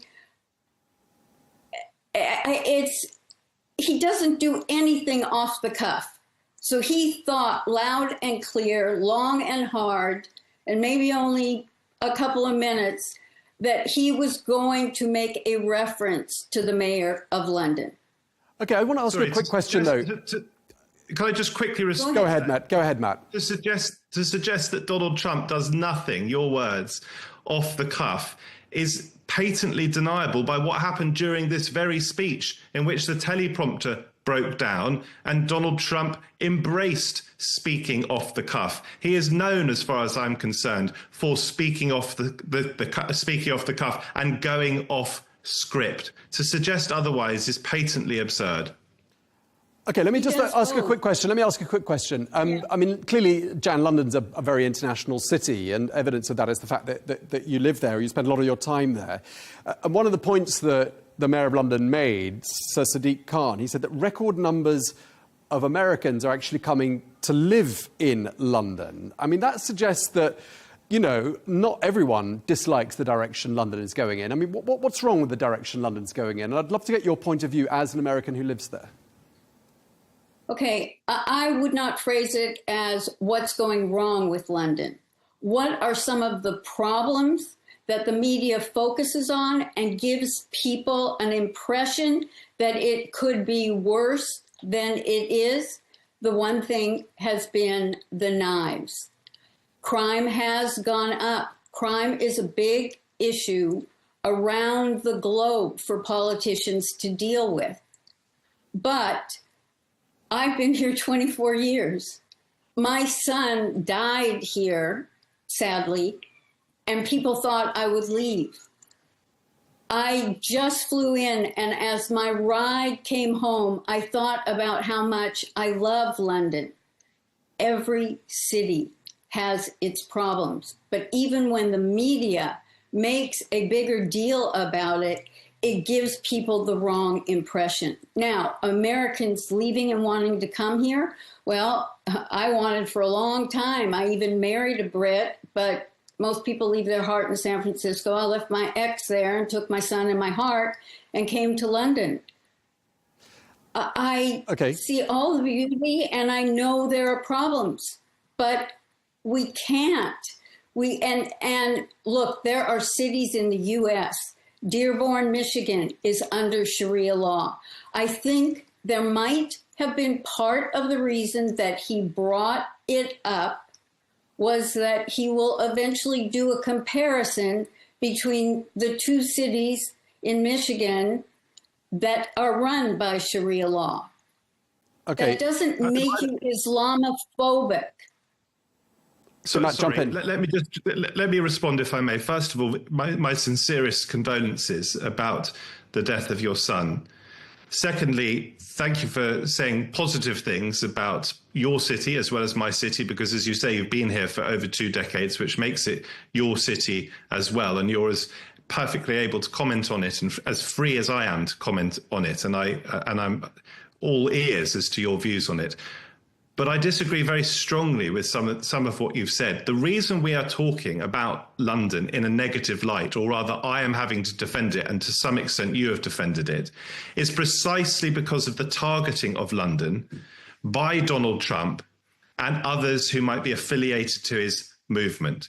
And I'm very sorry to say that many of the attacks on London seem to be motivated by, inspired by Islamophobia, by bigotry more generally, by xenophobia. And those attacks come from within the United Kingdom and from without. Okay. And if Donald Trump is not going to stand, even Donald Trump is not going to stand at the United Nations in front of the eyes of the world and say he doesn't like Muslims. Of course he's not. But what he has done in those remarks about Sadiq Khan, whether they were off the cuff, those particular remarks or not, is link far too closely a Muslim mayor with a baseless assertion that they are going for Sharia law. And that it offers deniability to the president, which allows you to defend him in a way you couldn't defend him if he simply came out and said he doesn't like Muslims. Now, he may well have some Muslim friends, but if you target a Muslim mayor and effectively tarnish him with the idea that he's trying to insert Sharia law into the United Kingdom, where it has no basis in our legal system and will have no basis in our legal system. I'm very clear that I don't want it to have any basis in our legal system. If you defend the president's remarks, then I'm afraid you are part of that particular problem. Matt, I've got a question for you, just briefly, picking up on what you're saying. I just want to respond with one thing. Okay. I didn't defend, I explained. And that is an important distinction. I explained, because I want people to understand. That is why I'm not willing to critique Sadiq Khan. He doesn't deserve that, but I can explain the historical perspective of the battle for almost a decade that has been going on between the two. Okay, Matt, I want to pick up on what Jan was saying about knives and the implication being that crime is on the rise in London. That's something we see quite a lot of outside the UK, a lot of clips, a lot of videos suggesting there's a big problem. And I'm told you too have fallen victim to street crime in the UK. Do correct me if I've been ill-informed. Do you blame the mayor for that? Do you agree with the assertion that he is a terrible mayor, as the US president has said, presumably drawing on this crime issue on the streets of London? So just very, very quickly. I wouldn't use the word terrible for him. No, that's what Donald Trump said. President Trump said terrible. That's a question for Matt. He did, but okay. Just very quickly, I should emphasize, because I haven't so far, and that's my mistake, that Sadiq Khan has no role in immigration. He has no powers over immigration to this country as Mayor of London, and we should be absolutely crystal clear about that. Decisions about immigration are made over his head. On the issue of crime, as I understand it, homicides in London are at a 10-year low.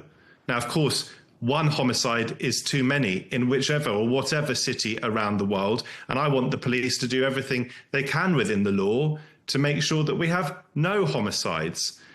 As far as crime more widely is concerned, I'll tell you what I've noticed, and I've noticed it partly because, as you say, I've been a victim of it. I have noticed in very recent times, or relatively recent times, an uptick in the theft of mobile phones. And I had my mobile phone snatched from behind me by a man on I think an electric bike, a speed bike. I had no chance to defend myself. I had my dogs in my left hand, the leads of my dogs in the left hand, and I was typing a text message to my mother in the right hand. I wasn't paying attention, which I regret. And this man came up from behind me and snatched my mobile phone and sped off far more quickly on his bike than I was able to catch up with him. And that was a major inconvenience. And when you've been the victim of crime, it obviously gives you a certain perspective. And I shared that publicly. And in fact, Elon Musk shared a crying with laughter emoji in response to a post on his platform that mocked effectively, in my view, my experience, because it shared an earlier post in which I'd said I had never been a victim of mugging and didn't intend to be, I think.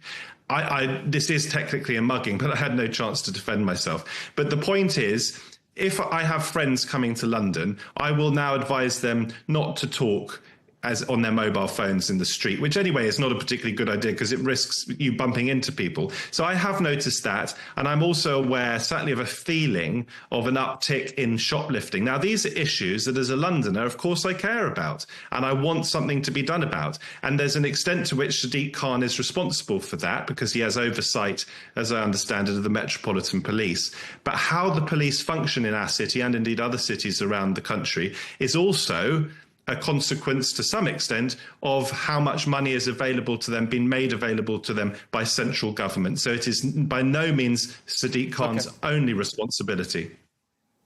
Okay, Jan, let me ask you, I mean, do you feel unsafe walking down the street in London?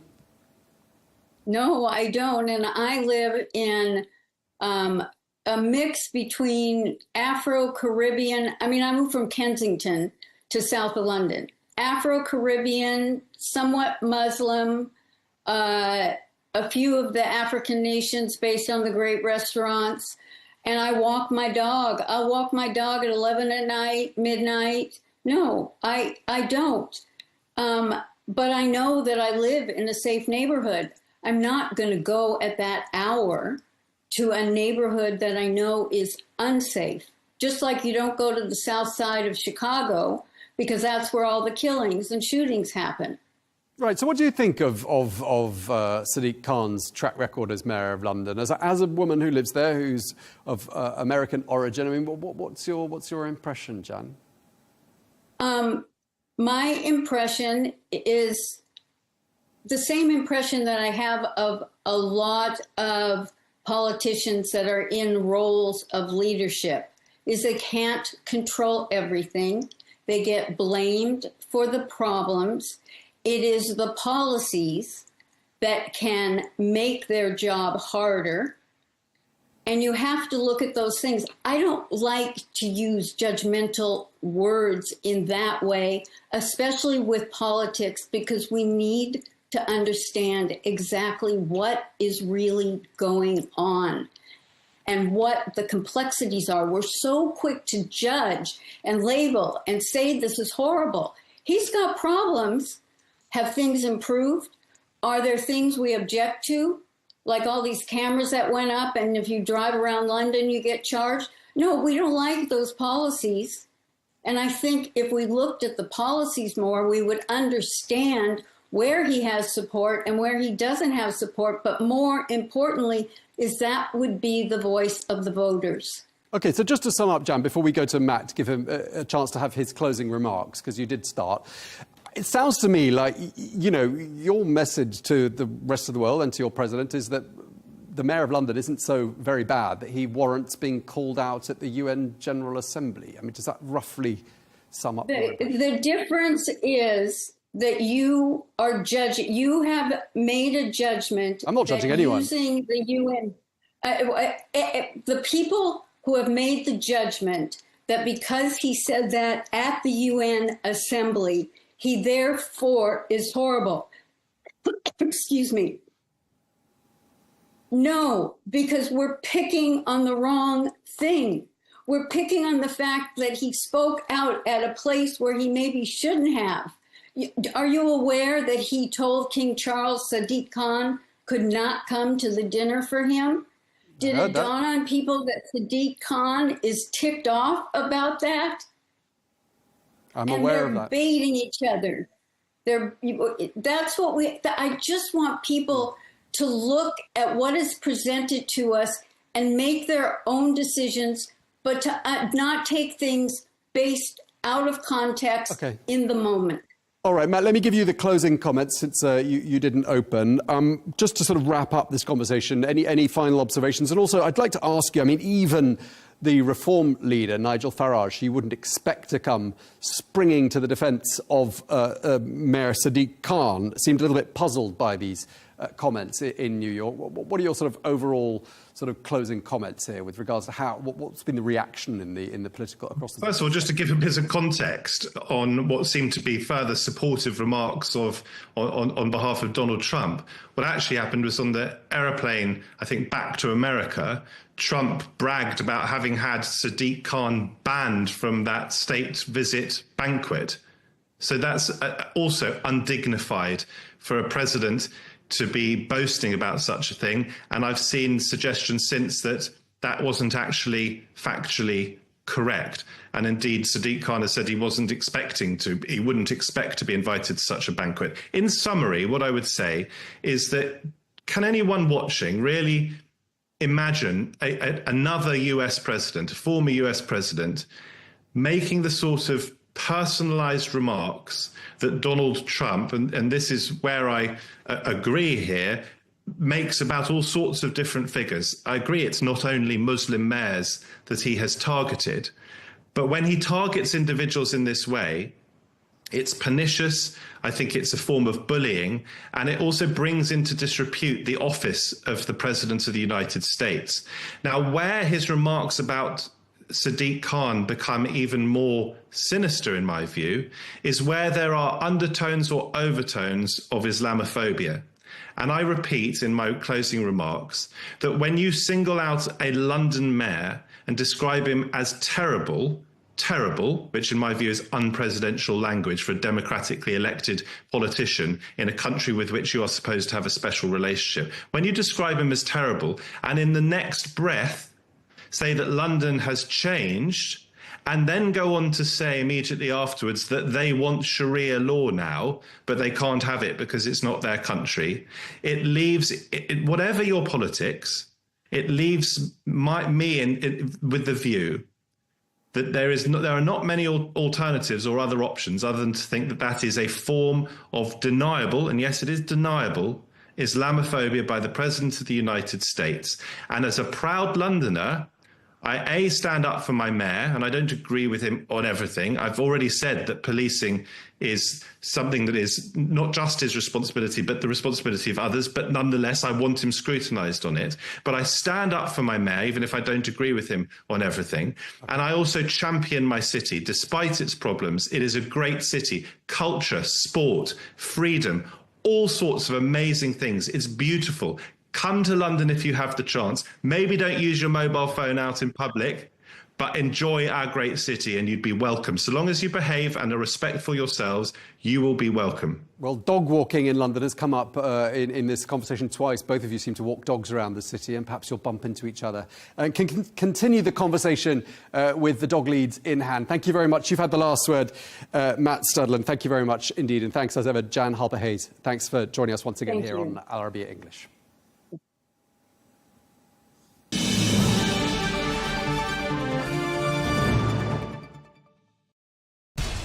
We have to take care of our people, and we're going to take care of our people first. For in-depth analysis and all the latest developments across the globe, make sure you join us every weekday. President Trump is trying to negotiate a ceasefire.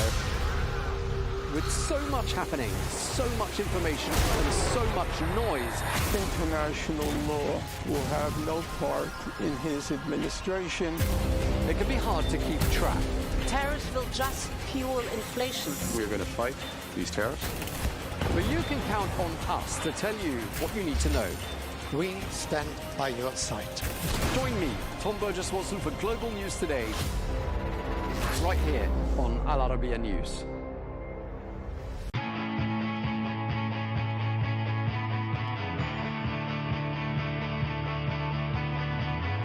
Welcome to the metropolis, the big city. This is where tech, trends, and culture meet. Meet the people. See the sights. Walk the city streets. And experience the lifestyle.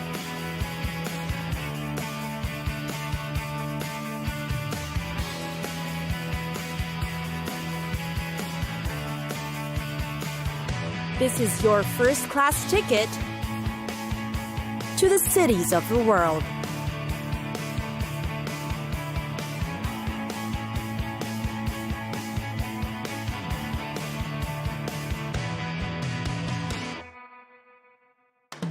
Tunis, the capital of Tunisia and one of North Africa's easygoing cities. Yet, behind its laid-back approach is an exotic appeal. Tunis deserves to be the perfect introduction to the region.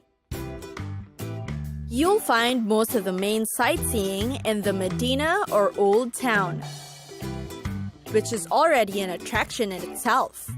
There are winding routes along the alleyways, and behind the high walls, you may find yourself lost. But that's the charm of the city. There's the fabulous mosaic collection of the world-famous Bardo Museum.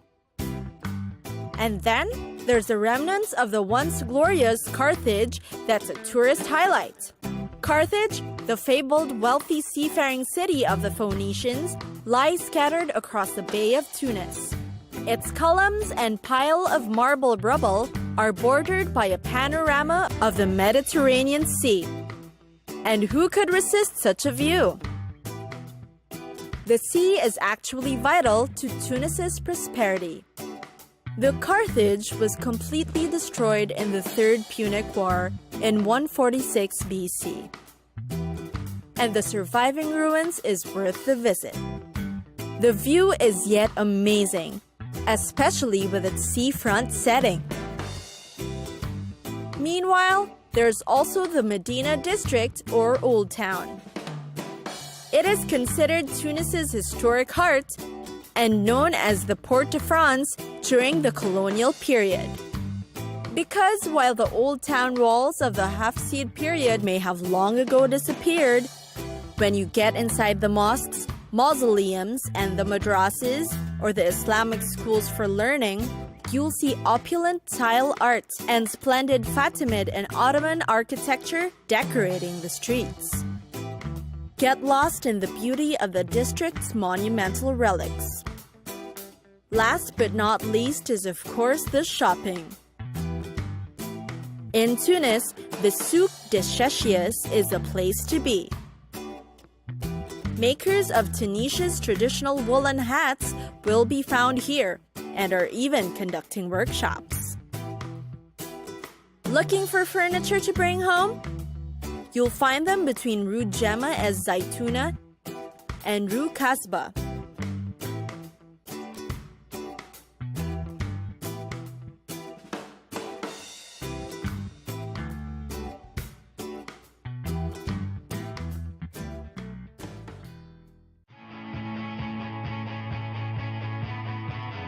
It's time for us to go. Pack your bags and get your tickets ready.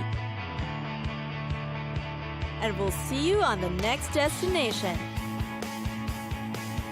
Catch us again next time on Cities of the World.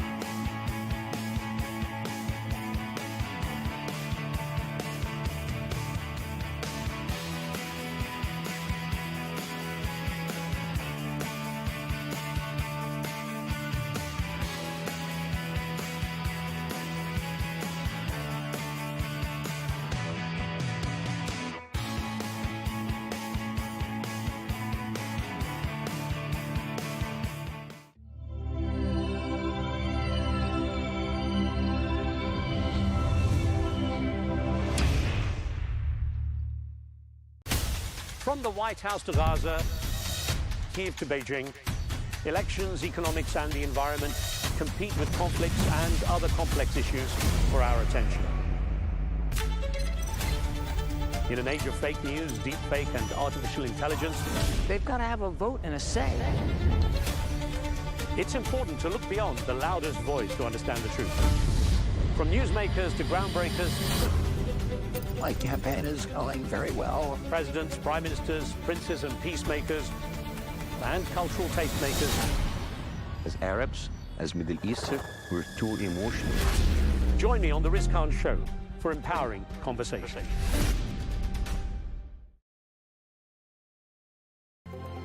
An irrelevant gesture or a diplomatic turning point? An increasing number of traditional Israeli allies are publicly recognising Palestinian sovereignty. Is it a significant step on the path to peace, or are they rewarding terrorism, as Israel claims? Stay with us, that debate coming up on Counterpoints.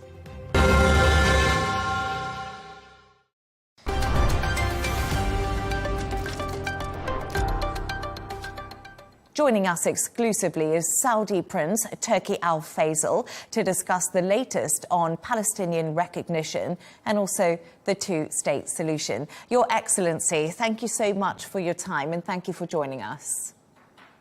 It's a pleasure to be with you. Thank you for having me. Absolute pleasure.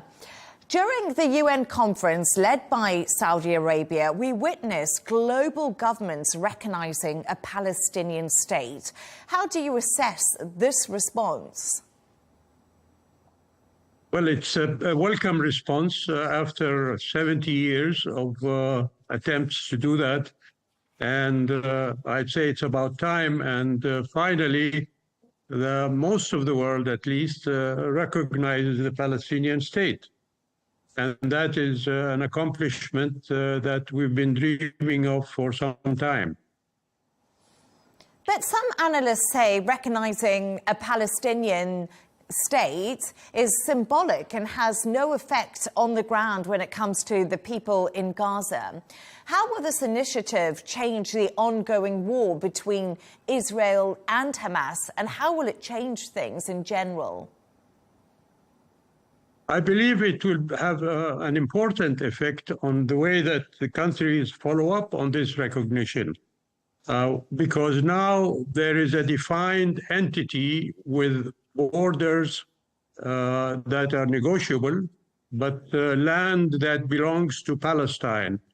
And depending on how the countries who recognize the Palestinian state continue in their support for Palestine by opposing the Israeli encroachment on Palestinian territory, what I call colonies, there will be substantial ramifications for that, because it means that the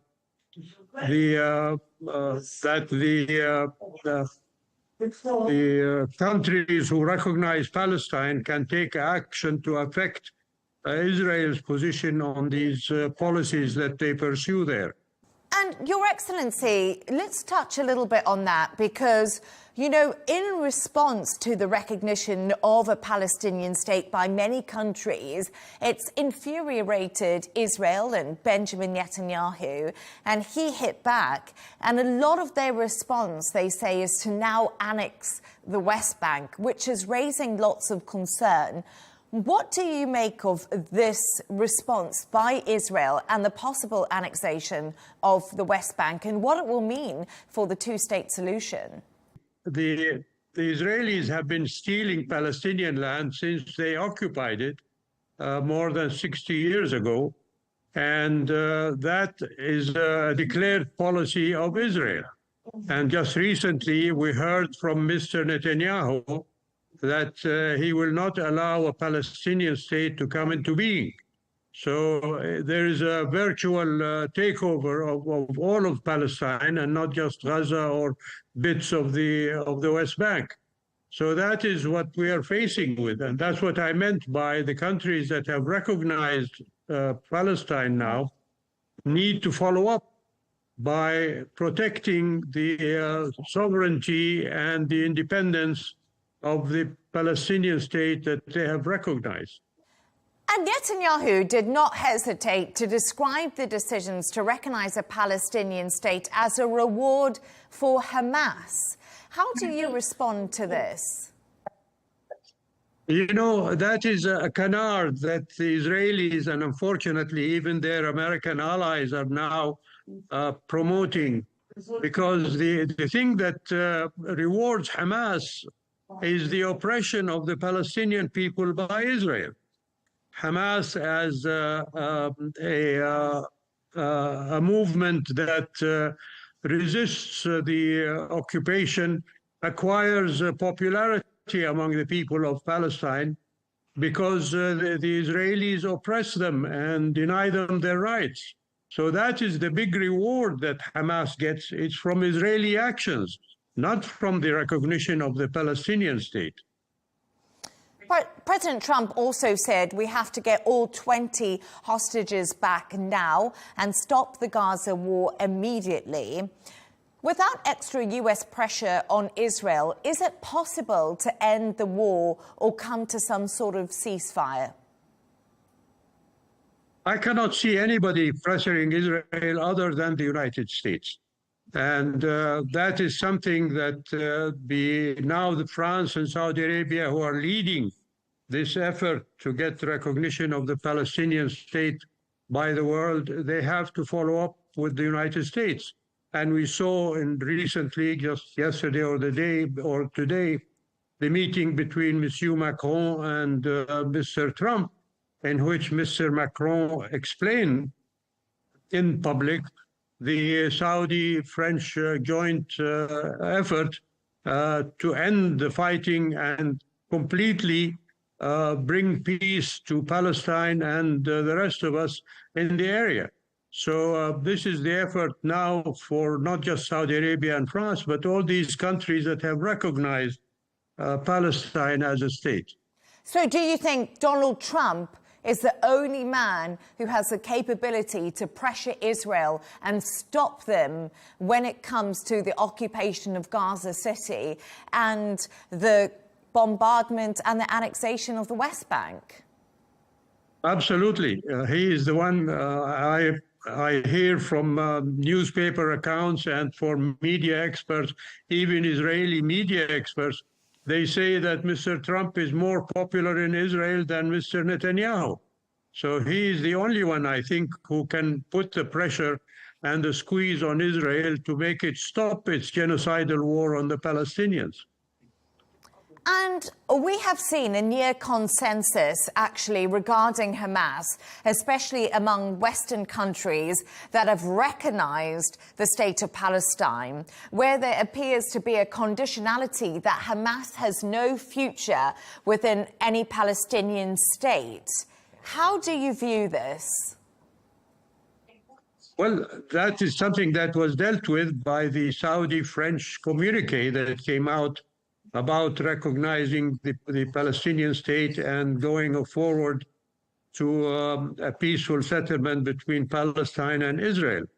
The wording of that statement takes into account that Hamas must give up its weaponry and arms and basically remove itself from the political equation. I think that can be done if Hamas is agreeable to it, through their joining the PLO. As you know, Hamas has been keeping its, it wants its cake and wants to eat it too. They are very reluctant to declare their full acceptance of the Arab Peace Initiative, which guarantees that there will be a peaceful settlement in this conflict. So that is what has to be done now if the Hamas recognizes that the Palestinian state must come into being. And do you think that they could join forces with the PLO and that could be successful? Because one thing Israel has said, and many people from Israel who have spoken to me say the main plan is to completely eradicate Hamas and make sure they have no place in the future government inside Palestine. So is it possible that these two could join forces? How could this practically be done if Israel's plan is to eradicate the group? Well, they've been trying to eradicate Hamas now for 2.5 years and haven't been successful in that. I don't see how they can have the ambition that they can eradicate Hamas. And so it is for them to negotiate with the PLO and the Palestinian Authority on how the parameters and the conditions of the new state are to be. If Hamas is going to be fully integrated into the PLO and become committed to the same conditions that the PLO has accepted, that is one way that Hamas will remove itself as an independent entity from Palestinian political life. That is one way of achieving the result of removing Hamas as an obstacle to a peaceful settlement between Israel and Palestine. Your Excellency, I want to talk a little bit about negotiations that were going on in Qatar, of course, which included Hamas and Israel as they were trying to work towards some sort of agreement. And we did see Israel launch bombs in Doha at the delegation.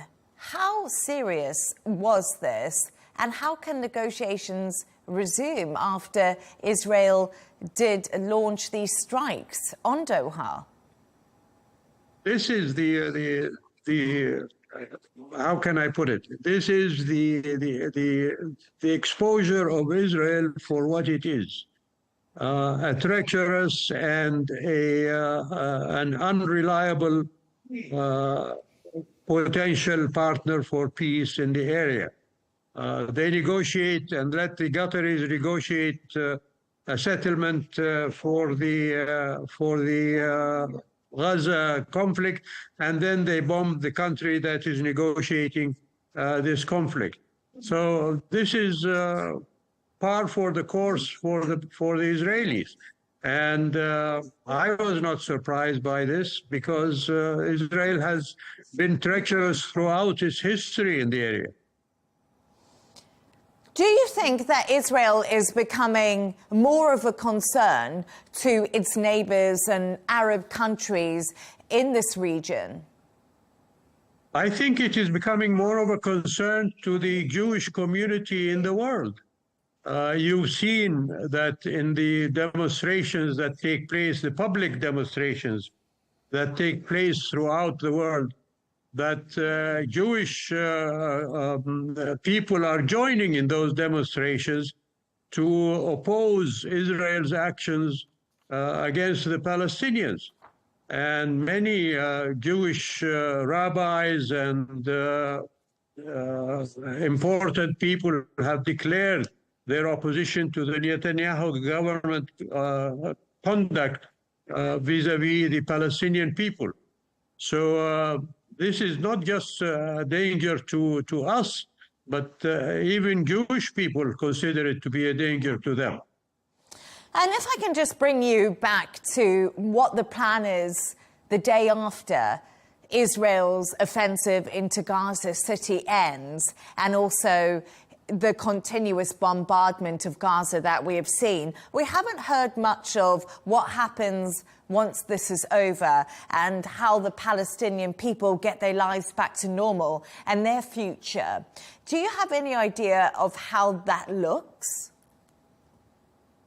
I am not privy to the talks that took place between the French and the Saudi partners in this effort to end the war and bring peace to the area. I'm sure they have in their plans definitive ideas about the day after.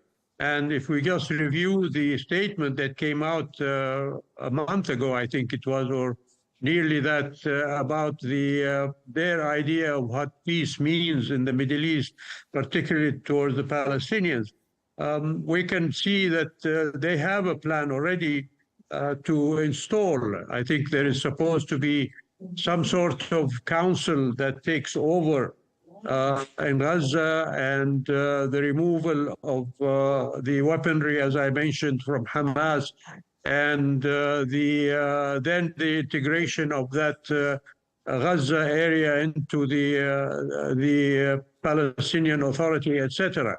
So these are things that I think the French and the Saudis have been working on, and I'm not privy to them. And do you have any idea who would finance the rebuilding of Gaza? That's been a big question. Where would the financial input come from? I think the financial issue should come from the world, because basically this is not just a simple question of Palestine versus Israel, but it's a worldwide issue that has been on the books since 1948. And the voting of the big countries in 1948 that created Israel should be responsible for financing the so-called day after and what goes on from there. And also, I was just wondering, you know, the UN Commission said that there is a genocide happening within Gaza City. Yes. And I wonder what your thoughts are on that, because Israel said there's no genocide happening, the UN is biased. Do you believe that there is a genocide? Absolutely. I'm not an expert on these issues, but experts themselves have said so, including some Israelis who are, quite frank about their definition of genocide and that it applies to what the Israelis are doing to the Palestinians. So in my mind, it's a clear-cut case of genocide against the Palestinians. But why isn't the UN doing enough to open these aid corridors to get food to the people of Gaza? This has been a big question. And yesterday we did see Donald Trump criticize the UN and say they actually don't do much. They just have talks, but nothing actually happens. Do you think the UN has been effective in helping these people and reach the people who really need it? Or what more needs to be done? If we remove the veto of the United States from these considerations, the United Nations can do its job. Unfortunately, it's the US veto that stymies the actions of the United Nations, not just in Palestine, but in other places as well. And we see that also Russia has used the veto power vis-a-vis Ukraine, etc. So the veto is the stumbling block that prevents the UN from doing its job. Perhaps the most notable thing that we are currently observing at the moment is that the Saudi initiative for a two-state solution has gained significant momentum, especially among Western countries. How will the kingdom build on this momentum and make sure that diplomacy wins the day?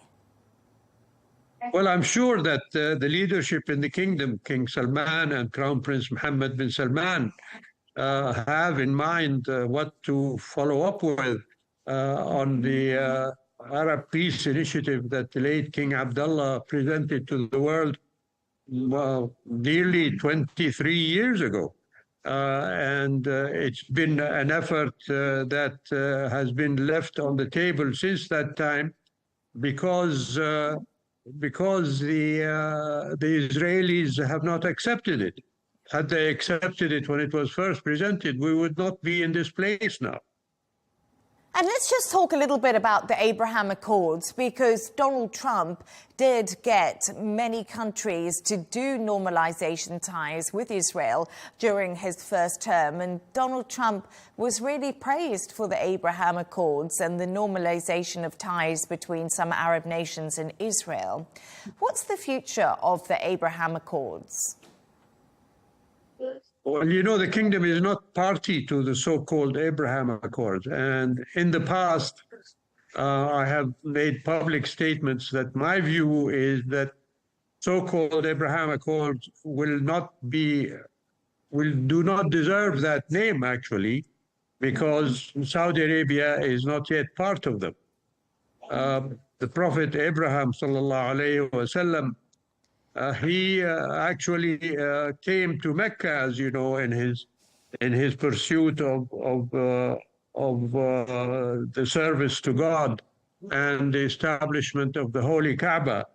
And unless the kingdom becomes party to any future agreement that envisions the establishment of a Palestinian state and the right of self-determination for the Palestinian people and the capital in East Jerusalem, I don't consider them to be Abrahamic. Some people may disagree with me, but that is my view. And Your Excellency, just before I let you go, What would you like the future of Palestine to look like for the people who are there? And how do you hope a resolution is reached? That is something I think all of us hope for peace. You know, my late father had a wish to conduct a trip to Jerusalem before he died. Unfortunately, his death preceded that event. But I too, I have publicly said that I hope before I die that I'll be able to visit the mosque in Jerusalem. It will be a crowning achievement for humanity to finally put this conflict to end, and the Palestinian people to get their full rights as was envisioned in the initial UN resolution back in 1948.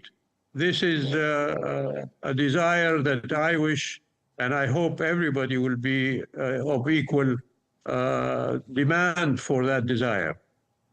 Prince Turki Al Faisal, yes, we all hope for peace. And I want to say thank you so much for your time and thank you for joining me. Thank you. Pleasure.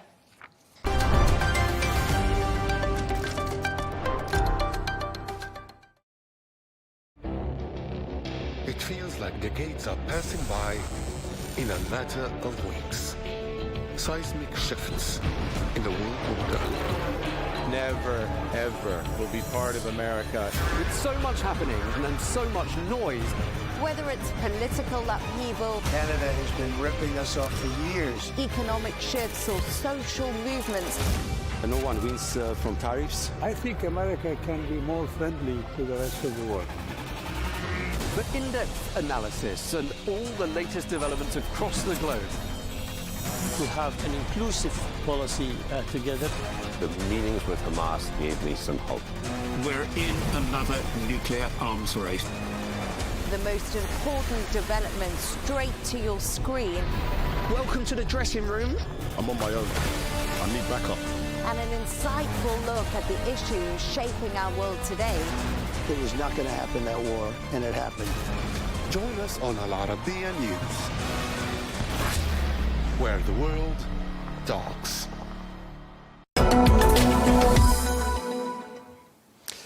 In an exclusive interview here on Arabiya English, we'll be getting the latest on a defense pact signed between Saudi Arabia and Pakistan. Any attack on either nation will be considered an attack on both. Well, this strategic mutual defence agreement was signed during a visit to the kingdom by the Pakistani Prime Minister Shehbaz Sharif, who held talks with Crown Prince Mohammed bin Salman. Well, I'll be speaking to Sadiq Malik, who is a Pakistani government spokesperson, for all the details on that deal. Saudi Arabia and Pakistan have signed a defence pact pledging that any attack on either nation will be considered an attack on both. Well, this strategic mutual defence agreement was signed during a visit to the kingdom by the Pakistani Prime Minister Shehbaz Sharif, who held talks with Crown Prince Mohammed bin Salman at the Al Yamama Palace. Well, in a statement, the visiting Pakistani Prime Minister thanked the Crown Prince for his, quote, keen interest in expanding Saudi investments, trade and business ties. Well, accompanying the Pakistani Prime Minister on that visit to Riyadh was Sadiq Malik, who is a Pakistani government spokesperson who joins us now. Thank you very much indeed for taking the time to speak to us. My pleasure. Now, Pakistan and Saudi Arabia have a strong and historic relationship. Military ties between the two countries go back decades. Why is this deal so significant in your opinion? I think it's the relationship that you're referring to, which goes back since the creation of Pakistan. And frankly, if you look at the roots of this relationship, they go back 1,400, 1,500 years. So the brotherhood that had historically, I think, has manifested itself in various forms. At every juncture when Pakistan has needed support, the kingdom has been by the Pakistani side. Whether it was economic development or defense-related matters or diplomacy, the kingdom was already there and always there. And same goes for Pakistan. If you walk down the streets of Pakistan, you would find out that even a common man would say that we are going to be there by the side of our Saudi brethren if the two holy mosques are ever attacked. And it needed no treaty. Every Pakistani would tell you the same. So I think what was implicit before and unstated has taken the form of a treaty. And that's the most significant part of this treaty, that it's now kind of a relationship which is documented. But this relationship has been there forever. OK, so let's talk about what's been agreed on. An attack on one nation means an attack on both. And I want to ask you, what message does that send out to the world? I think it sends out the message of brotherhood. And it sends out the same message that the North Atlantic Treaty gave to the world, that this is not offensive, this is not aggressive, this is not against anyone. This is a defensive treaty where countries who have cultural ties, who have religious ties, who have all kinds of relationships, economic relationships, other relationships, they come together and they're going to exchange technology, they're going to exchange training, they're going to share innovations, and they're going to have joint military exercises to make sure that the experiences that we've had over the past several decades being extremely better, battle hard, and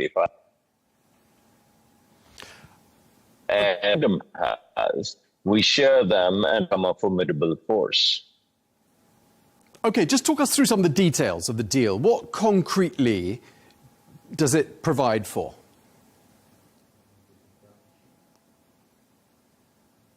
I mean, it's kind of like many other defensive. I think the best way of looking at it is to look at NATO. It's not an aggressive treaty. It doesn't fight for attacking anyone. But if any of the countries in NATO framework are attacked, it would be deemed as if all of them have been attacked. So we've had this relationship or tacit understanding for several decades, or frankly forever. It's just that we've now articulated it in the form of a treaty. OK, and do you think this deal is going to make the region safer? And as an extension of that question, do you think the deal could be extended to other countries in the Gulf? I think very good relationships, very deep relationships with other countries. But the kind of relationship that we have with the Kingdom of Saudi Arabia is unprecedented. So I'm not terribly sure how our relationship with other countries would pan out. But if there was a larger work, and I'm not committing to anything, but I would like to believe that if there was a larger framework which created more stability and more peace, Pakistan is always open to discuss that lead to peace and stability. So we would take into account anything that comes our way, but only in the way of something that creates peace and stability in the region and doesn't create any, we don't want to be part of anything that destabilizes the region. OK, and of course, you've just come back from Riyadh, and I saw all the flags there welcoming the Pakistani delegation to the Saudi capital in the last few days. As well as strengthening defence cooperation with the kingdom, just tell us what else was agreed during that state visit. I think this round was exclusively about our defence agreement. And we spoke about a lot of different elements of that, including, as I mentioned to you earlier, exercises, technologies, and sharing, intelligence sharing, technology sharing, and so on and so forth. So this visit was primarily focused on that. OK, well, thank you very much indeed. We really appreciate you taking the time to speak to us. Sadiq Malik, Pakistani government spokesperson, thank you very much for your time, sir. Well, you can see that exclusive interview in full on our Saudi business show, The Real Deal, which airs as ever on Monday.